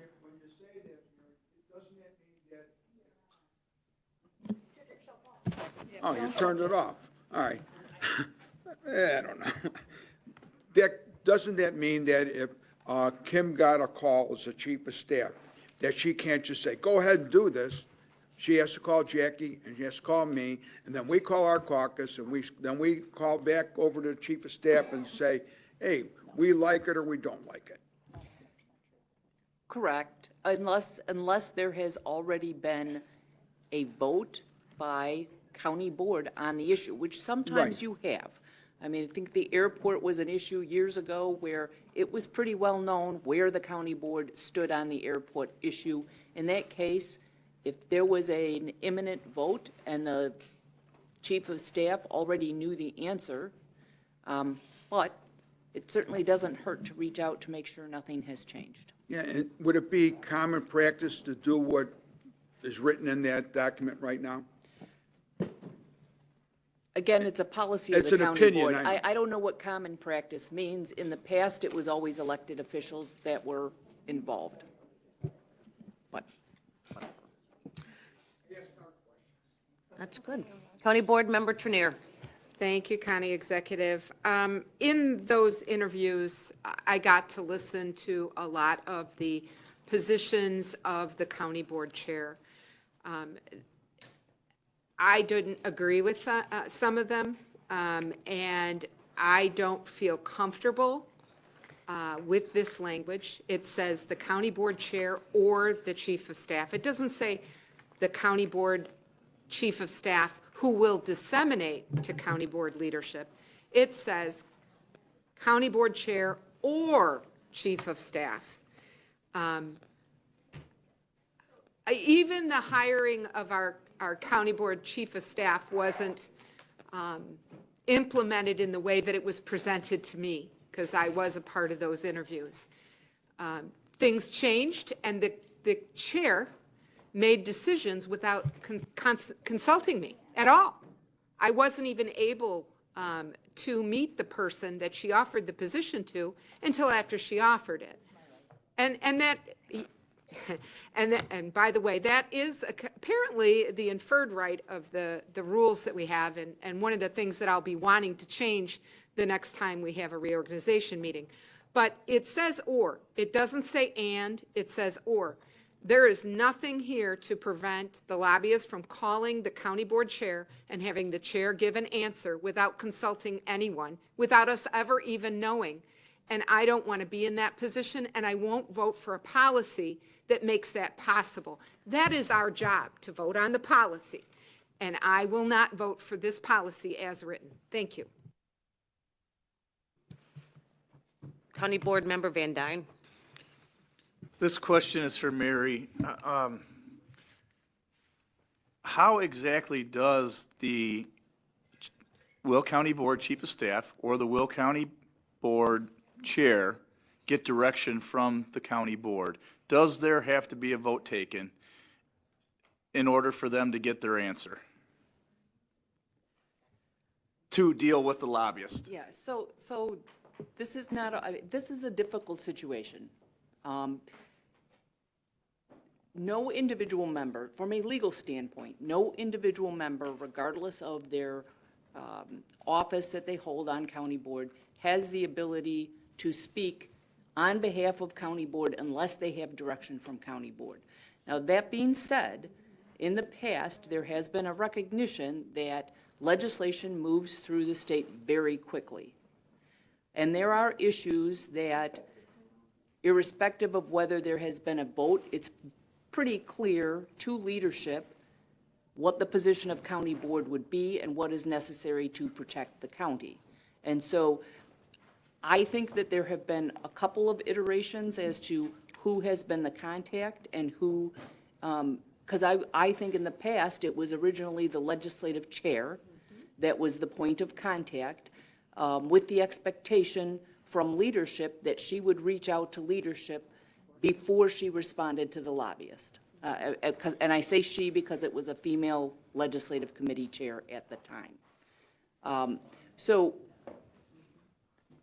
There should never be a situation where any individual, no matter who the contact person is, if this is an unclear issue, that they should be speaking on behalf of the entire county board if they don't know clearly what the position of the county board is. Nor should they ever give their personal opinion in contradiction to what the county board would want. So again, if it is an unclear issue, the contact for the lobbyist should remain neutral unless they have an opportunity to get clear direction from the county board. And the clear direction does not have to be in an open meeting with an actual vote. No, it would, if it's the entire county board, it has to be at an open meeting. What has happened in the past would be that the contact person has been authorized by county board to work with the leadership. So they would contact the majority and minority leaders to get their feeling as to what their caucus, how their caucus would feel on the matter. There has to be some level of trust in your leadership. That's why you choose leadership. But those are going to be issues where the leadership would have to have some level of confidence that they are in fact speaking based upon a fairly clear belief as to what their caucus would want. If it is a very controversial issue, they shouldn't be taking a position without the full vote. I think, and I will say, I think those are fairly rare instances. I think typically the legislation is pretty clearly either something that will hurt or help the county as to whether or not they want to support it or not. But I can't guarantee that will always happen. I know, it's that clear as mud, right? Yeah. Yeah, I guess I'm trying to figure out if the county board actually has to take a vote. If an issue comes up, excuse me,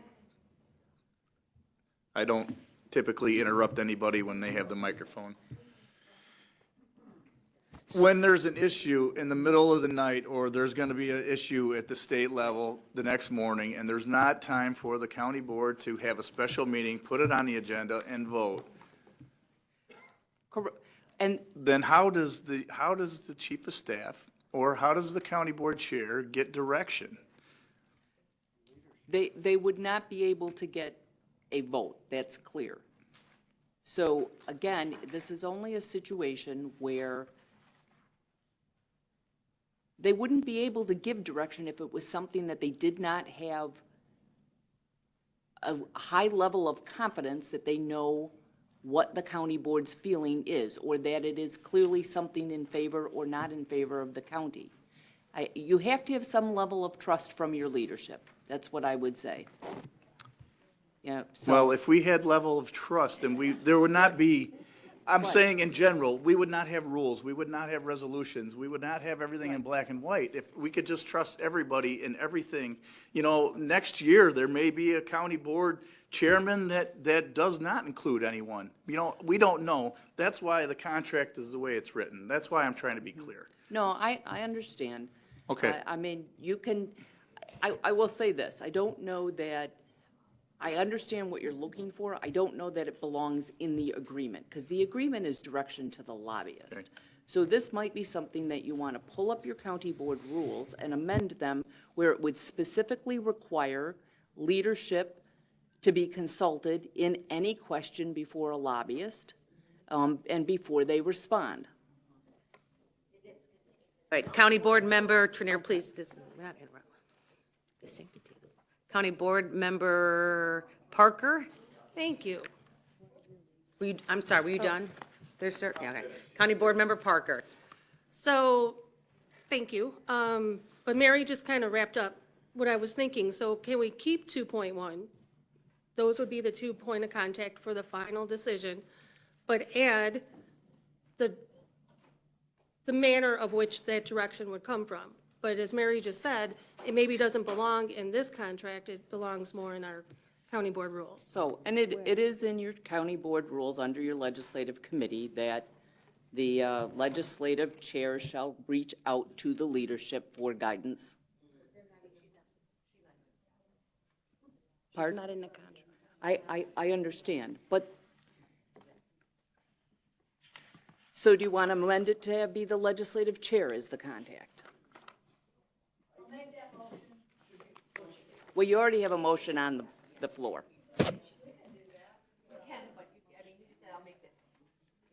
So we have it, hold on. So now, nothing, we're continuing discussion. We are moved on, are you done in that? You done, I'm sorry. I don't know, was there an answer? Should we add another point to this contract, or just, well, I'm just trying to figure out what the best route is. Do we amend our county board rules or add a 2.2 to this contract? Okay, hold on. Mary's gonna clarify. It's legislative assistance, though, not just grant. It's legislative.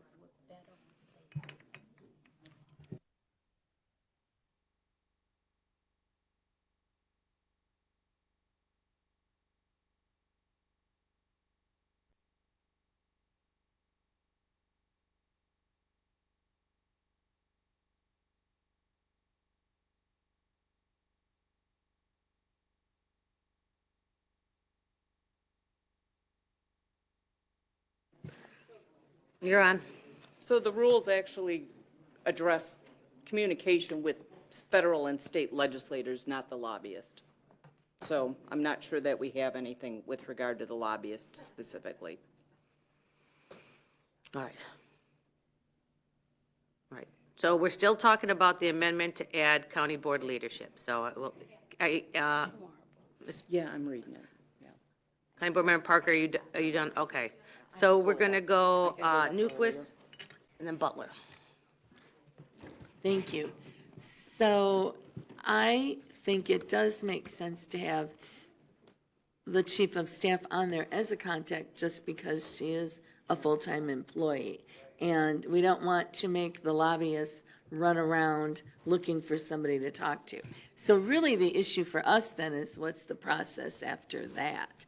I mean, just like we've all been talking about. But one thing I was going to suggest was, we've already talked about it, adding the legislative chair on there, because that person technically, if you think about this, how this usually happens when we give lobbyists direction, we usually have a little bit of advanced knowledge, and it usually goes through legislative. So that was just my comment. I don't know if it makes sense or not, but I do think we should keep the chief of staff on there as a contact, whether we add other contacts or not.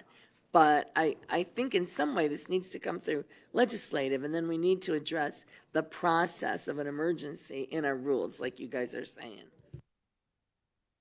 All right, so we're going to County Board Member Butler and then Ogalla. Okay, yeah, so I agree. I agree with that 100%. It needs to be somebody full-time. It needs to be somebody that, will get a hold of the leadership, and that's something that could be added or whatever. But the reason that sometimes you need to answer from one person and you need it quick is in a case where if a bill comes down and you tried to get a resolution or you wanted to reach out to them, and all of a sudden the bill comes down and then 3 hours later, they change the name of it. They only change a couple things on it, but now it's a whole new bill that needs to be addressed, and they're going to vote on it in just a couple hours. That's how it comes down to, where you need somebody who can act quick. And it is part of the process of this, board, that one, we should be up on all this stuff, and our leadership should have a good idea of where both caucuses stand on it, because we would have talked about it before, because this is a situation that maybe is getting tweaked, but the general idea is still the same. Okay, so you can't call everybody on the board because it's going to be voted on in 2 hours. I mean, that stuff happens all the time down in Springfield. So you got to rely on your leadership, who's got a good feel for the caucus, to get back and to give that point person the information, and it has to happen that quick. So I am perfectly fine, and I do, like I said, think that it should be a point of a contact for a full-time employee. And if that full-time employee does not get that information, there's going to be hell to pay. And they know that. So it should be, we got to have a certain modicum of trust, I believe it is. He who cannot trust cannot be trusted. So I think that was, yeah. So, thank you. County Board Member Ogala, and then Trenier. Thank you. So I'd just like to address a couple things. One, hiring of the chief of staff is the county board chair's role. They hire the chief of staff. I included the Republican and Democrat leader to meet some of the people who had put in their applications. It was my decision to then make the hire. My decision, as it was when everyone else who was a previous, well then called speaker, hired their chief of staff.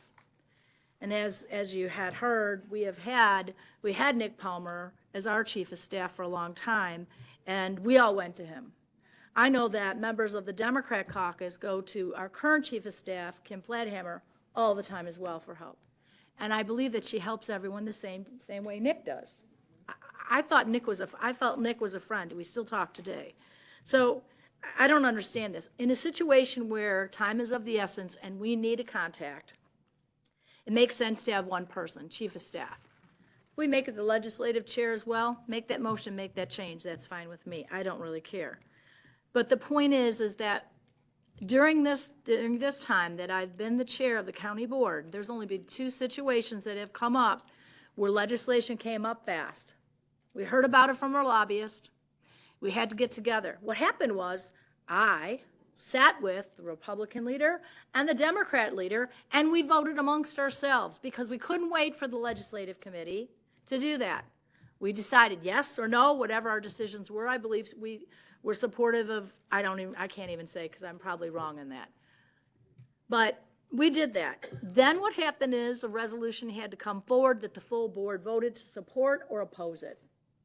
You remember that. Some of you opposed a resolution because it was talking about the airport, and y'all liked the airport. So you opposed it. That happened on the county board floor. But you can't make a decision. We can't wait until the legislative committee has the chance to meet, because that could be as short as 48 hours. Well, in the middle of the night will take a little longer because you have to post for the meeting. By that time, the legislation is passed and been voted on, and we had no say. I can't believe how I have reached out and how I have done things that have never been done before on this board. Ever. By making the committee structure fair and every other thing. Yet for some reason, there's all this mistrust. I supported our NACO president keeping in office. When the county executive got mad because she took a plane ride, for goodness sakes, I made sure she had an office because you know what? She's the NACO president. That's something to be proud of. We need to get back whatever. in. I'm going to say, they've all gone off cue. and I'm She's trying- called me out for stuff that isn't even true, and that happens all the time. Can we please just get to order? Talk about the point resolution. The point is that it's ridiculous that This that could be part of this the point problem. would be. No, you're part of the problem.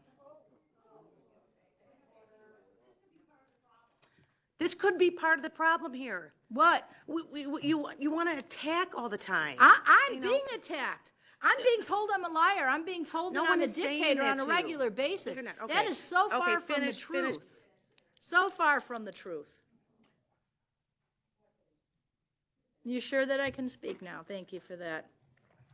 So I've done things that haven't been done before and shared the opportunity to do things that have not been done before. That has proven to not matter at all. The previous administration leadership, when they hired their chief of staff, I didn't know who that was going to be. I never knew who that was going to be. That was just done, as that role is typically given. So I would support making the change to have the chief of staff or legislative chair. Take me out of it, that's fine. I've got enough on my plate. But I think it's very important that the county board protect their right to have a lobbyist to represent them, and that person should never be neutral. County Board Member Trenier. Thank you, Madam Executive. We had a situation here. in Joliet Township just a week or so ago, where the township, an independent body of government, had applied for a grant. Point of order, that has nothing to do with. And our county board chair sent a letter to that township meeting intimating that she was representing the county's position and scolding the township for not having consulted the county Can I bring it back? for, This is not what we're talking about. it is, I think it is, and I think she's articulating why, you're saying why they don't want just the chair, and she is trying to articulate that. that is exactly, I thought I had the floor. You do, yeah. Go ahead. As an individual, you have a right to do that, absolutely. But as the county board chair, if you're going to say that this body should have consulted the county board, and the county board didn't take a vote on that, township government has no responsibility to consult the county board. And to be honest, I didn't poll my members, but I can tell you in my Okay, township. you made your point regarding why you're concerned regarding what the Yes. chair did, but so let's move on now. Thank Yeah. you. I think that this language should say the chief of staff, who will then contact the leadership. We just heard the county board chair say she's fine with having her name out of it. I agree with that. Make it the chief of staff who's then required to contact the leadership. And again, I don't know if contacting the leadership would be part of a contract. But we don't have anything in our rules. Okay, well, Madam then, Executive.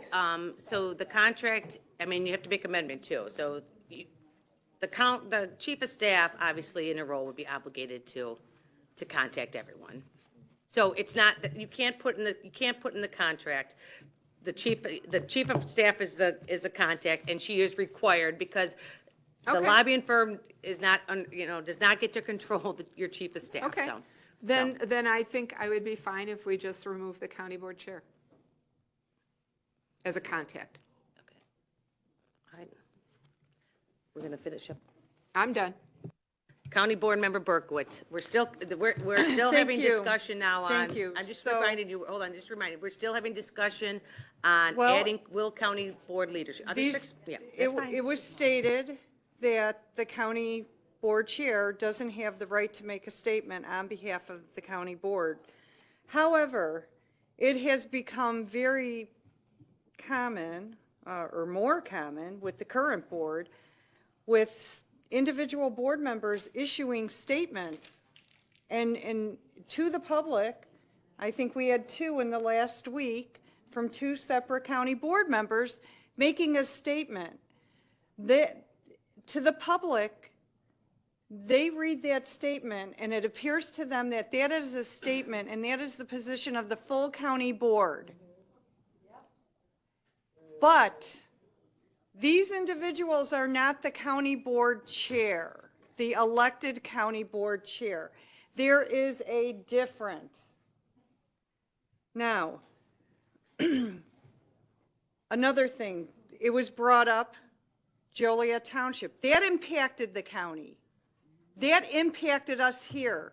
Their actions, what they were trying to do. And how did it impact the county?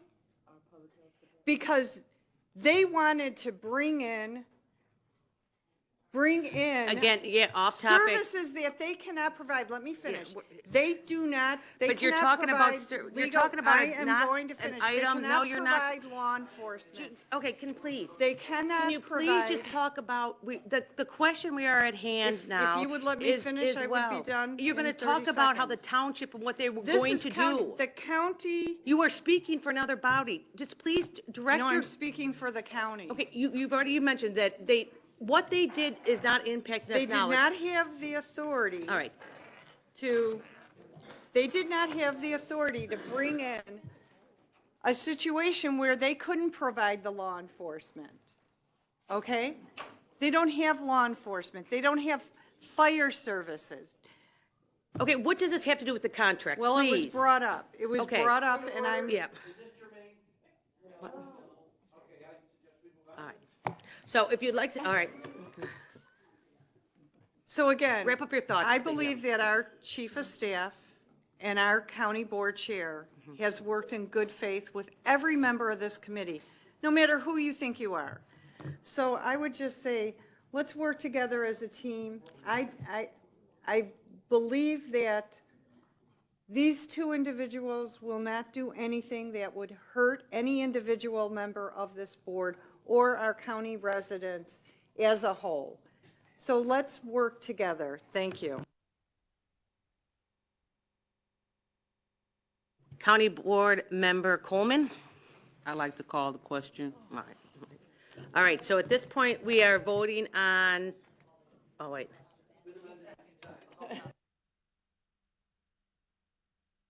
Where at this time, we're voting on the amended resolution that adds leadership, Will County Board leadership. No, it's just Will County Board leadership on this one, to who their point of contact is. And I haven't seen the contact. So there's a motion, so hold on. So we've already called the question, so we got to finish it. We've called the question.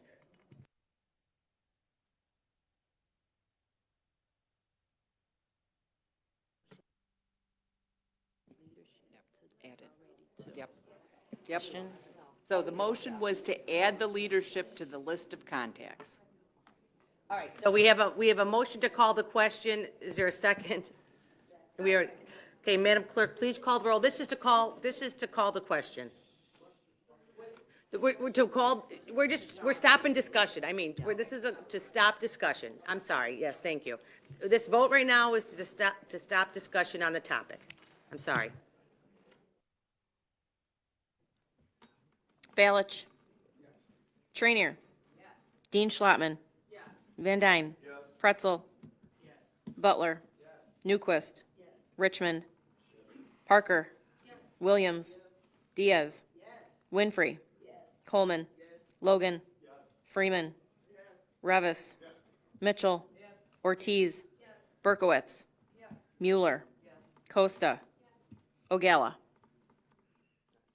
She didn't answer. Ogala. 22. 22 affirmative. All right, so now we will take a roll call vote on adding leadership to the point of contact. Yeah. That was it, right? We can't have question, there's no discussion. County, yeah, so, yes, clarification question, not discussion, okay, yeah. So board chair and Will County Board Chief of Staff will remain or be removed? We are, yes, we're going to add Add the, leadership. we are adding the Republican and Democratic leaders. So those two will stay, that's what I'm, yeah. So clarification question, County Board Member Ogala, and then Pretzel. Okay, so I need to know, if I'm the lobbyist company, who am I calling? Who am I calling? Am I calling 5 people? Who am I calling? It's my understanding it will be with ors. They are or. So it's the chair or the chief of staff or the majority leader or the minority leader. You mean the Democrat and the Republican? Correct. Ors. County Board Member, this is clarification, this is not discussion, opinion, clarification, yep. You're So on, the sir. contract will no longer say single point of contact? There won't be a single point of contact? He or she, the lobbyist, will have to call 4 people? One of the 4. They will have to call one of the 4. That's how I understood it to be. I think she meant and. Did you mean that they would Meta, call did all you of mean them? or, I mean, we can't. Did you mean or and? Do you want all or? Okay.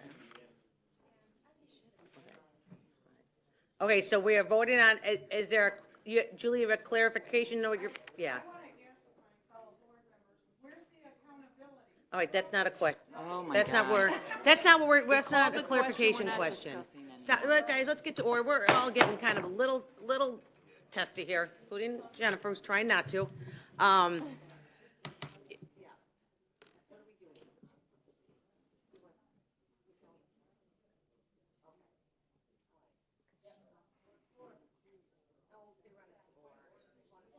think what she really wants is for them to consult. Right, she wants them to be consulted. fine with amending my resolution to just be the chief of staff. I think that because, excuse me, I have the floor. Thank you. I would be fine with it just being the chief of staff. So I amend the resolution. I amend my, what would you like me to say, Mary? How would that be the best way to phrase that? called the question.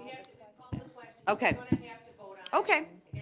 I know, I'm trying to move us along, and I know that, sorry.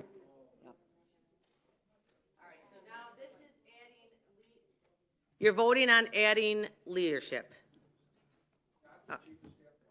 Chief of Staff, no, just, this one is leadership, all right, leadership. County, Madam Clerk, call the roll. Balich. Trainier. Dean Schlottman. Van Dyne. Pretzel. Butler. Newquist. Richmond. Sorry. Parker. Williams. Diaz. Winfrey. Coleman. Logan. Freeman. Revis. Mitchell. Ortiz. Berkowitz. Mueller. Costa. Ogala. 22 negative. 22 negative, the motion fails. County Board Member Mueller? We'd like to amend the contract to state just the chief of staff as the point of contact. Thank you. Seconded, motion by Mueller, seconded by Balich. Madam Clerk, please call the, or any discussion? Okay. Madam Clerk, please call the roll. Balich. Trainier. Dean Schlottman. Van Dyne. Pretzel. Butler. Newquist. Richmond. Parker. Williams. Diaz. Winfrey. Coleman. Logan. Freeman. Revis. Mitchell. Ortiz. Berkowitz. Mueller. Costa. Ogala. 22 affirmative, the motion carries. Chair Ogala.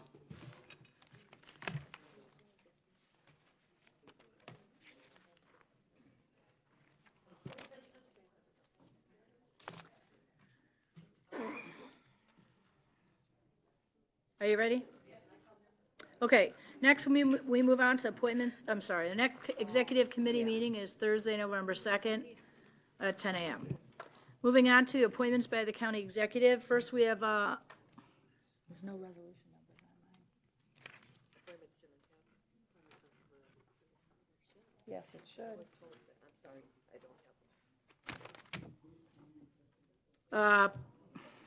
Approving county executive appointments to the Community Development Block Grant Home Advisory Board of Will County, and I so move. Motion by Ogala, seconded by Winfrey. Previous roll call by Parker, seconded by Freeman. All in favor? Aye. Any opposed? Motion carries. And next we have approving the county executive appointments to the Board of Health of Will County, and I so move. Motion by Ogala, seconded by Winfrey. Previous roll call by Balich, seconded by Freeman. All in favor? Any opposed? Motion carries. Third appointment is approving the county executive appointments to the Planning and Zoning Commission of Will County, and I so move.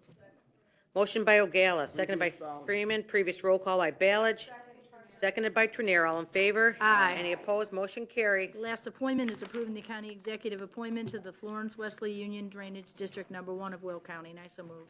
Motion by Ogala, second by Butler. Previous roll call by Berkowitz, seconded by Parker. All in favor? Any opposed? Motion carries. At this time, we are going to move on public comment relevant to matters under the jurisdiction of the county. Is there anybody, I know we have a couple to read in, but is there anyone here who is to speak on any matter under the jurisdiction of the county? Not, we're going to allow our county clerk to read in 2 letters, right? 3 letters? 2 letters. 2 big letters. That's the petition. Okay.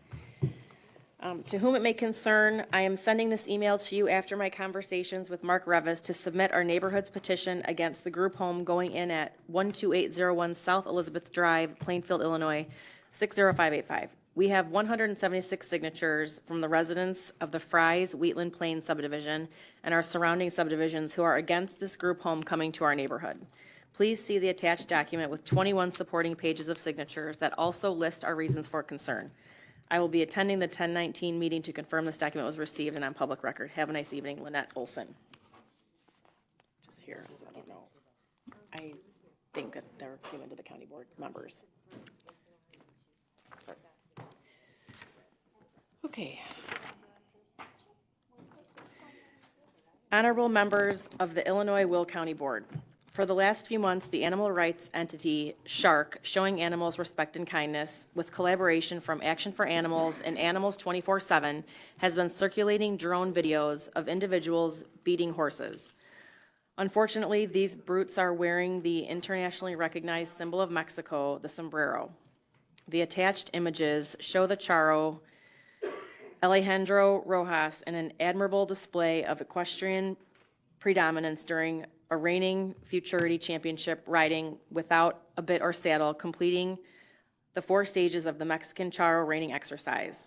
Any seasoned equestrian can confirm that Mr. Goni's horse has never been subjected to fist bumps to the head, clubbing, whippings, or bloodletting spurring. Charro reining futurities are held throughout Mexico and include children, youth, women, men, amateur, professional, and open categories. It is important to point out that the first event of all charro rodeos is the Cala de Caballo. Horses presented in this reining event are amateur or professional level. This means that thousands of horses trained in Mexican horse whispering technique are presented annually all across Mexico and the United States of North America. Charro reining is recognized by the American Quarter Horse Association, the National Reining Horse Association, and the International Reining Horse Breeders Association. When the reining horse has proven its prowess, it is retired to breeding or use in other charro rodeo disciplines. The misuse of spurs has been a subject of controversy. Dull roweled spurs are used by the charro along with other aids, voice, head, shoulders, hips, thighs, calves, coinciding with the modern cavalry corps, the King's Royal Guards, the trainers, riders, or mounted police units. The use of spurs by charras and charros is more a means of conserving tack and attire traditions rather than a principal training aid. As we have pointed out to the above-mentioned animal rights organizations, there is an enormous schism between the equestrian skills of the Mexican charro and those who can barely straddle a horse, believing that cruelty is the method of educating an animal. The charro is represented under the governance of the Federación Mexicana de Charrería, which cites a catalog of animal welfare and care protocols via its charro rulebook. 2 individuals have been identified through Shark videos and will be hauled before the 12th Judicial Circuit Court in Gillette, Illinois on October 23rd, 2023, and prosecuted for violating the existing Local Humane Care of Animals Act. Our organization has publicly condemned these criminals. The intention of our pronouncements is to appeal to animal rights advocates and others that they distinguish between perpetual animal care, conscious charro, and those shielding behind the sacred sombrero to violate basic animal welfare mandates. Edward Ramirez.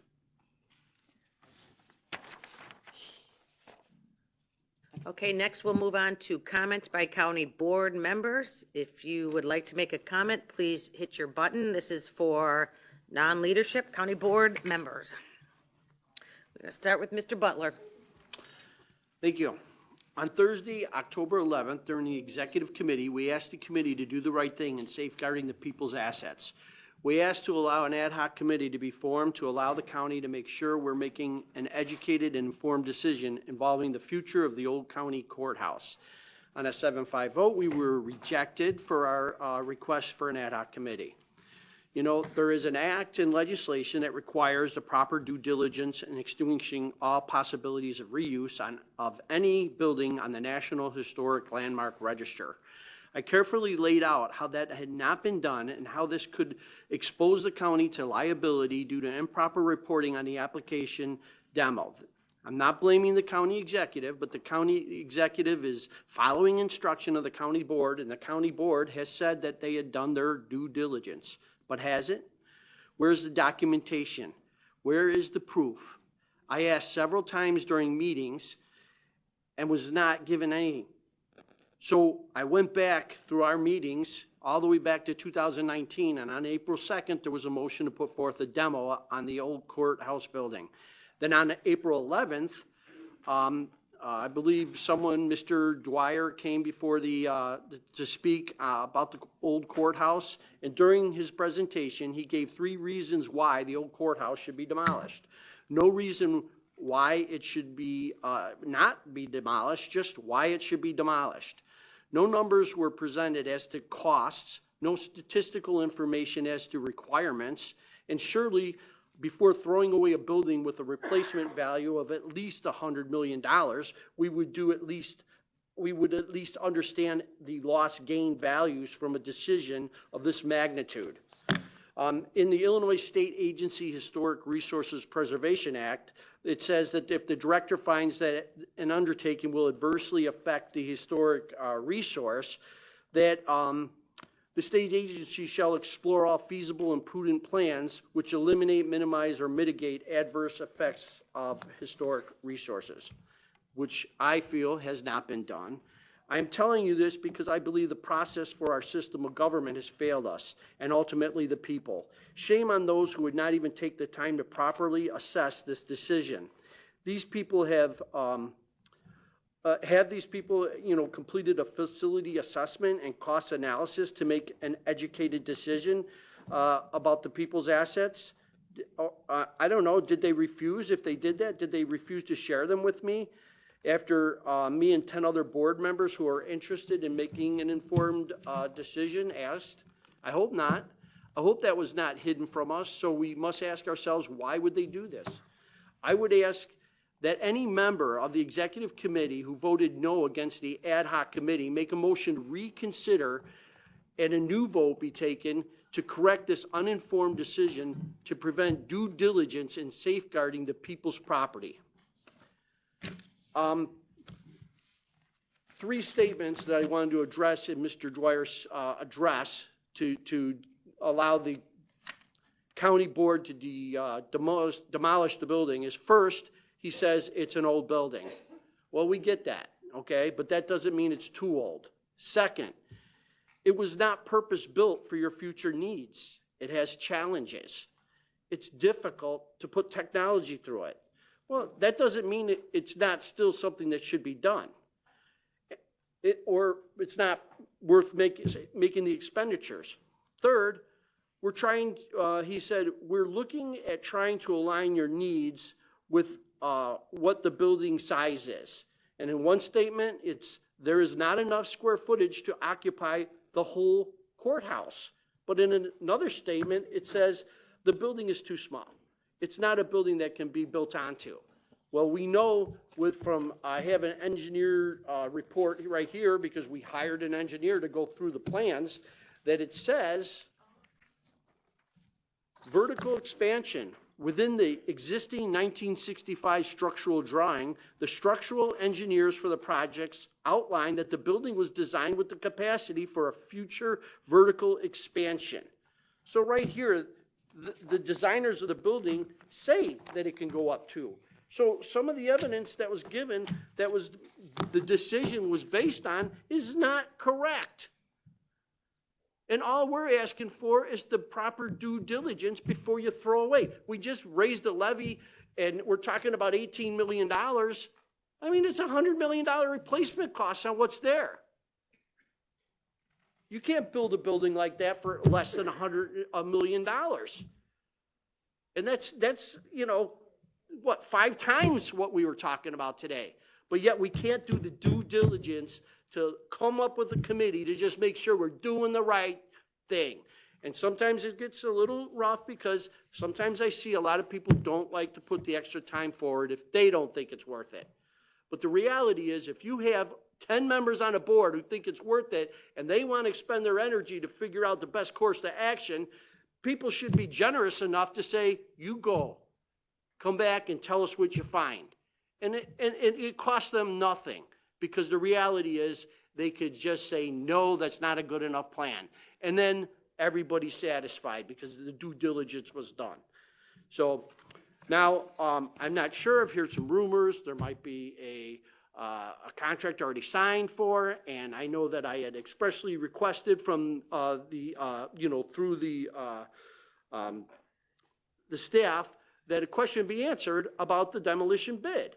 The bid says that it is, I read a bunch of them, $1.8 million, whatever. We had allocated $2.5 million. Are the allowances included in that end price? Simple. Not is it included in the bid documents that I heard 5 times. I just want to know simply, because I'm just a simple businessman. Is this price include all the extras, or are the extras above and beyond that price? Because if you're talking about $1,000 a load being extra, 1,000 loads coming out of the building's nothing. We're talking $1 million again. So I just hope that those things are being thought out and considered in advance. So thank you very much. Thank you. County Board Member Freeman? Good afternoon again. I'm going to try this without stumbling so horribly. I forgot to mention that on October 27th, Sunny Hill Nursing Home from 10 to 3 is having their Sunshine Holiday Bake Sale. They are accepting baked goods. Just price them, label them, and package them. You can drop them off October 25th through the 27th. And finally, I did want to share a statement that I think I need to read. Without question, what transpired last weekend in Mark and my districts was horrific. A mother and son were attacked in their home, a place where they should have felt safe by their landlord, a person who they should have been able to trust.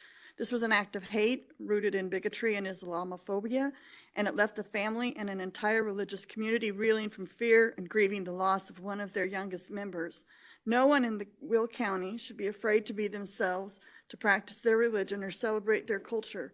As elected officials, we must be aware of how our words matter. As humans, we must practice love and acceptance above all else. I taught my own children these lessons, and for 11 years, I taught my 5th graders that their words matter too.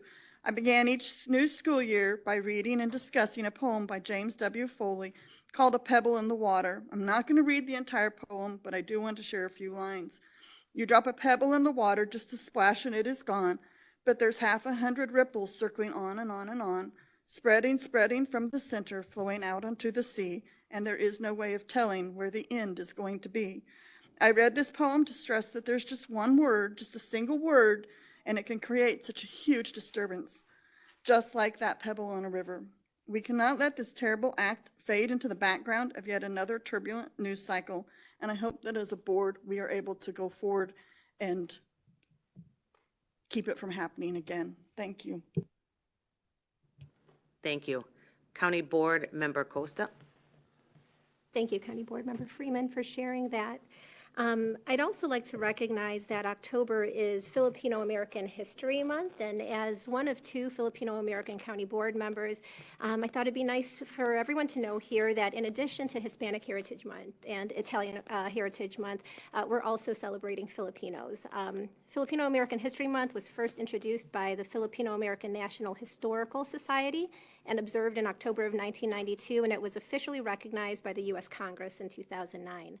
Filipino American History Month is a special celebration that honors the history and heritage of Filipino Americans and shows appreciation for their contributions to American society since they first landed here in the U.S. With Filipino Americans being one of the biggest Asian American groups, it is important to recognize their pursuits, triumphs, and legacies, listen to stories of their lived experiences, and get to know the culture that they brought with them to America, which forms part of the diverse landscape we have here. I'd like to invite everyone over to Bolingbrook on Sunday, October 22nd, District 11, where at the Bolingbrook Fountaindale Public Library, the AP9 Filipino filmmaker Michelle Josu will be screening her movie called Nurse Unseen. It's a feature documentary about the little-known history and humanity of the unsung Filipino nurses on the front line of our pandemic. Thank you.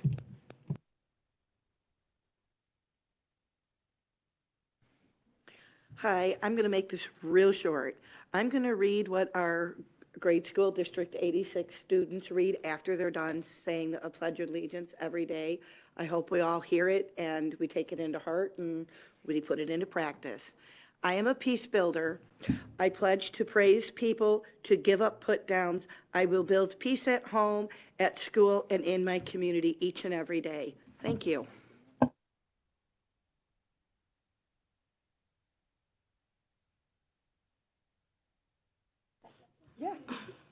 Thank you. I would like to take this time to call for another moment of silence for Wadia Al-Fayoum, who lost his life to hate and bigotry this week.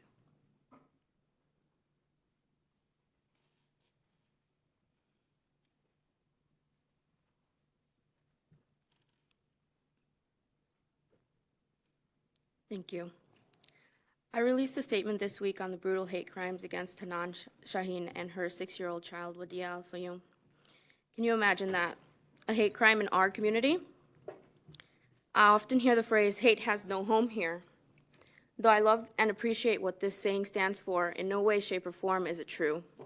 Hate does have a home here. Hate has many homes here. And as much as we may not want to admit it, it does. Our minority members in the community know this all too well. Our Muslim and Palestinian neighbors are afraid. They're afraid to open their doors. They're afraid to trust people they thought they knew. We need to recognize that our Muslim and Palestinian brothers and sisters and children are not the enemy as the media has biasly perceived them to be. We need to demand peace here and in the Middle East and support Palestinian freedoms and human rights. I'd like to see the County Board Legislative Committee urge our congressional representatives to support an immediate ceasefire and de-escalation now. I understand that this issue is, at the surface seems to be just federal and not local, but we have seen this federal conflict spill into our local communities as it has affected us all, but particularly our Palestinian and Muslim communities. So it's my opinion that the county board should make clear statement that we do not support our federal tax dollars being used to fund genocide of Palestinian people overseas. I'd like to end by saying thank you. This is the first time that there has been a Hispanic Heritage Proclamation. At the same time, the first Puerto Rican has ever served on this board. It's a true honor to be able to represent my diverse community, and I thank everyone for the opportunity to be here. I'm eternally grateful. Thank you. County Board Member Coleman. Thank you, Madam Executive. I've sat over here, I've talked about the respect. I think someone literally said about a board member, that one over there today. So I'll say it again. We had a board member reference another board member as that one over there. So in my heart, because sometimes I get a little soft, I said, I think we need a board retreat. So I'm asking the leadership of this board to truly consider, as we get closer to 2024, as all of you know, I am not running again, but I still have a job to do. And it is embarrassing sometimes to sit on this board because of what other people say. And so I just hope we can, and I mean, like, you know, if you don't want to come, whatever, but I will hope all 22 people will be willing to show up. We're not talking about board issues, like just hang out. I found out that Congress, they have baseball teams and they play against each other. It's like, oh, that's cool. Like, I don't know if it's one party versus the other. It doesn't matter. That's something that's fun that they do, right? I just think it's so much tension in this room. I was in D.C. for the last 3 days. I was standing on Independence Avenue when that protest started. I was standing outside of the Cannon building when people were in their protest. I heard it with my own ears.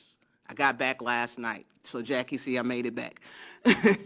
So it's so much tension. It's so much bigotry and people trying to pretend. Like, I think part of it is that you don't know the person sitting over here. I said this term that we should have the people by district sitting together.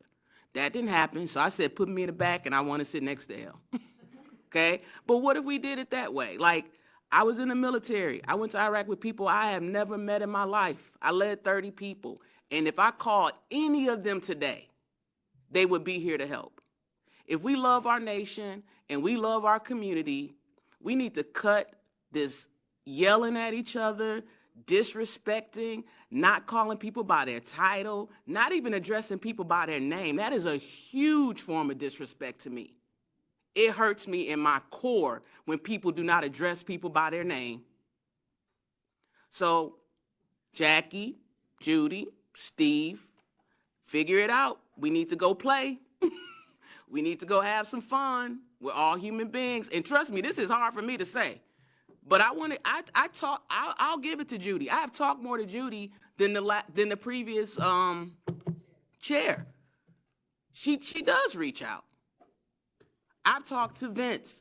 Me and Raquel are working on things. I sit next to Frank. So there's some piece of all of us that we can find a way to get along. And I'm gonna try my hardest, but I'm not gonna beg y'all to hang out and try to have a little love and look at each other as human beings, because we cannot go through a whole, well, I do not want to go to another year, 11/11, and it's this tension. Look at all the stuff that's happening around us. But we had 6 hours today to sit in here and do what we need to do. The world is on fire. Now, it's not all terrible. Some good things happen, but right, our Congress doesn't have a speaker. I mean, it was amazing to sit out there, but at the same time, it is highly disappointing that we cannot get along, get good leadership, make things happen for the people. So I just want us to let's try something different. If you keep doing the same thing over and again, that's insanity. So I don't know if this board has ever had a retreat. If you want me to find some people, some folks that do some kumbaya, which is not my thing, I will. Okay.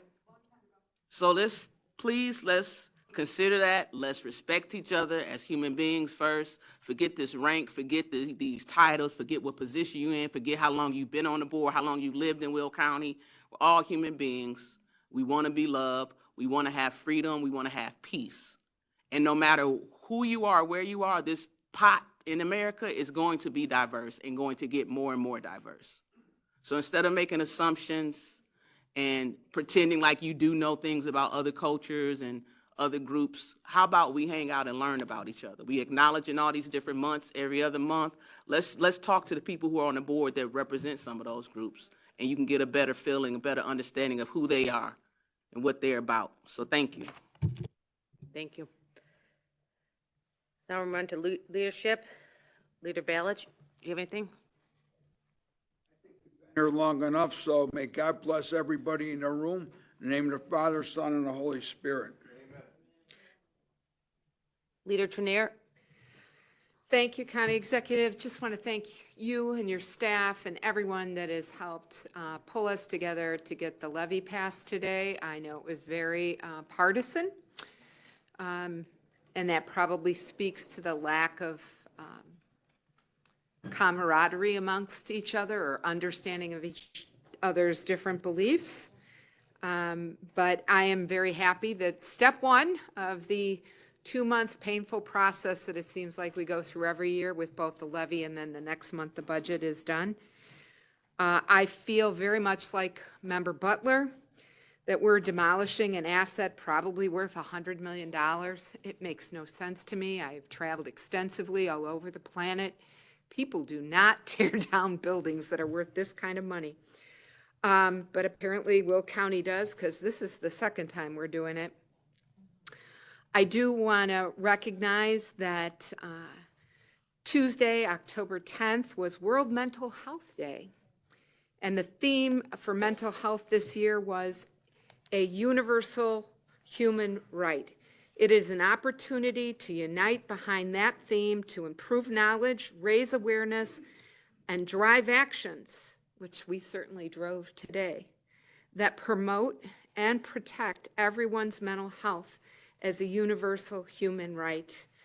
I am very pleased at what we did in responding to the voters' request for the 708 board. And if for some reason it does prove that, they didn't need that much money this year, well, obviously we won't have to levy that much next year. That would be a wonderful problem to have, that we cured all the mental health problems in Will County in 1 year. But I know we had a $2.6 million deficit on our county health board for mental health, and that this is just going to be kind of a drop in the bucket to get us up to speed, to help with homelessness, to help with drug issues, to help with just all the different outcomes of mental health problems. So I want to thank all my fellow board members for taking the time to be here today. It has been a long day. I know the last time we had a long meeting, I think it was September, and my whole speech was have a nice fall. Sorry I took up a couple more minutes this time. Y'all have a great afternoon. Thank you. Chair Ogala. Thank you. I'd just like to say that as the chair of the county board, I have the right to release a press release on my own letterhead, like everyone else in this room. And I will not stop doing that because maybe you don't agree. I may or may not agree with your press release. That doesn't preclude me from having the ability to do the exact same thing. Happy Halloween. Seeing no, we do not have a need for executive session. I need a motion to recess until November 16th, 2020. Moved by Mitchell, seconded by Mueller. All in favor? Any opposed? Motion carries.